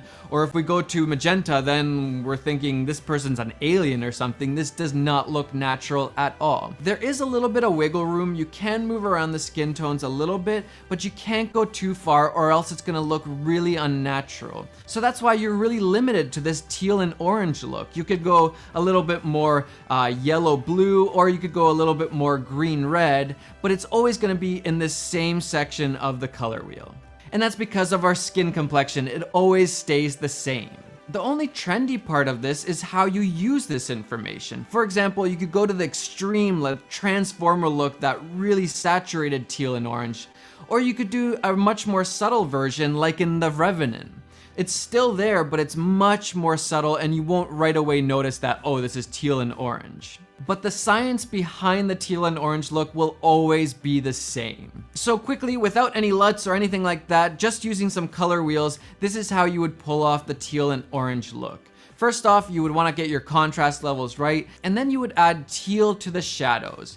Then next, you would go to the midtones and drag it to the opposite orange area. And then you would take the highlights towards the teal area, or if you want a more warm look, you could also take it towards the orange area. I would usually bring it more towards the teal just to cancel out some of that correction in the midtones. And then notice, once you change the highlights, the midtones change a little bit, so you have to kind of go back and forth and finesse the look so that it looks pleasing to the eye and you're happy with it. And the further away from the middle you drag the color wheels, the more intense the look is gonna be. For me, I usually like a much more subtle look, just a little bit of teal and orange. That works best for me. Everyone has a different style and look that they're going for, so you can go more extreme or go more muted. There's no right or wrong answer there. But one thing remains the same, and that's the color of our skin. We're all on the same sliver of the color wheel, so that's never gonna change, and that's why the teal and orange works and is so popular. There's a reason why every single Hollywood film pretty much uses this kind of color palette in some way, shape, or form. So next time you're color grading your film, stick to the science, stick to what works, and use that color grading to enhance your storytelling instead of distracting the audience with weird colors that just don't work. If you enjoyed this video, okay. All right. So now you guys have a clearer picture to why we use the orange and teal look. Any questions so far, guys? Any questions so far?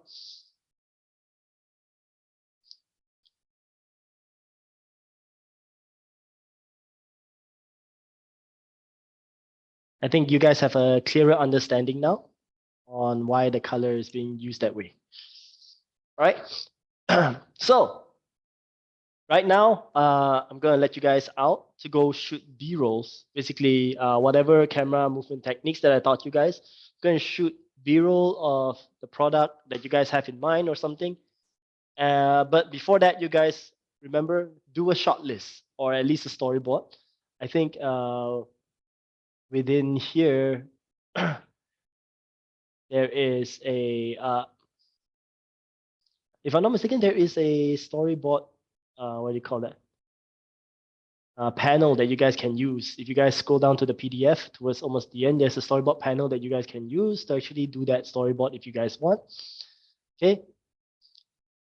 So you guys will be shooting in landscape, not vertical, yeah? So shoot in landscape format, 1080p, settings on your camera. So on, let's just go into here. If I go into Samsung, let's switch camera angles here real quick.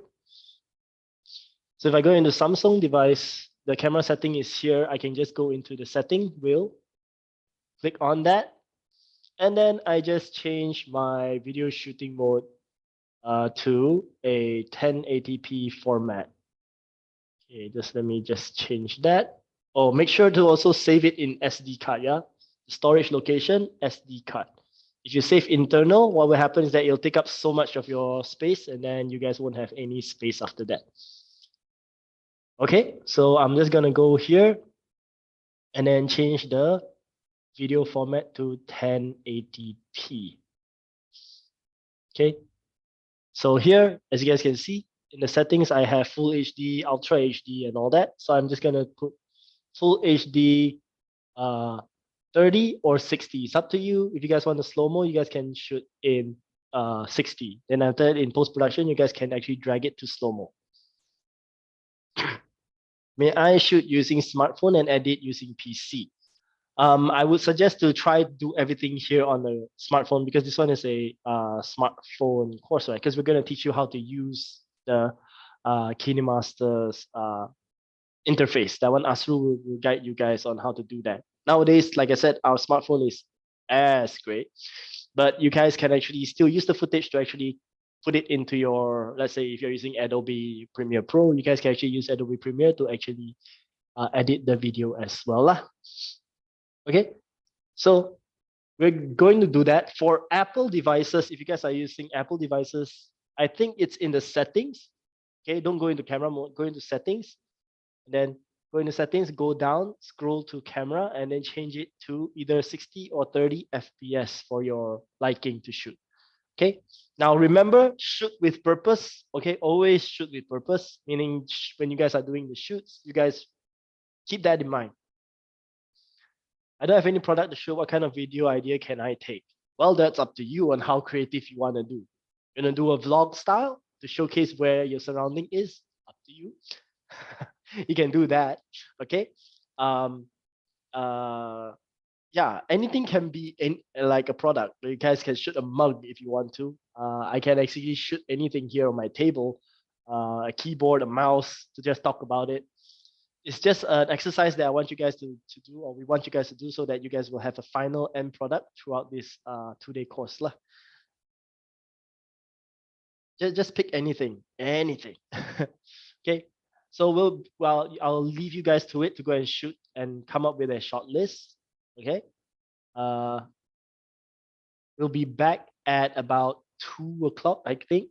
Yeah, because you guys will get to go and shoot, and then come up with a short list, go and shoot, and then and then have lunch. Then we'll be coming back again here at 2 o'clock, and then we'll continue on with the session lah. Okay. All's good so far? So if you guys are, I'm really into food videography, what is your advice? Okay, if it's food videography, you guys can actually do B-rolls of food. So B-rolls of food also, it has its own thing. Really depends on what you guys want to achieve from that B-roll. There is a very, let's say for example, Sam Sheffer, I think. Not Sam Sheffer. B-roll food. So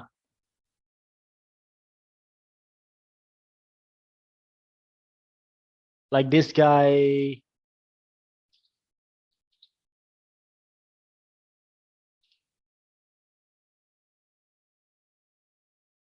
So this guy did a cinematic smartphone with using his phone. Any sample of training videos? Wait, yeah. So let me just share this one with you guys first.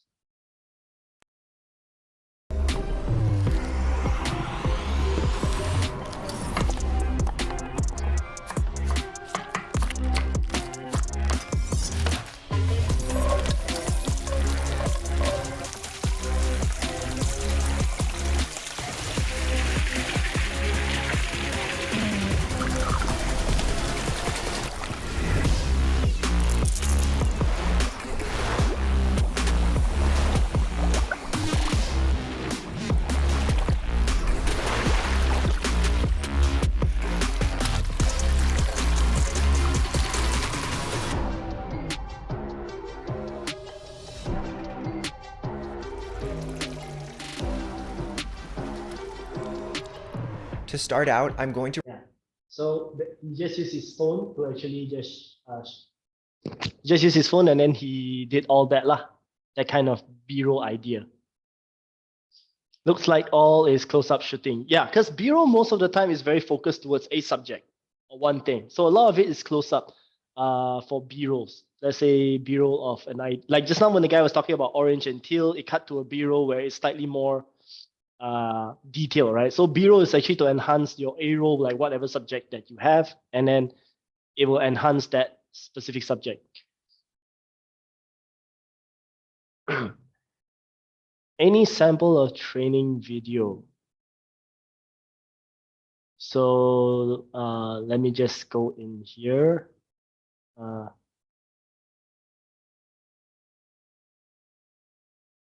Let me see what I can pull up for you guys. So I did this in class as well. But keep in mind, this one is slightly more advanced. Not asking you guys to actually have that achievement, but it's similar. So this one was shot all within this area, okay?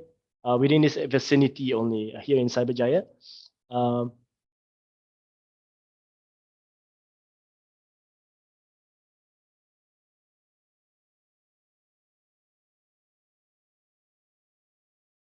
Wait, let me see if this is...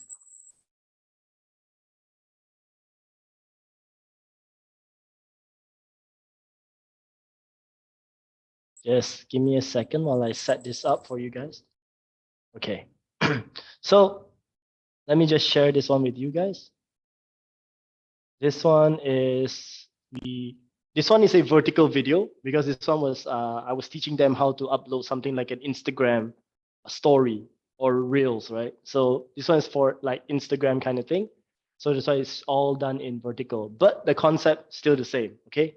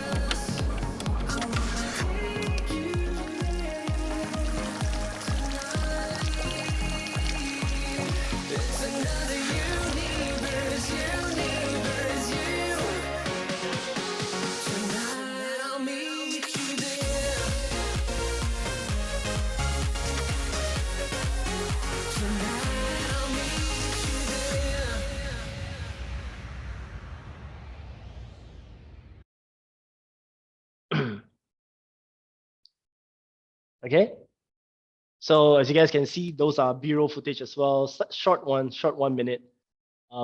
Vertical exported in vertically.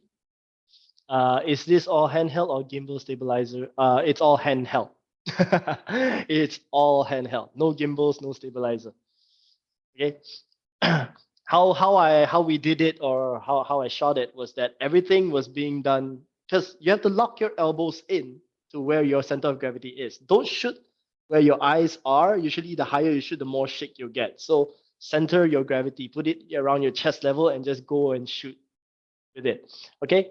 That's why I said something like this, that like a cage would actually enhance it a little bit better, more like it will reduce the shakiness of your handheld shot. And like I said, nowadays, camera on your mobile has a lot of this optical stabilization, the more advanced one that you have. If you guys don't have it and not confident with it, but you guys have a gimbal, just use the gimbal. Okay. Yeah. So I'll give you guys time to go and think about what you guys want to shoot and all that, and then we'll come back later at 2 o'clock, and then we'll continue on with the session, and I'll see. Yeah, probably you guys can give your input and all that after the session itself. Is that okay? I would like to hear you guys on your opinions after shooting. Yeah, great. Okay, just make sure shoot with purpose. Okay, come up with a short list with a purpose, why you're doing this, why you're adding that, as well as keep in mind mistakes, just a learning point. Okay, so there's no mistakes. This is a very creative platform, so you guys can just keep shooting. Okay, the more you take, the more you guys will have a chance to actually pick the same part.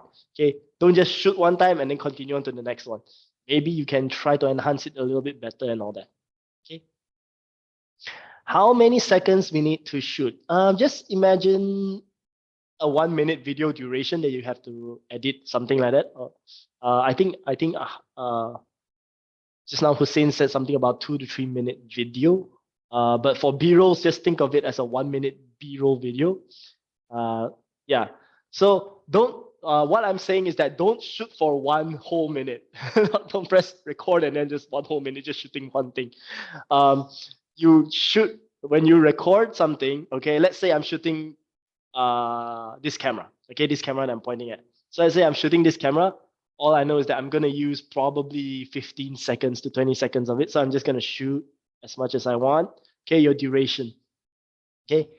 Yeah, just don't have to shoot too long, but don't shoot too short. Okay. If you shoot too short, you cut too early, you guys will probably have some things later that you missed out. Okay. Cut only once you're done. Okay. Don't cut midway and all that. All right. See you guys at 2 o'clock. This is going to be exciting. I don't know what you guys are going to shoot because you guys are all the way on the other side. We're here in the virtual world having this virtual class. All right. See you guys at 2. All right. Yeah. Thank you. See you guys at 2. Don't forget to shoot your B-roll.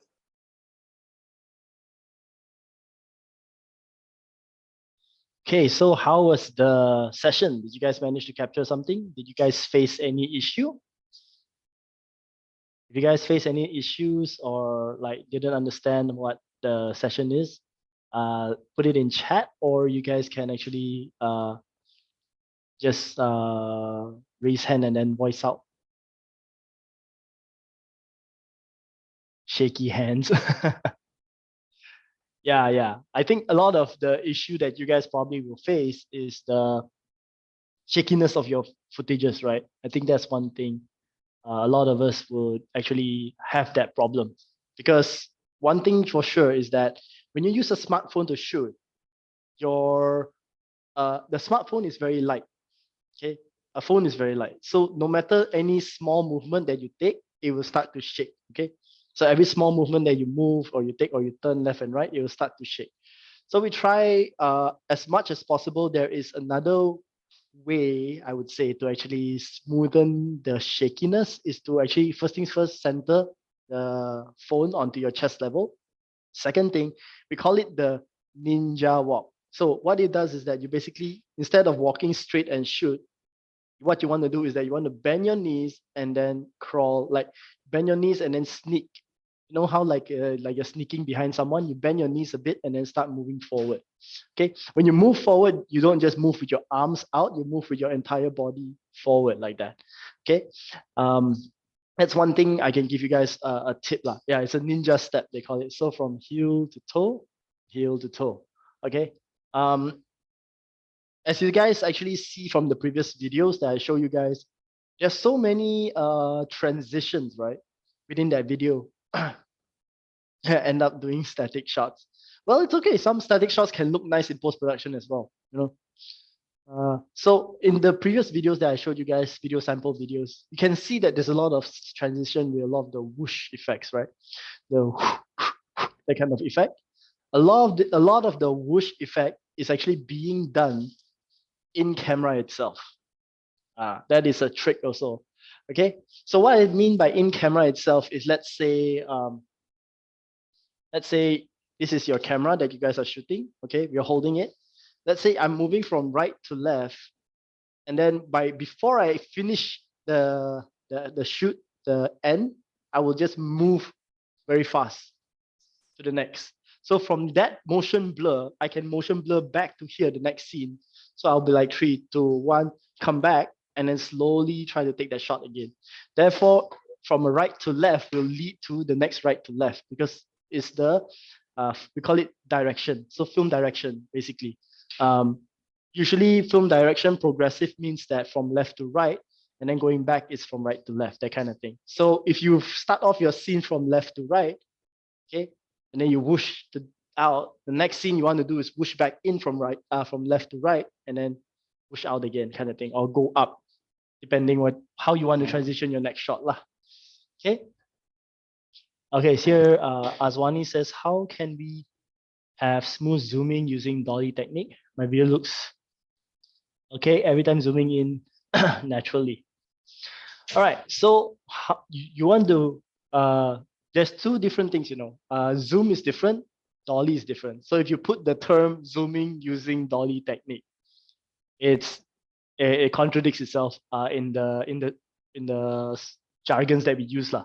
So if you want to say how do you smooth using a dolly technique, that means the only way to do it is I have to show you guys. It's basically holding it like so, and then you move forward like that. Okay, closest thing to a dolly technique. Understand? So I've taken a step back. Imagine this is the phone. Okay, 3, 2, 1, action. Move forward like that. Okay, if I want to pan like this. Okay.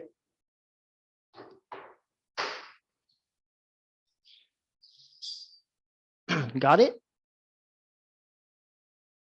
Yeah, so that's how you do it. Yeah, you want to smooth your way, dolly technique.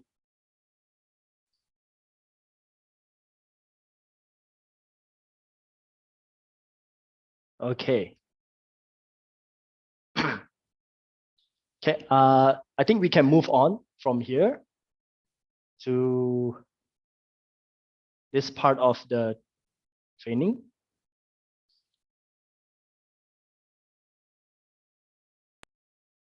All right.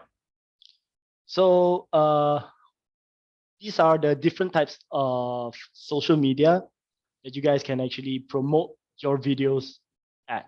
Okay, there's so many in this world these days. We have LinkedIn, Twitter, what else? YouTube itself, Instagram, and within Instagram itself has multiple ways to upload your videos. There is stories, there is reels, there is long form content now.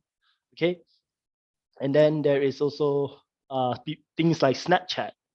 Now, Snapchat may not be a very big thing here, but Snapchat is still a very big thing in the States, okay? So Snapchat is also another thing. Yeah, Facebook, no need to say. So there are so many different types of social media networks out there that you can use to promote your videos. And the next one that, these are the top 4 platforms. Okay, we have Facebook, Instagram, YouTube, and TikTok. Okay, TikTok, I know a lot of people are like, wow, really? TikTok? It is, okay? Just within, I think, couple of years, TikTok has taken over the entire social media video format, I think. They are just right behind YouTube. Okay, they are literally just so close with YouTube. TikTok is a more accessible one because one thing is that TikTok doesn't take up a lot of, I think, time. It doesn't take up a lot of time to actually make a TikTok and upload a TikTok. For YouTube's case, it takes a lot more planning depending on how you want to do your videos. Like you need to have a certain story thing. Okay. Same case with Facebook. Facebook is a more informative platform where people go into Facebook to find info now, if you notice. All right. Instagram is the way people get to know who you are as a creator or as a business owner. Okay. So Instagram is also another platform where I personally use Instagram a lot because for my content or what I do, my followers follow me on Instagram. Therefore, they see my sort of like, I would say, portfolio of what I do in very short formats. Okay. But if you want to talk about entertainment value, TikTok is entertainment value. YouTube and Facebook is a more informative value. And then the Instagram is a more like a personal thing. Okay, where people get to know you and your business. Okay. So this one, going back to this, we discussed this just now earlier. 16:9, okay, aspect ratio for a landscape, 1:1, or sometimes you can actually use videos of 4:3, okay. What is my IG handle? It's Ian Steven. You guys can follow me there. We just released a new podcast on our YouTube channel, so you guys can actually go check it out. Here, and then here on IG Stories and IGTV, it's basically vertical format. That was the one that I actually showed you guys on what I do, or how I actually what we did for that video in terms of B-roll edits. Okay, this one we touched on it and we talked about it. Okay, so what's the average engagement like? Okay, versus video length. Okay, in this chart we can see most people actually spend about a minute or two. Okay, so your first few minutes is basically needs to be really entertaining. Okay, it really needs to be entertaining for people to want to watch a long form content. Okay, so let's say if you are shooting a content that is 5 minutes, okay, 5 minutes long, the first, I would say the first 10 seconds of your video, you need to engage the audience. Like they need to know what's going on. Okay, that's why most, if you look at a film structure, okay, if you watch film, we have something called a 3-act structure. Okay, if we go 3-act structure.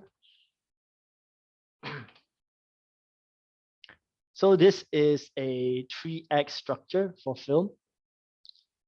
It's a very common structure. We have the act 1 setting up, beginning, okay, then an incident, then something happened, then the act 1 of climax, the act climax. So something, probably family member dies, and then he found out that, oh, this thing has why he died. There's a linkage to this particular item or thing. Okay. Then we go into the obstacles of the hero. The hero has to go through some obstacles.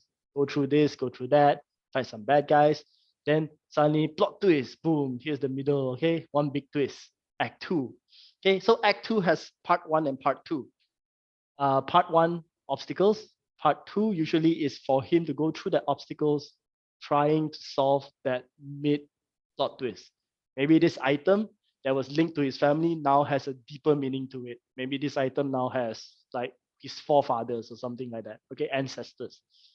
Okay, then here the end climax from the act 2 here. This one is basically leading into act 3 is where he met the big boss or fight with someone, and then boom, it ends, and then it just resolves itself, the resolution in act 3.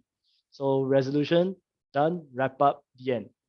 This is the basic 3-act structure or basic rule to come up with story. Okay, nowadays things change. Yeah, nowadays things change. Nowadays, people will give you up until here, boom. Then once it wants to resolve, it actually goes up a little bit again. It goes up to where you are excited for maybe part 2, right? If you notice, that's like basically this is the structure now. Okay, goes up, climax, boom. There's something towards the end. Biggest culprit to do that is all the Marvel stories, right? The Marvel Cinematic Universe will always have that towards the end, like, hey, end credit scene, post credit scene,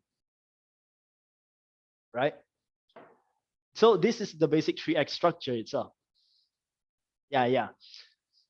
But for digital consumption, when I'm saying digital consumption, basically, let's say if you want to come up with a video on YouTube or Facebook or anything, it'll be slightly opposite. It'll be slightly opposite. Your first few seconds should be your climax, boom, but you don't show how you resolve the climax. The first few seconds is that you let them see like, oh my god, this is happening. Then you go into showing them, okay, this is the process, what happened earlier on. Okay, that is how you come up with a social media video, marketing video. Okay, you want them to be engaged. It's talking about engagement right now. Okay, I can show you guys what I'm talking about here, just based on based on a behind the scenes vlog thing from a studio that I used to work for, Macamia Studios. So we used to come up with weekly content here, Macamia Studios. And one of the videos that we do is vlogs kind of thing, where it's behind the scenes on how we actually shoot our videos. Previously. So you see, beginning part already has one thing this thing will come up previously on Macam Yes. Okay? Previously on Macam Yes.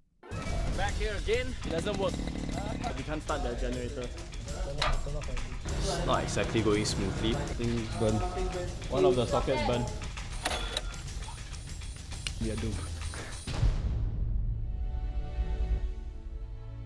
Okay, this is just a good example. Do you guys see it? You understand? So the first few seconds is like, you see, this is the first 18 seconds of the video, and chaos already happened.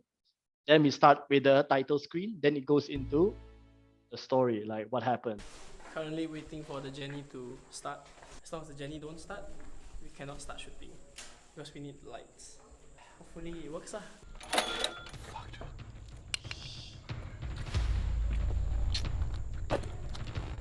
So we broke the Jenny, dude. Is the Jenny live? We're facing some technical difficulties. Yeah, so you see another climax. Okay, boom, another one. Yeah, so how do you apply this for promoting services type? Okay, what you want to show is that immediately, let's say for example, okay, some renovation thing going on, right? Let's say you are someone who actually do renovating. What you want to show is that you show the house already, like, or the reaction of the people walking into the house. They'll be like, wow, oh my god, this is so great, and boom, cut to the beginning. It's like, okay guys, look, this is welcome to this house, blah blah, something like that, and then we're gonna move this here, there, that kind of thing, and then let's get onto it, that kind of thing. Then it goes on to the process on how you change the entire room or the house. Okay, that means when you edit the time beginning, you show the reaction, but you don't show the outcome. If you are talking about that kind of renovation thing. If you want to talk about promotional things, let's say for an item, okay? An item, you can slowly build up that process, okay? An item, you can slowly build up the process. You show like the side, okay? Maybe like you show the side thing, okay? Whoa, what's this black thing? Okay, then whoa, what's the back? Like, oh my God, what is this shiny part? And slowly you reveal, boom, the brand, Canon, that kind of thing, all right? So it's like, you tease, and then you reveal. Okay, the first few seconds is to make people curious. One great ad that you guys can actually see online is Snickers. Snickers ad. You guys know Snickers, right? The candy. Yeah. So if you see how they make their ads, they'll always show something very crazy. So let's say sneakers ad.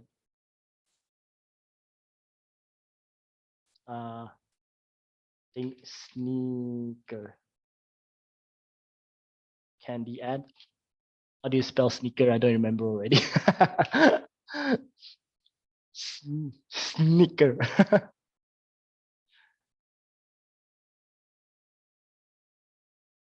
Yeah, Snickers, right? A Snickers ad, there you go, thanks. So if you see Snickers ad, they'll always have something that is pretty crazy, like this.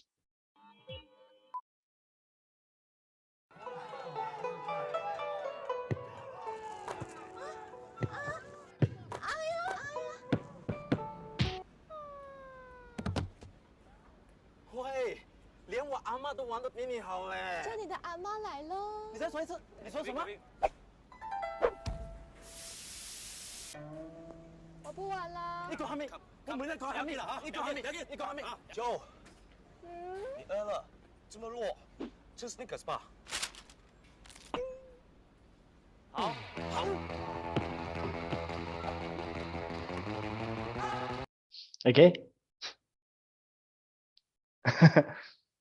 Yeah, this ad was pure gold, right? It was amazing. It was like, wow, how did they plan? How did they do something like that? So it made you curious, like, why is there this lady all dressed up in front of a goalpost?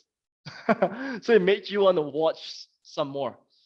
And that's one great thing. Another ad that you guys can actually see, if you guys go into the cinema, you guys will actually will see the M&M ad. Do you remember the M&Ms?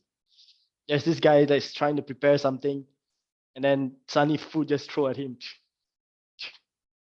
That he's like, come on, get in the bowl. After that, it'll cut to the M&Ms inside the closet. They'll be like, you get in the bowl. So it makes you think like, what's going on? That kind of thing. All right. So pique the audience curiosity. Okay, you want it to have them very curious to what they are looking forward to. Another great ad that you guys can actually see are usually the ads from Thailand. Some Thai ads are very good at doing that too. Now long form ads like Petronas, when you watch Petronas ads, right, they always have ads with a story long form. That one, they follow the basic cinematics 3-act structure. They have an introduction, climax, have something happen, second climax, something happen, and then resolution. So it depends on which route you want to take your videos from. But if you're uploading it on social media, let's say on Facebook, on YouTube, the ad direction that I would suggest for everybody to go is to actually straight up make them curious what it is. Okay, the ads that we make for McDonald's or that I produce with McDonald's, these are the ads that I did. McDonald's Malaysia. Okay. If we check out ADOBE's ads, it makes you really curious to, okay, what's going on?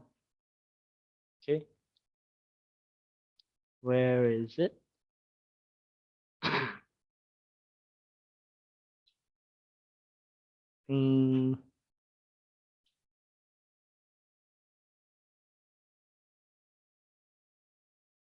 Well, they have a lot of language versions of the same ad. I just like, okay, what you guys don't want to do is do something like this, by the way.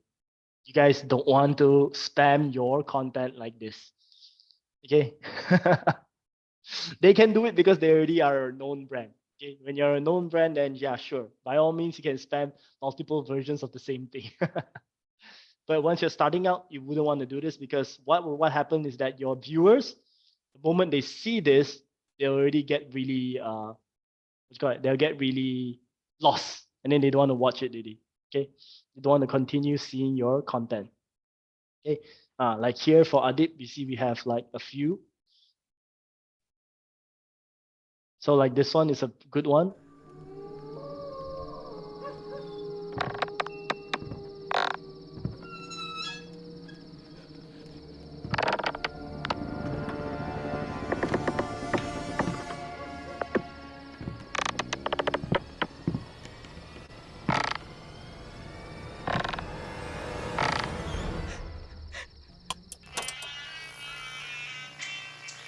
No No electricity at home?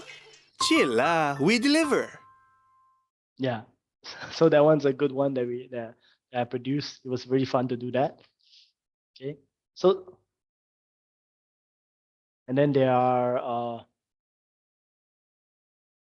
there are more on their Instagram that you guys can see.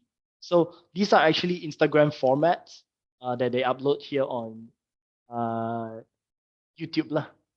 Okay. Like this one, working from home.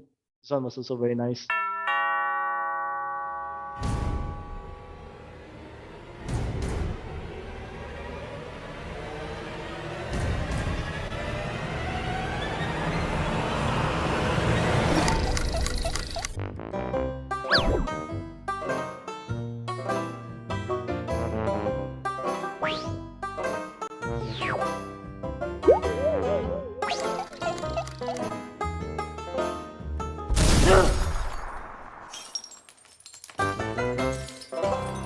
Working from home? Chill lah, we deliver. Okay. Hi, welcome. So that's it. Petronas ads by Yasmin Ahmad can make the audience cry. Yeah, it's true. She basically started that entire I would say narrative format on making an ad like a short film. And that's where everybody wanted to do the same thing lah. But after Yasmin Ahmad, we have other people like directors like Kwek and Ismail who directed the other ads after her, which is also great. But those are narrative ads. But if we go back based on social media,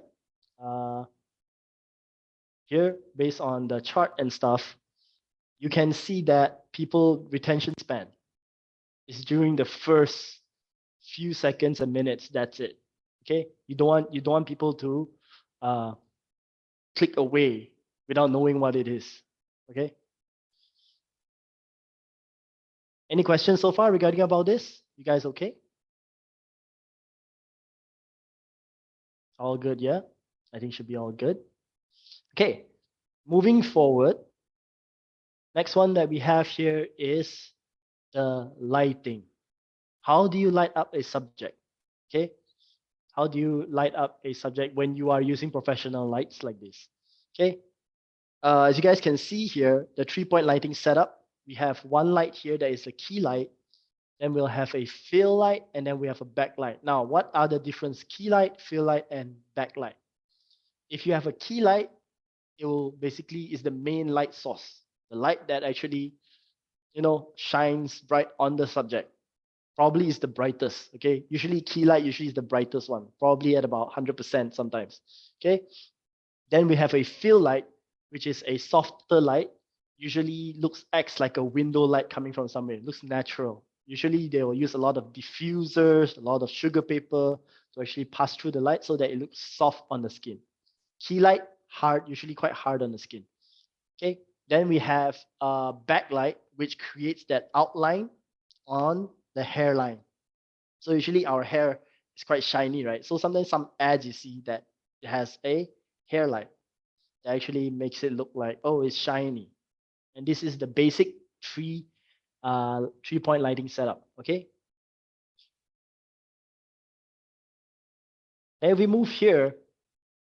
This is without lights, okay, without artificial lighting. This is using natural light. You can still do the same thing. You just need to be closer to the source of light. So for example, if I stand in a room with a gigantic window, I can just use the window as a key light. I don't need to use an artificial light. Then if I have a reflector or a bounce board or a whiteboard or something that is white, okay? Usually we use the foam board, okay? Usually can bounce it off from the window light and then it'll hit to your skin as a soft light, okay? Which creates that secondary lighting of fill, okay? This lighting itself can usually will work most of the time already. You don't have to invest in lighting equipment, okay? But if you guys want to invest in lighting equipment, like I said just now, something like this, the Aperture MC lights are quite good enough for beginner. or any panel light will be good as well. Any panel light. So long as you need to buy the light that has a high CRI level. Okay. Color rendering index. CRI means color rendering index, meaning that the light is quite accurate in terms with the sunlight. So CRI, if you buy a light, go and check out the light background first, like what is the specs of this light. If the CRI level is above 95 or better yet above 97, no problem, just buy it. Okay, because then you'll know that the light is quite accurate to the outside light source. What happens when you buy a low CRI lighting? If you buy a low CRI lighting, you will get color fringing. Okay, so what I mean by that is, let's say if I go here, color fringing,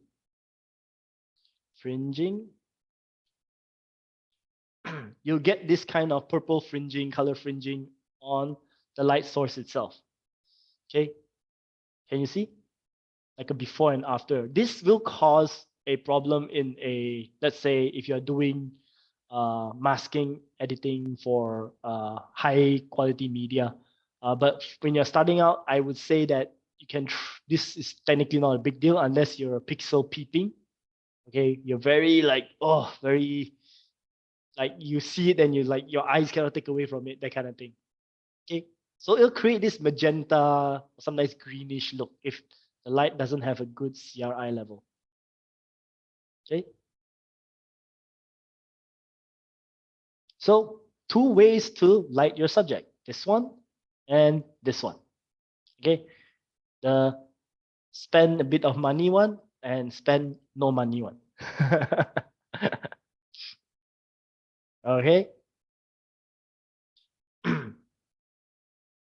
All good, guys, so far? Any questions you guys want to ask?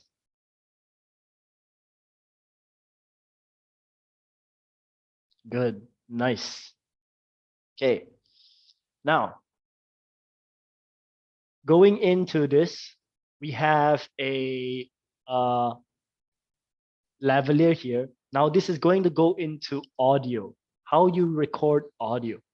Now, one thing we already learned is how to do great visuals, okay? How to shoot good visuals.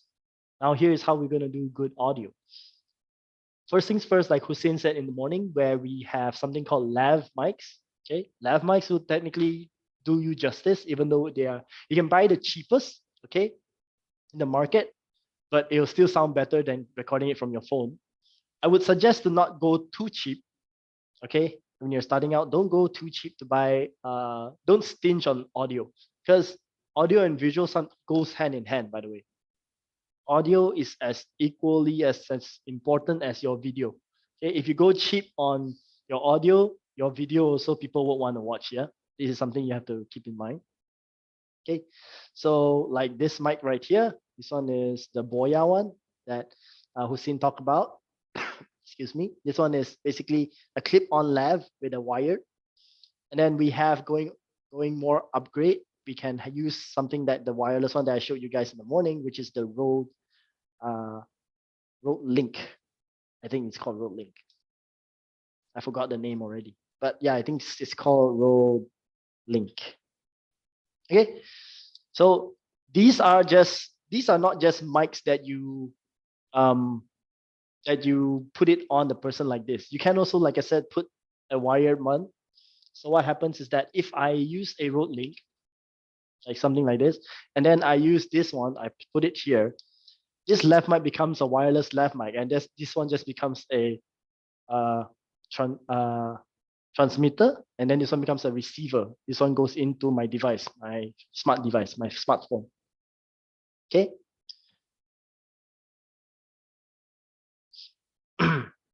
So having good audio, you will get good results, meaning that you can actually do voiceover. Okay. Okay. It's good for you to also have captions if possible, subtitles, because sometimes, yes, I know we can be the most fluent speaker, but subtitles and captions will also be good for people who, let's say, are slightly deaf. Okay. To them, they still want to watch your video, so they read your subtitles or caption. That's why they always have closed caption where people say that like car passing by or something like that, building falls, that kind of sound. Okay. Nowadays, closed caption as well, and I learned this, is that it's very good for people who actually just want to watch a preview of your video before clicking onto it. Because nowadays, YouTube, if you notice, before you go inside it, you can actually see the video playing first, right? It's like a preview. Okay. So before I jump into watching your video, I can actually see your video content without listening to it first by reading the caption, like what is it all about? Then I click on it, then the audio will come out. So closed caption and subtitles are also really good. Okay. And background music, also find good background music to actually fit your video. Another key tip as a video editor is that try to edit your video. Let's say if you're creating a video montage or anything like the B-rolls that we show this afternoon. Let's say you pick any audio, try to edit your videos according to the beat of the audio. So let's say if the audio is a 4x4, be like 1, 2, 3, 4, 1, 2, 3, 4. On beat of 4, you have to change your footage. So it's 1, 2, 3, change. 1, 2, 3, change. Okay, that way it'll be more engaging. If you actually see the previous video that I show you guys, all those videos are edited with the music. Okay, listen to the music, create a change. Listen to the music, create a change. Okay. All right, so here for voiceover, can we use our earphones? Wired earphones, yes. Wireless, like the Apple ones, like the what do you call that? AirPods and all that, I wouldn't suggest it. I did record before using the wireless one, and what happened was that it sounded weird. It sounded, there's noise cancellation in the surrounding. Okay? It doesn't sound very natural. But if you use a wired one, you should be fine. Okay. What if we still want to use copyrighted music? Who do we look for to get the license, and how to tell YouTube that we actually have the license to the music? Okay, this one is very a lot of times people ask me this question. Where do you get copyrighted music? Like, how can you get the permission to use copyrighted music? You can go to the artist themselves or the manager who managed the artist. Get the permission from them. After you get the permission to use the music, let's say you upload it on YouTube, and then YouTube still files for it as a copyrighted content, right? Copyright infringement. You can actually click on the copyright infringement and then file a what do you call that? A dispute. So while filing a dispute on YouTube, you can actually upload I think a file like a PDF or something, and then send it over. Okay, that's one way. Another way is that you can go to some websites, some distributors on the website. You can just look it up. There are a lot on the website that you can use some of the copyrighted music, especially, for example, like Michael Bublé's album. If you guys know Michael Bublé, he sings all the Christmas song, right? So you can actually go, there's one website that actually helps him give the right of the music to people who want to use it, okay, on their videos and all that. Now, if you're talking about broadcast, meaning let's say on TV, those kinds of copyright that you see on TV, you'd be like, hey, how come TV channels can broadcast this like Ed Sheeran music or this new Dua Lipa music or this BTS music song? Broadcast service pay an annual fee to use their music. It's like a / promotional stuff. Okay, so those broadcast permits are way more expensive. They're enterprise price, usually cost about a few hundred over thousands just to get the rights. Those are way more expensive. For people like us, we don't have hundreds of thousands of ringgit just to spend so that we can just keep using copyrighted music. But the other way around it, like I said, is to actually have that permission done, file a dispute, and that's it. Can we do voiceover using headphones with mic? Yes, you can. So for example, this, you can. Like I said, audio shouldn't, you shouldn't stinge on audio, because this kind of headphone with mic, yes, you may sound clear now when I'm teaching you guys, it sounds fine. But the moment I record an audio, you can hear the clear difference between a good quality mic and a bad quality mic. Okay. Good quality mic will sound very natural. It'll sound like I'm talking to you in person. Bad quality mic, it'll sound like there's a filter where it sounds like a radio, like you're listening to someone in a box, I would say. Okay. So if you can try to get good quality mics, I'm not saying that get the best quality mic, but good quality mic is sufficient. Okay. Now, where to get copyright-free music? I think a lot of you have this question. Now, where do I get free copyright-free music? There are so many. I mentioned this. YouTube itself has its own audio library. So the moment you type audio library on YouTube, audio library by YouTube, you just need to log into your YouTube account, and you will have all these tracks for you to play. Can you guys see it? Yeah, so all these are songs that you can use and you won't be copyrighted for. Especially here, if you see the licensing type, it'll pop up there. You're free to use this audio track in any of your videos, including videos that you monetize. No distribution is required. So if I click here, okay, that's a weird song, but I can filter it with cinematic stuff as well, and then I can add to stuff like that. Okay, or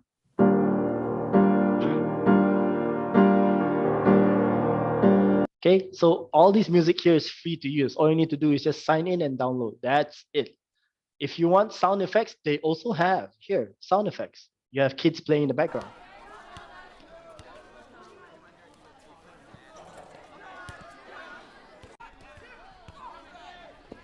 Okay, you have factory background sound. All these ambient sounds, very important as well. And then we have zombie. Yeah, all these sound effects. Download, then just use. Okay. And then if something that you like, you can always add a star on it, and then it'll be here on the star. It means it's your favorite. You don't have to filter through so much. Okay. You guys can use this. Just Google audio library YouTube and you'll come to this. And then where else can you find? Still a lot. There's a lot of places. Another one is called Incompetech. Okay, incompetech.com.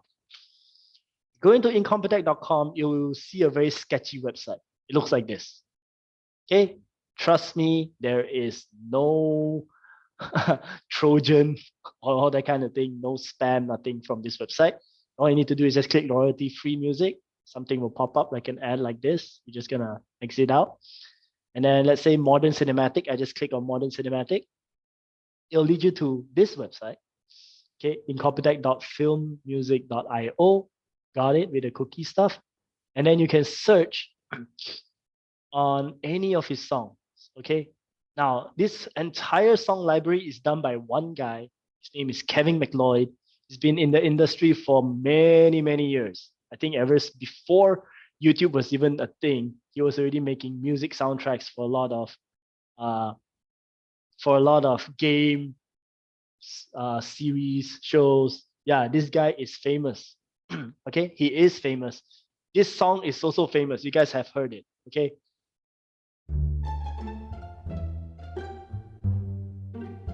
He's the guy who made this song famous. All right. So you watch all the ads and all that thing. He made this famous. Okay. So many. A lot of his stuff is being used by creators all over the world. Okay. He done so many. He done so many. Okay. There's this one also. You guys heard it before, right? Ads will always use this. So Kevin MacLeod, he's been around. He's been around for years. His stuff is royalty free. All you need to do is just click download, and then you get to download it for free. Now, he'll tell you what can you do and what can you not do? Okay, if you use it for free, there are some restrictions here. But if you give him a little bit of a fee of 20 euros, you get to use this for anything. Okay, so there's A and then A plus extended license. That's it. Okay, I would always say that if you can give someone a little bit of a tip, why as well just give them 20 euros lah. Okay, because if it's something that you feel like beneficial, so it's like it's an artwork technically, right? At the end of the day, you're paying the artist a fee because by the end of the day, he's doing this for free. So you can give him some incentive, that'll be great. Credits, always give back credits to people who create something lah. I always believe that. Okay, because at the end of the day, you don't want people to take advantage of you, right? So moving forward, we also have another one. Now this one is no copyright free music, no copyright free music. I think no copyright sound, no copyright sound. So this company, No Copyright Sounds, been around for years as well. They now have a website, but before that they were just a YouTube channel. So if I go to their YouTube channel, you see all these songs available for you to use. Okay, all these songs available for you to use. So if I go in here, and I ain't stopping. No, I ain't stopping. Homie, regardless. so let's say this song you like, right? You like this song, go into the description on the YouTube site, you can click here, free download or stream it. Just click, and then you can basically just sign in to your Google account and then just download the track. That's it. Okay, and then all you need to do probably is just to give back credits.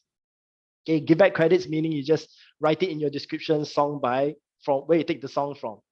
Just song Ray of Light by this person, that's it. Just give back credits. Okay, same goes with Kevin McLeod one. If you use his song, just give him back the credit, that's it. If you can't pay his rates. Okay, here we have, okay, I'm gonna read some questions in chat. Any software to create your own melody? Yes, there are so many other softwares out there that you can use to make your own melody. The free one that I know is Cakewalk. Okay, so if you're the type of person who is a music producer, wants to produce your own tracks, Cakewalk is a good one to start from. And then there is also a very famous one, Ableton. So Ableton is a paid one. So if you can get Ableton, you just use Ableton to make your songs. If you buy any, I think most recorders, let's say you buy H6 or something. Yeah, if you buy a H6 or H4 recorders, usually, or an audio interface, usually they come with a software. Ableton Lite is one of the most common softwares that will come in a audio interface. Okay. Yeah, Ableton Lite, I think, Lite. Yeah. Ableton Lite. Right. Yeah, Asrul wrote there, so thank you so much. Okay, can go check it out. Next one here, next question. Sorry, out of topic. When we make videos for marketing, can we put watermark inside the video? Yes, you can put watermark in your videos, and that one I think Asrul will guide you when we are doing the post-production side lah. Meaning when you add, let's say if you guys are watching this class right now. Okay, if you see my camera, you can see that there's like a Canon watermark here, or that kind of thing. You can always add this kind of thing later on in post-production. Okay. All right. So these are the places to find the music. Now, I'm not done yet, technically. I have still a couple more websites for me to show. So if everybody comes to me and then said like, Ian, I cannot find the music that I want. Like, Ian, I cannot. I'm like, that is total BS. Okay, you can find music. Just how much effort you want to do. Okay. So there's another one is freesound.org. Okay. Now, freesound.org. This one is basically a community-based audio recording platform where everybody records a track or something and then they paste it here. Now, if you're looking for music, this is technically not the place. But if you're looking for sound effects, let's say like a walking sound effect. Okay, I want the walking Foley's. Okay, I want walking Foley's. I can download it from here.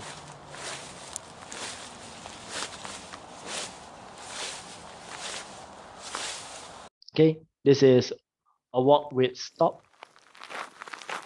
This is walking on gravel. Okay, then walking on pavement.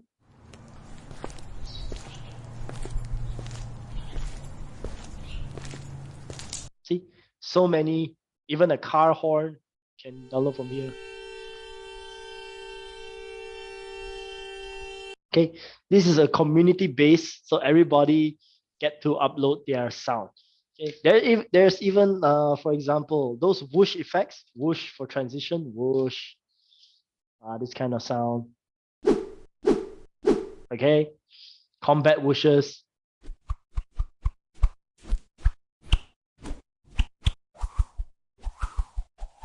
Okay, combat whooshes are also very impressive. You can, so many sound effects from here, all done by the community. Okay, it's free of charge. Just all you need to do is just log in, create an account, and then you get to use all these. Okay. All right. Now, this one I'm going to show you guys is a paid subscription. Epidemic Sound. Now that I show you guys all the place to find free sound, and then I bring you guys to this website called Epidemic Sound, you guys are going to be like, Ian, then why should we pay a subscription? I think that's a question right there. People are like, I got so many places to find free music. Why would I want to pay this, right? Okay. Why? Because these sound in this one right here, this website called Epidemic Sound, even though it's the cheapest they have is 12 USD a month, which I personally feel like is really worth it. Okay. Is that all the music here is quite customizable. If I want to, if let's say, for example, I'm going into pop. Okay, I go into genre pop, I go and listen to the music. Can you hear immediately the sound is so much clearer? One thing, it's so high fidelity.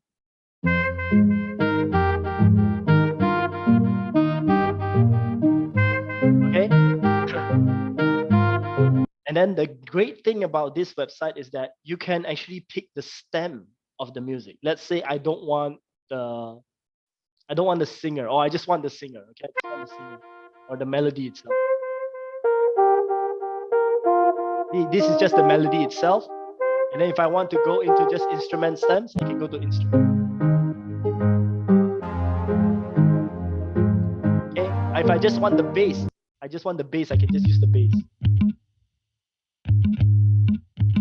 Okay, if I just want the drums, I can just use the drums as well. If I want the whole thing, the full mix, I can just use it. Okay, so that's the great thing about this website. Epidemic Sounds is great. Okay, it's $12 a month, but it is something that is worth your while. Good investment. If you are a type of person who churns out content every week, okay, comes out content every week and all that, or let's say even in a year, you come up with, let's say, 2 contents a month, I would say that it's also a good investment. Okay. Because you don't have first things first, you don't have to worry about copyright. Definitely you can use, there's no limit to it. Okay. No, don't worry about copyright. Download as much sound as you like. Use the track as you wish. Okay. So this is a very cool place to find. They even have, only I think quite recent, they have sound effects where you can also find whooshes and all that. Their whoosh compared to just now, that whoosh is so different. You see, their whoosh sounds more, there's some sort of quality in it. Okay.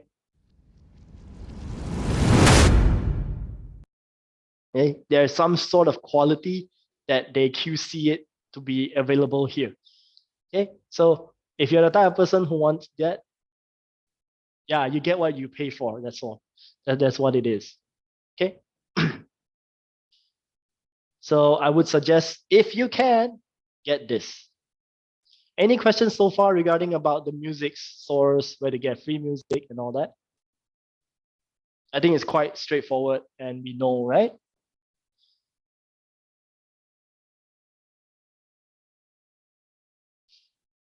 All right. So let us continue.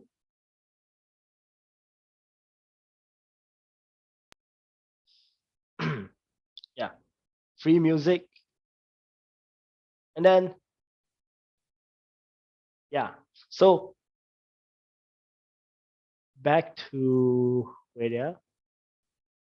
Just want to check on this.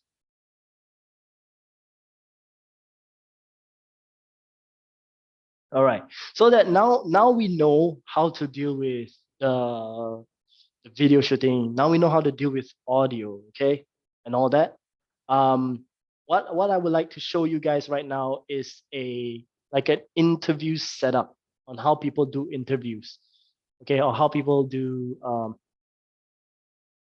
yeah, basically like a documentary thing, okay.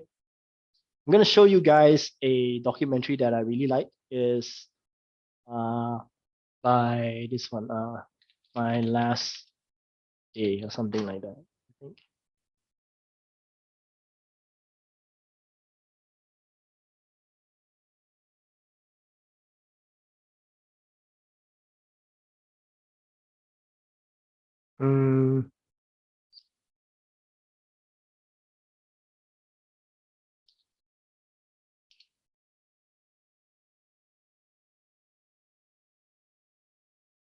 Okay, so you guys have a look at this. This one is very good. See how they shoot like a documentary / interview style video. Oh my god, okay. I couldn't film actually walking out of the hospital or else that would look really, really, really bad. This is the full plan. You ready? Get in an Uber, go to downtown Los Angeles, go see the Bernie Sanders rally, cheer, and get all the way back to Long Beach before anyone notices I'm gone. I've been in the hospital for a week. My friend Alyssa texted me and said, oh my god, do you know that Bernie Sanders is in LA doing a rally? And I've been watching, like following his little tour throughout the United States. And then of course, he happens to be in LA for the first time, like while I'm in the hospital. In the last year, she's become really, really involved in politics. And so when she heard Bernie's platform, the things that he stands for, she just is in love. That was so much, right? That was so much. When I got there, I ended up going to a section that was like right by the freaking stage, and I was crazy. Los Angeles, thank you for being here tonight. And then I got taken into the back, and I had a moment where I was like, no, I'm not meeting Bernie Sanders. Like, that would be stupid. Oh my God, I'm gonna meet Bernie Sanders. How you doing? Oh my goodness. Apparently I acted cool. This is my cool. Oh, that's cool. This is me toning it down. And I told him that I snuck out of the hospital room and unhooked my IVs and took an Uber all the way downtown to see his rally. And I think that meant a lot to him. He got really sweet and he kissed me on the cheek. Oh! We gotta go. Oh, right, we need to get back. Wow. I'm going anyway. It was incredibly exciting, and now I can say that I have met 2 of my old white men idols. Is this my favorite thing? No. My favorite thing is my oxygen. So addicted to peach juice, it's so bad. Hey, do you guys want to talk? It is almost like slept all day. Terrible. Yeah. So I'm dying. Faster than everyone else. Action! My name is Claire Wendland. I'm 18 years old. I'm living with something called cystic fibrosis. Doctors say I have around a year left to live, but that doesn't really matter to me because death is inevitable. But living a life that we are proud of, that is something we can actually control.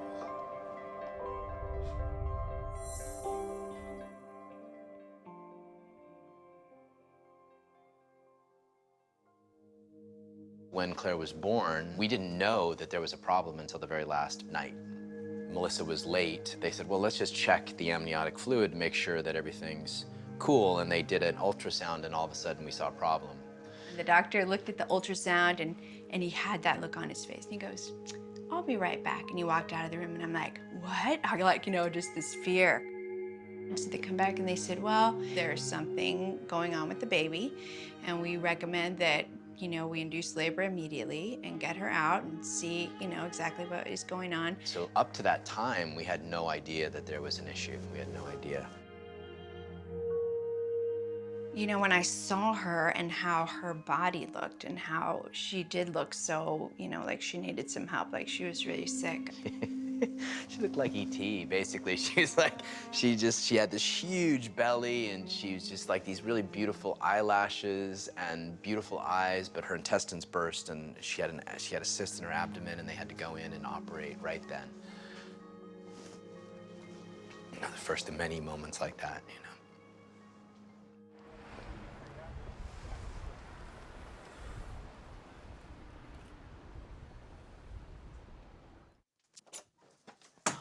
What's up? Welcome to my room. 228 is where it's at.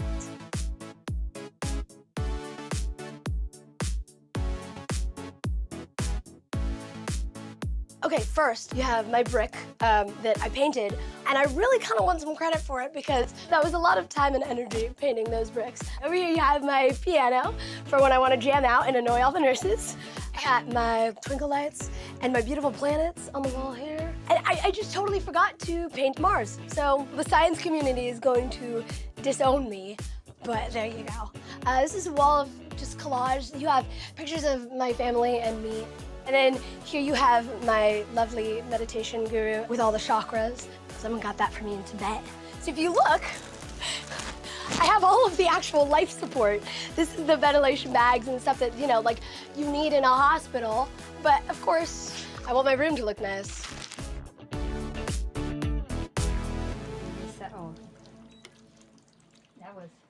It was running Zyvox. Oh, okay. Yeah. So I need to call Ashley. Yeah. Well, we just need to flush What and would have you luck. like me to do? Just put it to TKO till I get her? or- Yeah, sure, yeah. Yeah, Okay, you run then it I at will 20. need- But we also are taking out the needle because we're changing it today. It's Tuesday. Thank you. What we can do? Thank you, love. You have a pretty intense medical knowledge. Oh, you haven't seen that half of it. I have to know everything that's going on with my body and what's going into it and how I'm taking care of it and who's doing what to it. Like, it's the only way that I can be okay with this life is if I'm in control of what's going on to my body,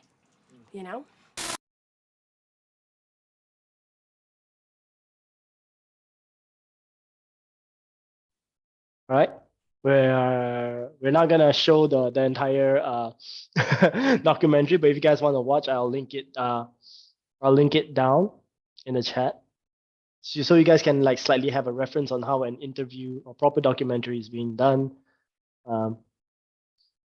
Here, yeah. So you guys will actually like can tell like how this kind of thing is being shot and why did they use this shot? What's the purpose and all that? Okay, so the best thing is, like I said, if it goes back down, it boils back down to the core of it, to the purpose of why you shooting this. Okay, having that shot. Okay, let me see the other one. Now, how did they get like very clear audio as well? Another way for them to get clear audio is not just technically from a lav mic. You can also get it from a what do you call that? A directional microphone. Okay, so a directional microphone is usually they look like this. Yeah, so directional microphone usually look like this. If you go to image, they have many kinds. This one is one of it. This one's like the Canon one. There's a Rode one as well. Okay, you've probably seen this on top of cameras like this. Yeah, you'll be like, what is this potato on top? Okay, they also made some for phone, I think. Some phones also can be used. Yeah, you see some phones also, they got this, the Rode ME for mobile device. But nowadays, even this kind of unit has an adapter that can plug into the phone, if I'm not mistaken. Now, one thing you guys need to keep in mind when you guys are using mics for the phone, not all aux cable, yeah? Not all of this aux cable works on all devices. Okay? if you want to use it on the phone, you make sure that it's a 3-line prong like this. I think they call it a TRRS or something like that. TRRS cable, if I'm not mistaken. Yeah, TRRS cable, usually used for mobile. Okay, so if you use only the TRS, it won't work. You need a TRRS cable. How to tell? Usually it's 3 lines. Okay, 3 lines, you're good. Okay, for mobile recording. But if you are using a TRS, only 2 prongs, two lines on the prong. TRS cable looks like this.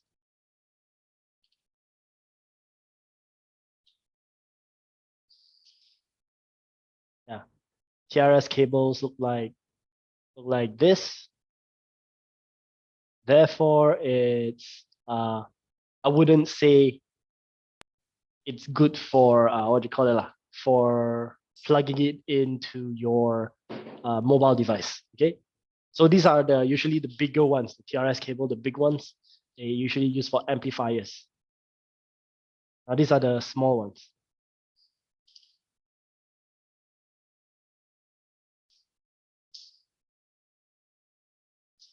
Okay, any questions so far, guys, regarding about the cables and mics? Yeah, the 2-1 won't work on mobile devices. You need to get a 3. you need to get these kinds, the 3-1. Okay, the TRRS. Keep that in mind when you buy any mic in the future. Okay.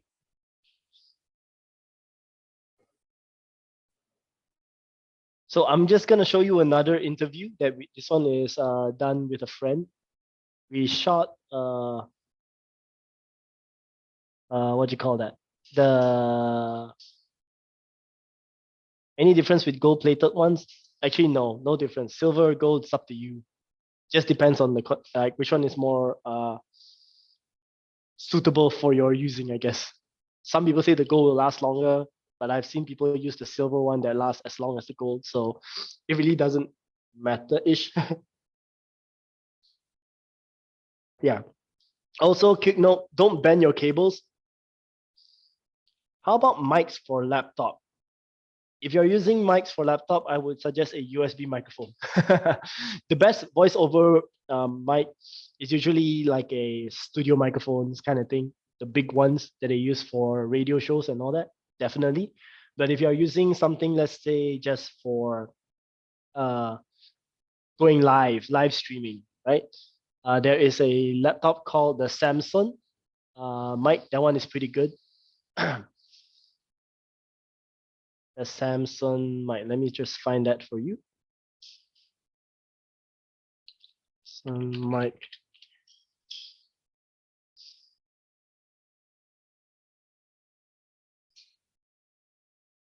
The Samsung might go or something like that.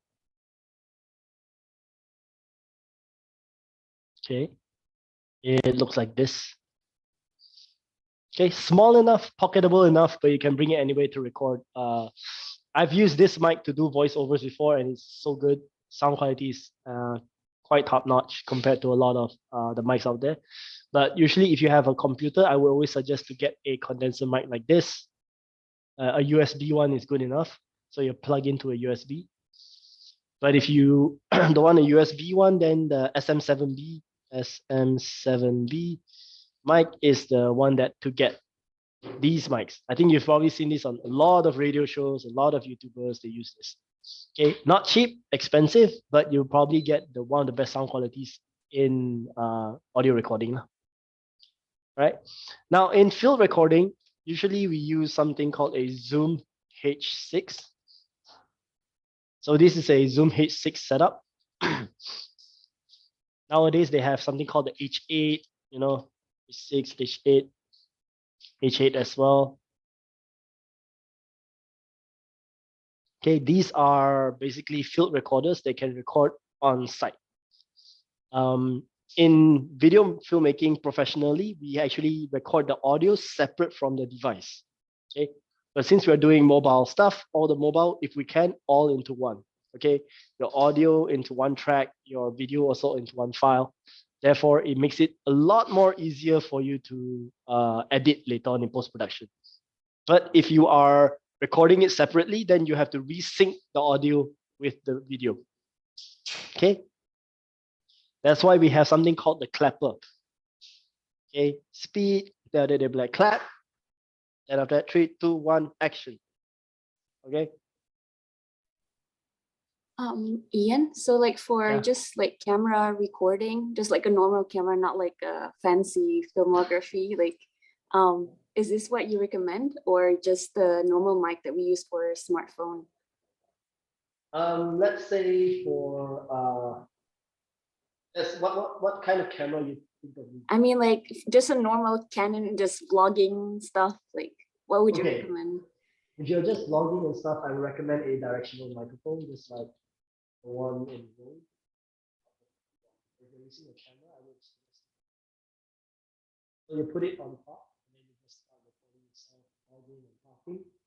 A lot of videographers and bloggers, they always use this video, especially people like Casey Neistat. Sorry, can Ian, you guys you're hear? kind of. Sorry. Yeah, so I would recommend to use this. So if you use any other mic, let's say like a lav or anything, you would probably need to, like, you know, you have two things to remember, right? So if you have a directional mic like this, it will directly record your audio when you're pointing at yourself when you're, let's say you're vlogging, right? People like Casey Neistat, they will always vlog with this kind of microphone in hand. Therefore, it'll make it easier in terms of editing as well in post-production. Therefore, everything will be into one file. Now, why people separate audio, like when they record something, right? Why would they want to record audio separately and video separately? The thing that you have to remember is that once you do a separate recording, you have so much flexibility later on in post-production to actually, let's say, clean up audio. You can clean up video separately, and then you can has a higher, more bit tone from the audio itself, and then you don't have to worry about the camera not capturing the audio because you have a backup recording the audio there. Okay, so that is one key factor to why production people always bring a field recorder, and then they plug in all the mics and all that kind of thing to get that to get that thing. I think just now my mic was pointed up, that's why I sound very far. Sorry guys. Things sounds fine now. Yes, separate audio recording gives you better mixing levels and in post-production.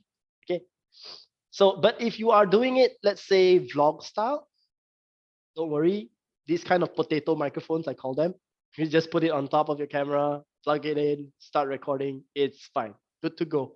Just remember that if you are pointing the camera away from you with the mic, okay, you're talking behind the mic, you just have to remember that the audio will be cut off because it's directional mic. So anywhere, okay, banana mics.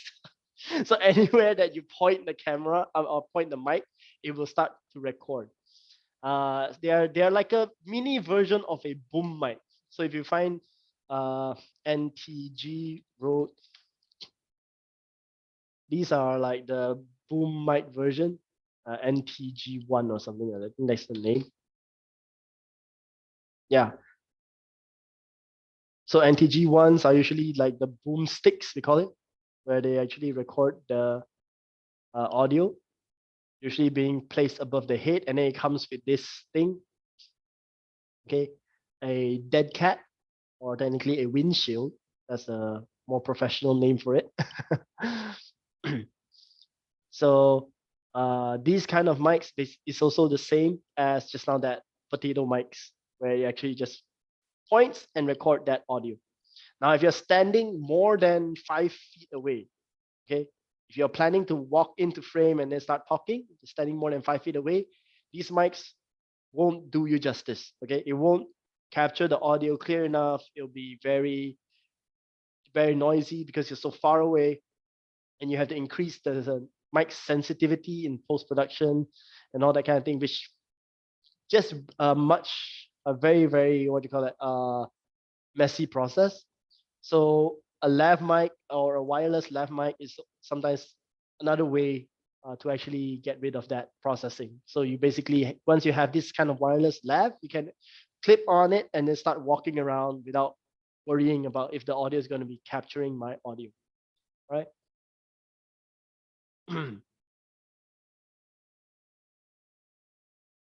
Okay, so I'm going to show you, this is the thing that we did. It's just a 9-minute, 22-second documentary. And then you can see how we actually do this documentary to actually, what do you call it, promote Wing Chun itself.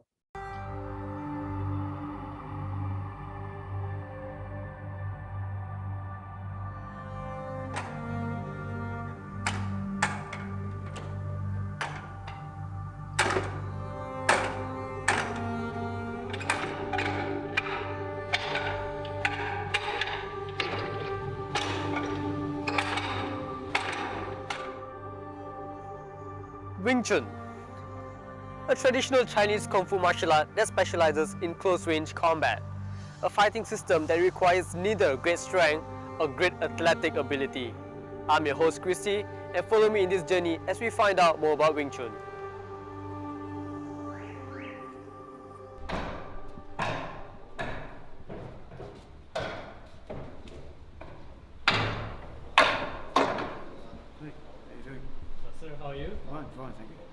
So standing here with me today is Master David Peterson, owner of Wong Chun Leong Wing Chun Combat Science Center here in Seremban. Master David Peterson has been training in the Chinese martial arts since 1973. He became a student of Sifu Wong Chun Leong after traveling to Hong Kong in 1983. Master Peterson is one of the only 2 qualified instructors of Wong Chun Leong's system in Australia, authorized by Sifu Wong himself. He is also a fully endorsed member of the Worldwide Wong Chun Leong Wing Chun Martial Arts Association and the Hong Kong-based Wing Chun Athletic Association. Wing Chun is a close-quarters combat system that was developed, we believe, in southern China, somewhere between Fujian province and Guangdong province. The most recent history that we can confirm is there was a practitioner called Liang Zhan who lived in Foshan or Foshan in southern China, just outside of Guangzhou rather, and he taught a student called Chan Hua Sun, who was also known as Zhao Qinhua, or the money changer, and Zhao Qinhua taught Yip Man. Yip Man, of course, made Wing Chun famous because he brought it to the public eye by becoming a refugee and coming to Hong Kong in 1949. And he taught my teacher, Wong Sen Leung, and I managed to learn in the 80s from Wong Sen Leung. Basically, Wing Chun is designed to fight at very close range. Grandmaster Yip Man himself described it as a close body, short range fighting system. And he also described it as being soft and sticky, which means that we try to use a relaxed state of musculature so that we can deal with incoming energy by absorbing it and redirecting it. We do fight and can fight at longer range, but the ideal situation for Wing Chun fighters is to get in very, very close.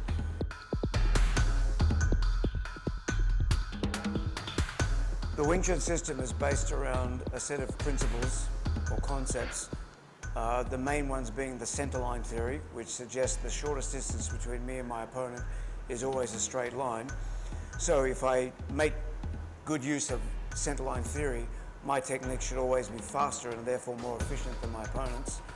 If I always attack my opponent's center of mass, which is an extension of centerline theory, it means that I should be able to do more damage with less effort because I'm hitting in a way that you have to take a lot more punishment from whatever I strike you with.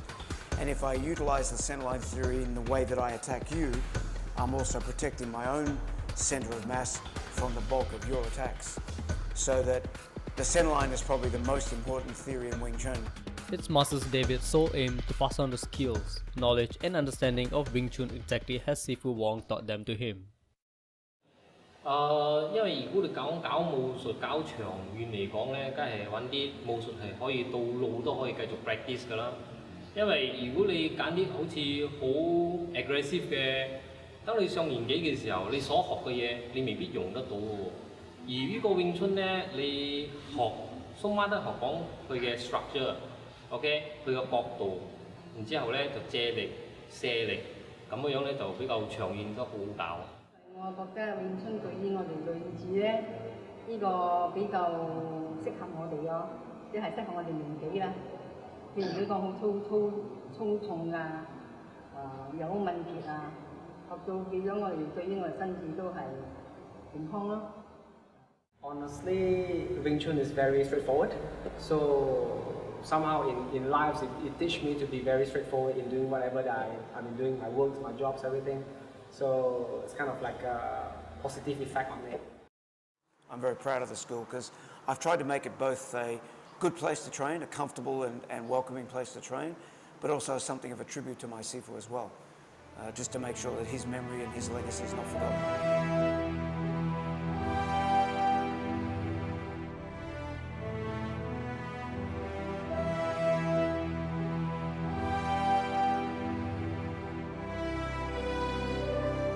Most people want to move the body a lot when they throw punches. You got to change that because we want to specialize in keeping the body mostly still. They want to turn side onto their opponent. We want to face. They want to keep a distance from their opponent. We deliberately want to get in close. Every time you look at Wing Chun and compare it to other fighting systems, it seems to contradict what they do. And in most cases it does, because it has a different approach both mentally and physically to other martial arts. I think Wing Chun is doing better outside of China and Hong Kong than it's doing in China and Hong Kong, because the Chinese themselves don't seem to appreciate something quite special like Wing Chun is as much as those outside. And I think Chinese martial arts generally are dying within Chinese culture.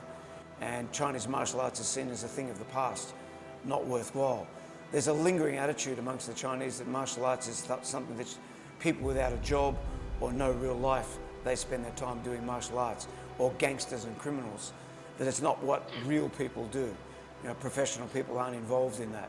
In the West, they regard Chinese martial arts as a cultural heritage, as a treasure, and they take it very, very seriously. So as a result, I think Wing Chun is probably better known and more widely practiced outside of the Hong Kong and the Chinese areas than it is in China itself. So we are living in such a place where super comfort, where we rely on something. We rely on the police, we rely on the government to protect us. And we also rely on money, where we don't really need to go fight.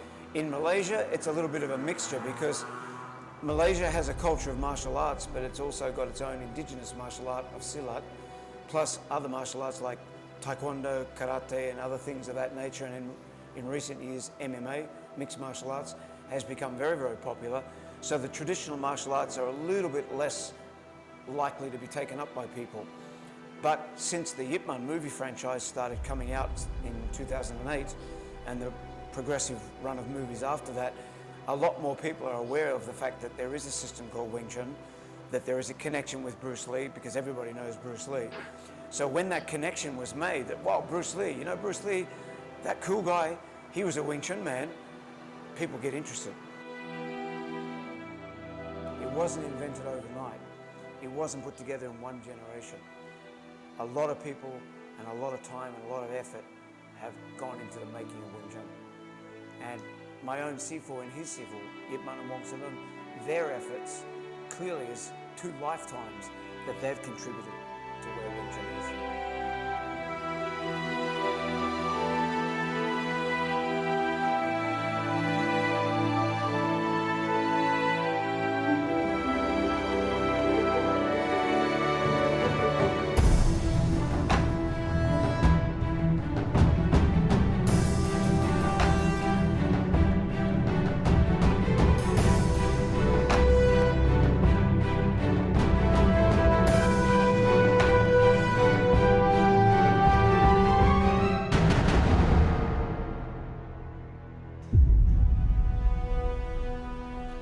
Wing Chun, a martial art that was put together by legends, and it's still being taught till the very today.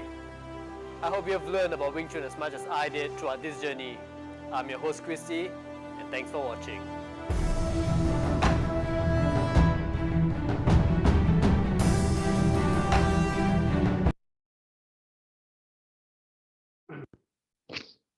All right. Interesting, right? You see how B-roll is being used to enhance a story? You guys can actually see the flow of the story. So that is something that that B-roll actually helps to enhance a certain story structure to actually make it like, oh, when he's talking about this, this comes in. He's talking about that, that comes in. So the A roll itself is basically the interview with the master himself and the people there who are training there and all that. So those are A rolls. Anything that cuts out later, those are B roll, B roll, B roll. Even including the montage at the back is all B roll.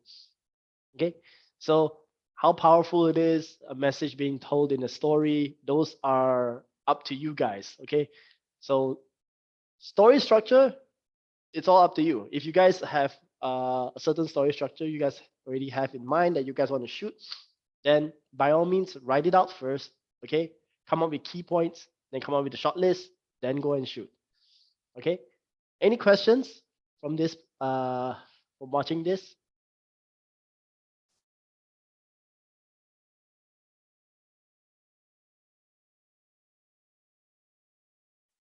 No, right? Easy to understand, right? Yeah, I think it's very, very, very straightforward now. So now that you guys already know where to find your music, okay, you guys already know how you guys should shoot. Also, by the way, before we go into that thing, I'm just gonna, for those people who don't know what a gimbal is, I think I'm just gonna show you guys a picture of it. Okay, so gimbal has many forms. Yeah, so these are gimbals. The one that they were talking just now, Osmo Mobile, Osmo 3, is something like this for your mobile device. Is it a must to have? Not necessary. Okay, I would say I'll put it not necessary. I would rather much have a cage, the one that I show you guys, the Ulanzi one. I would rather have this because of the versatility of adding up a mic here and all that thing onto the. It creates more structure to it. I can place it on the tripod and stuff rather than having a gimbal to actually record a video. Okay, that's how I would put it. Okay, Ulanzi Mobile. I think it's a cage or something like grip. But the brand is Ulanzi.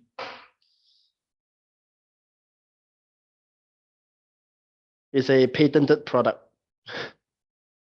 So it has screws here. If you guys see my camera, it has screws here that for you to actually screw on a mic, a light, or whatever you guys want to put on it. So you guys get to shoot it like so.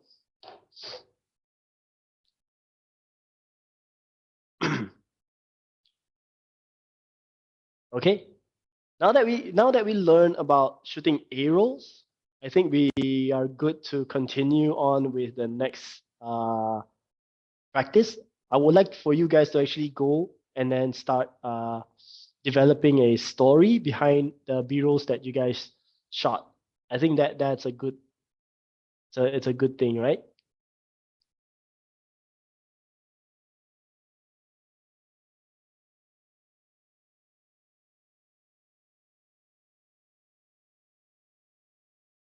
I think you guys can go and then do a roll video. And let me just go down here real quick.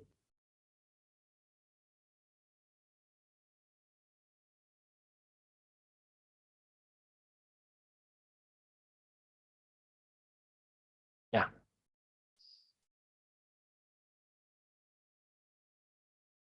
We have more topics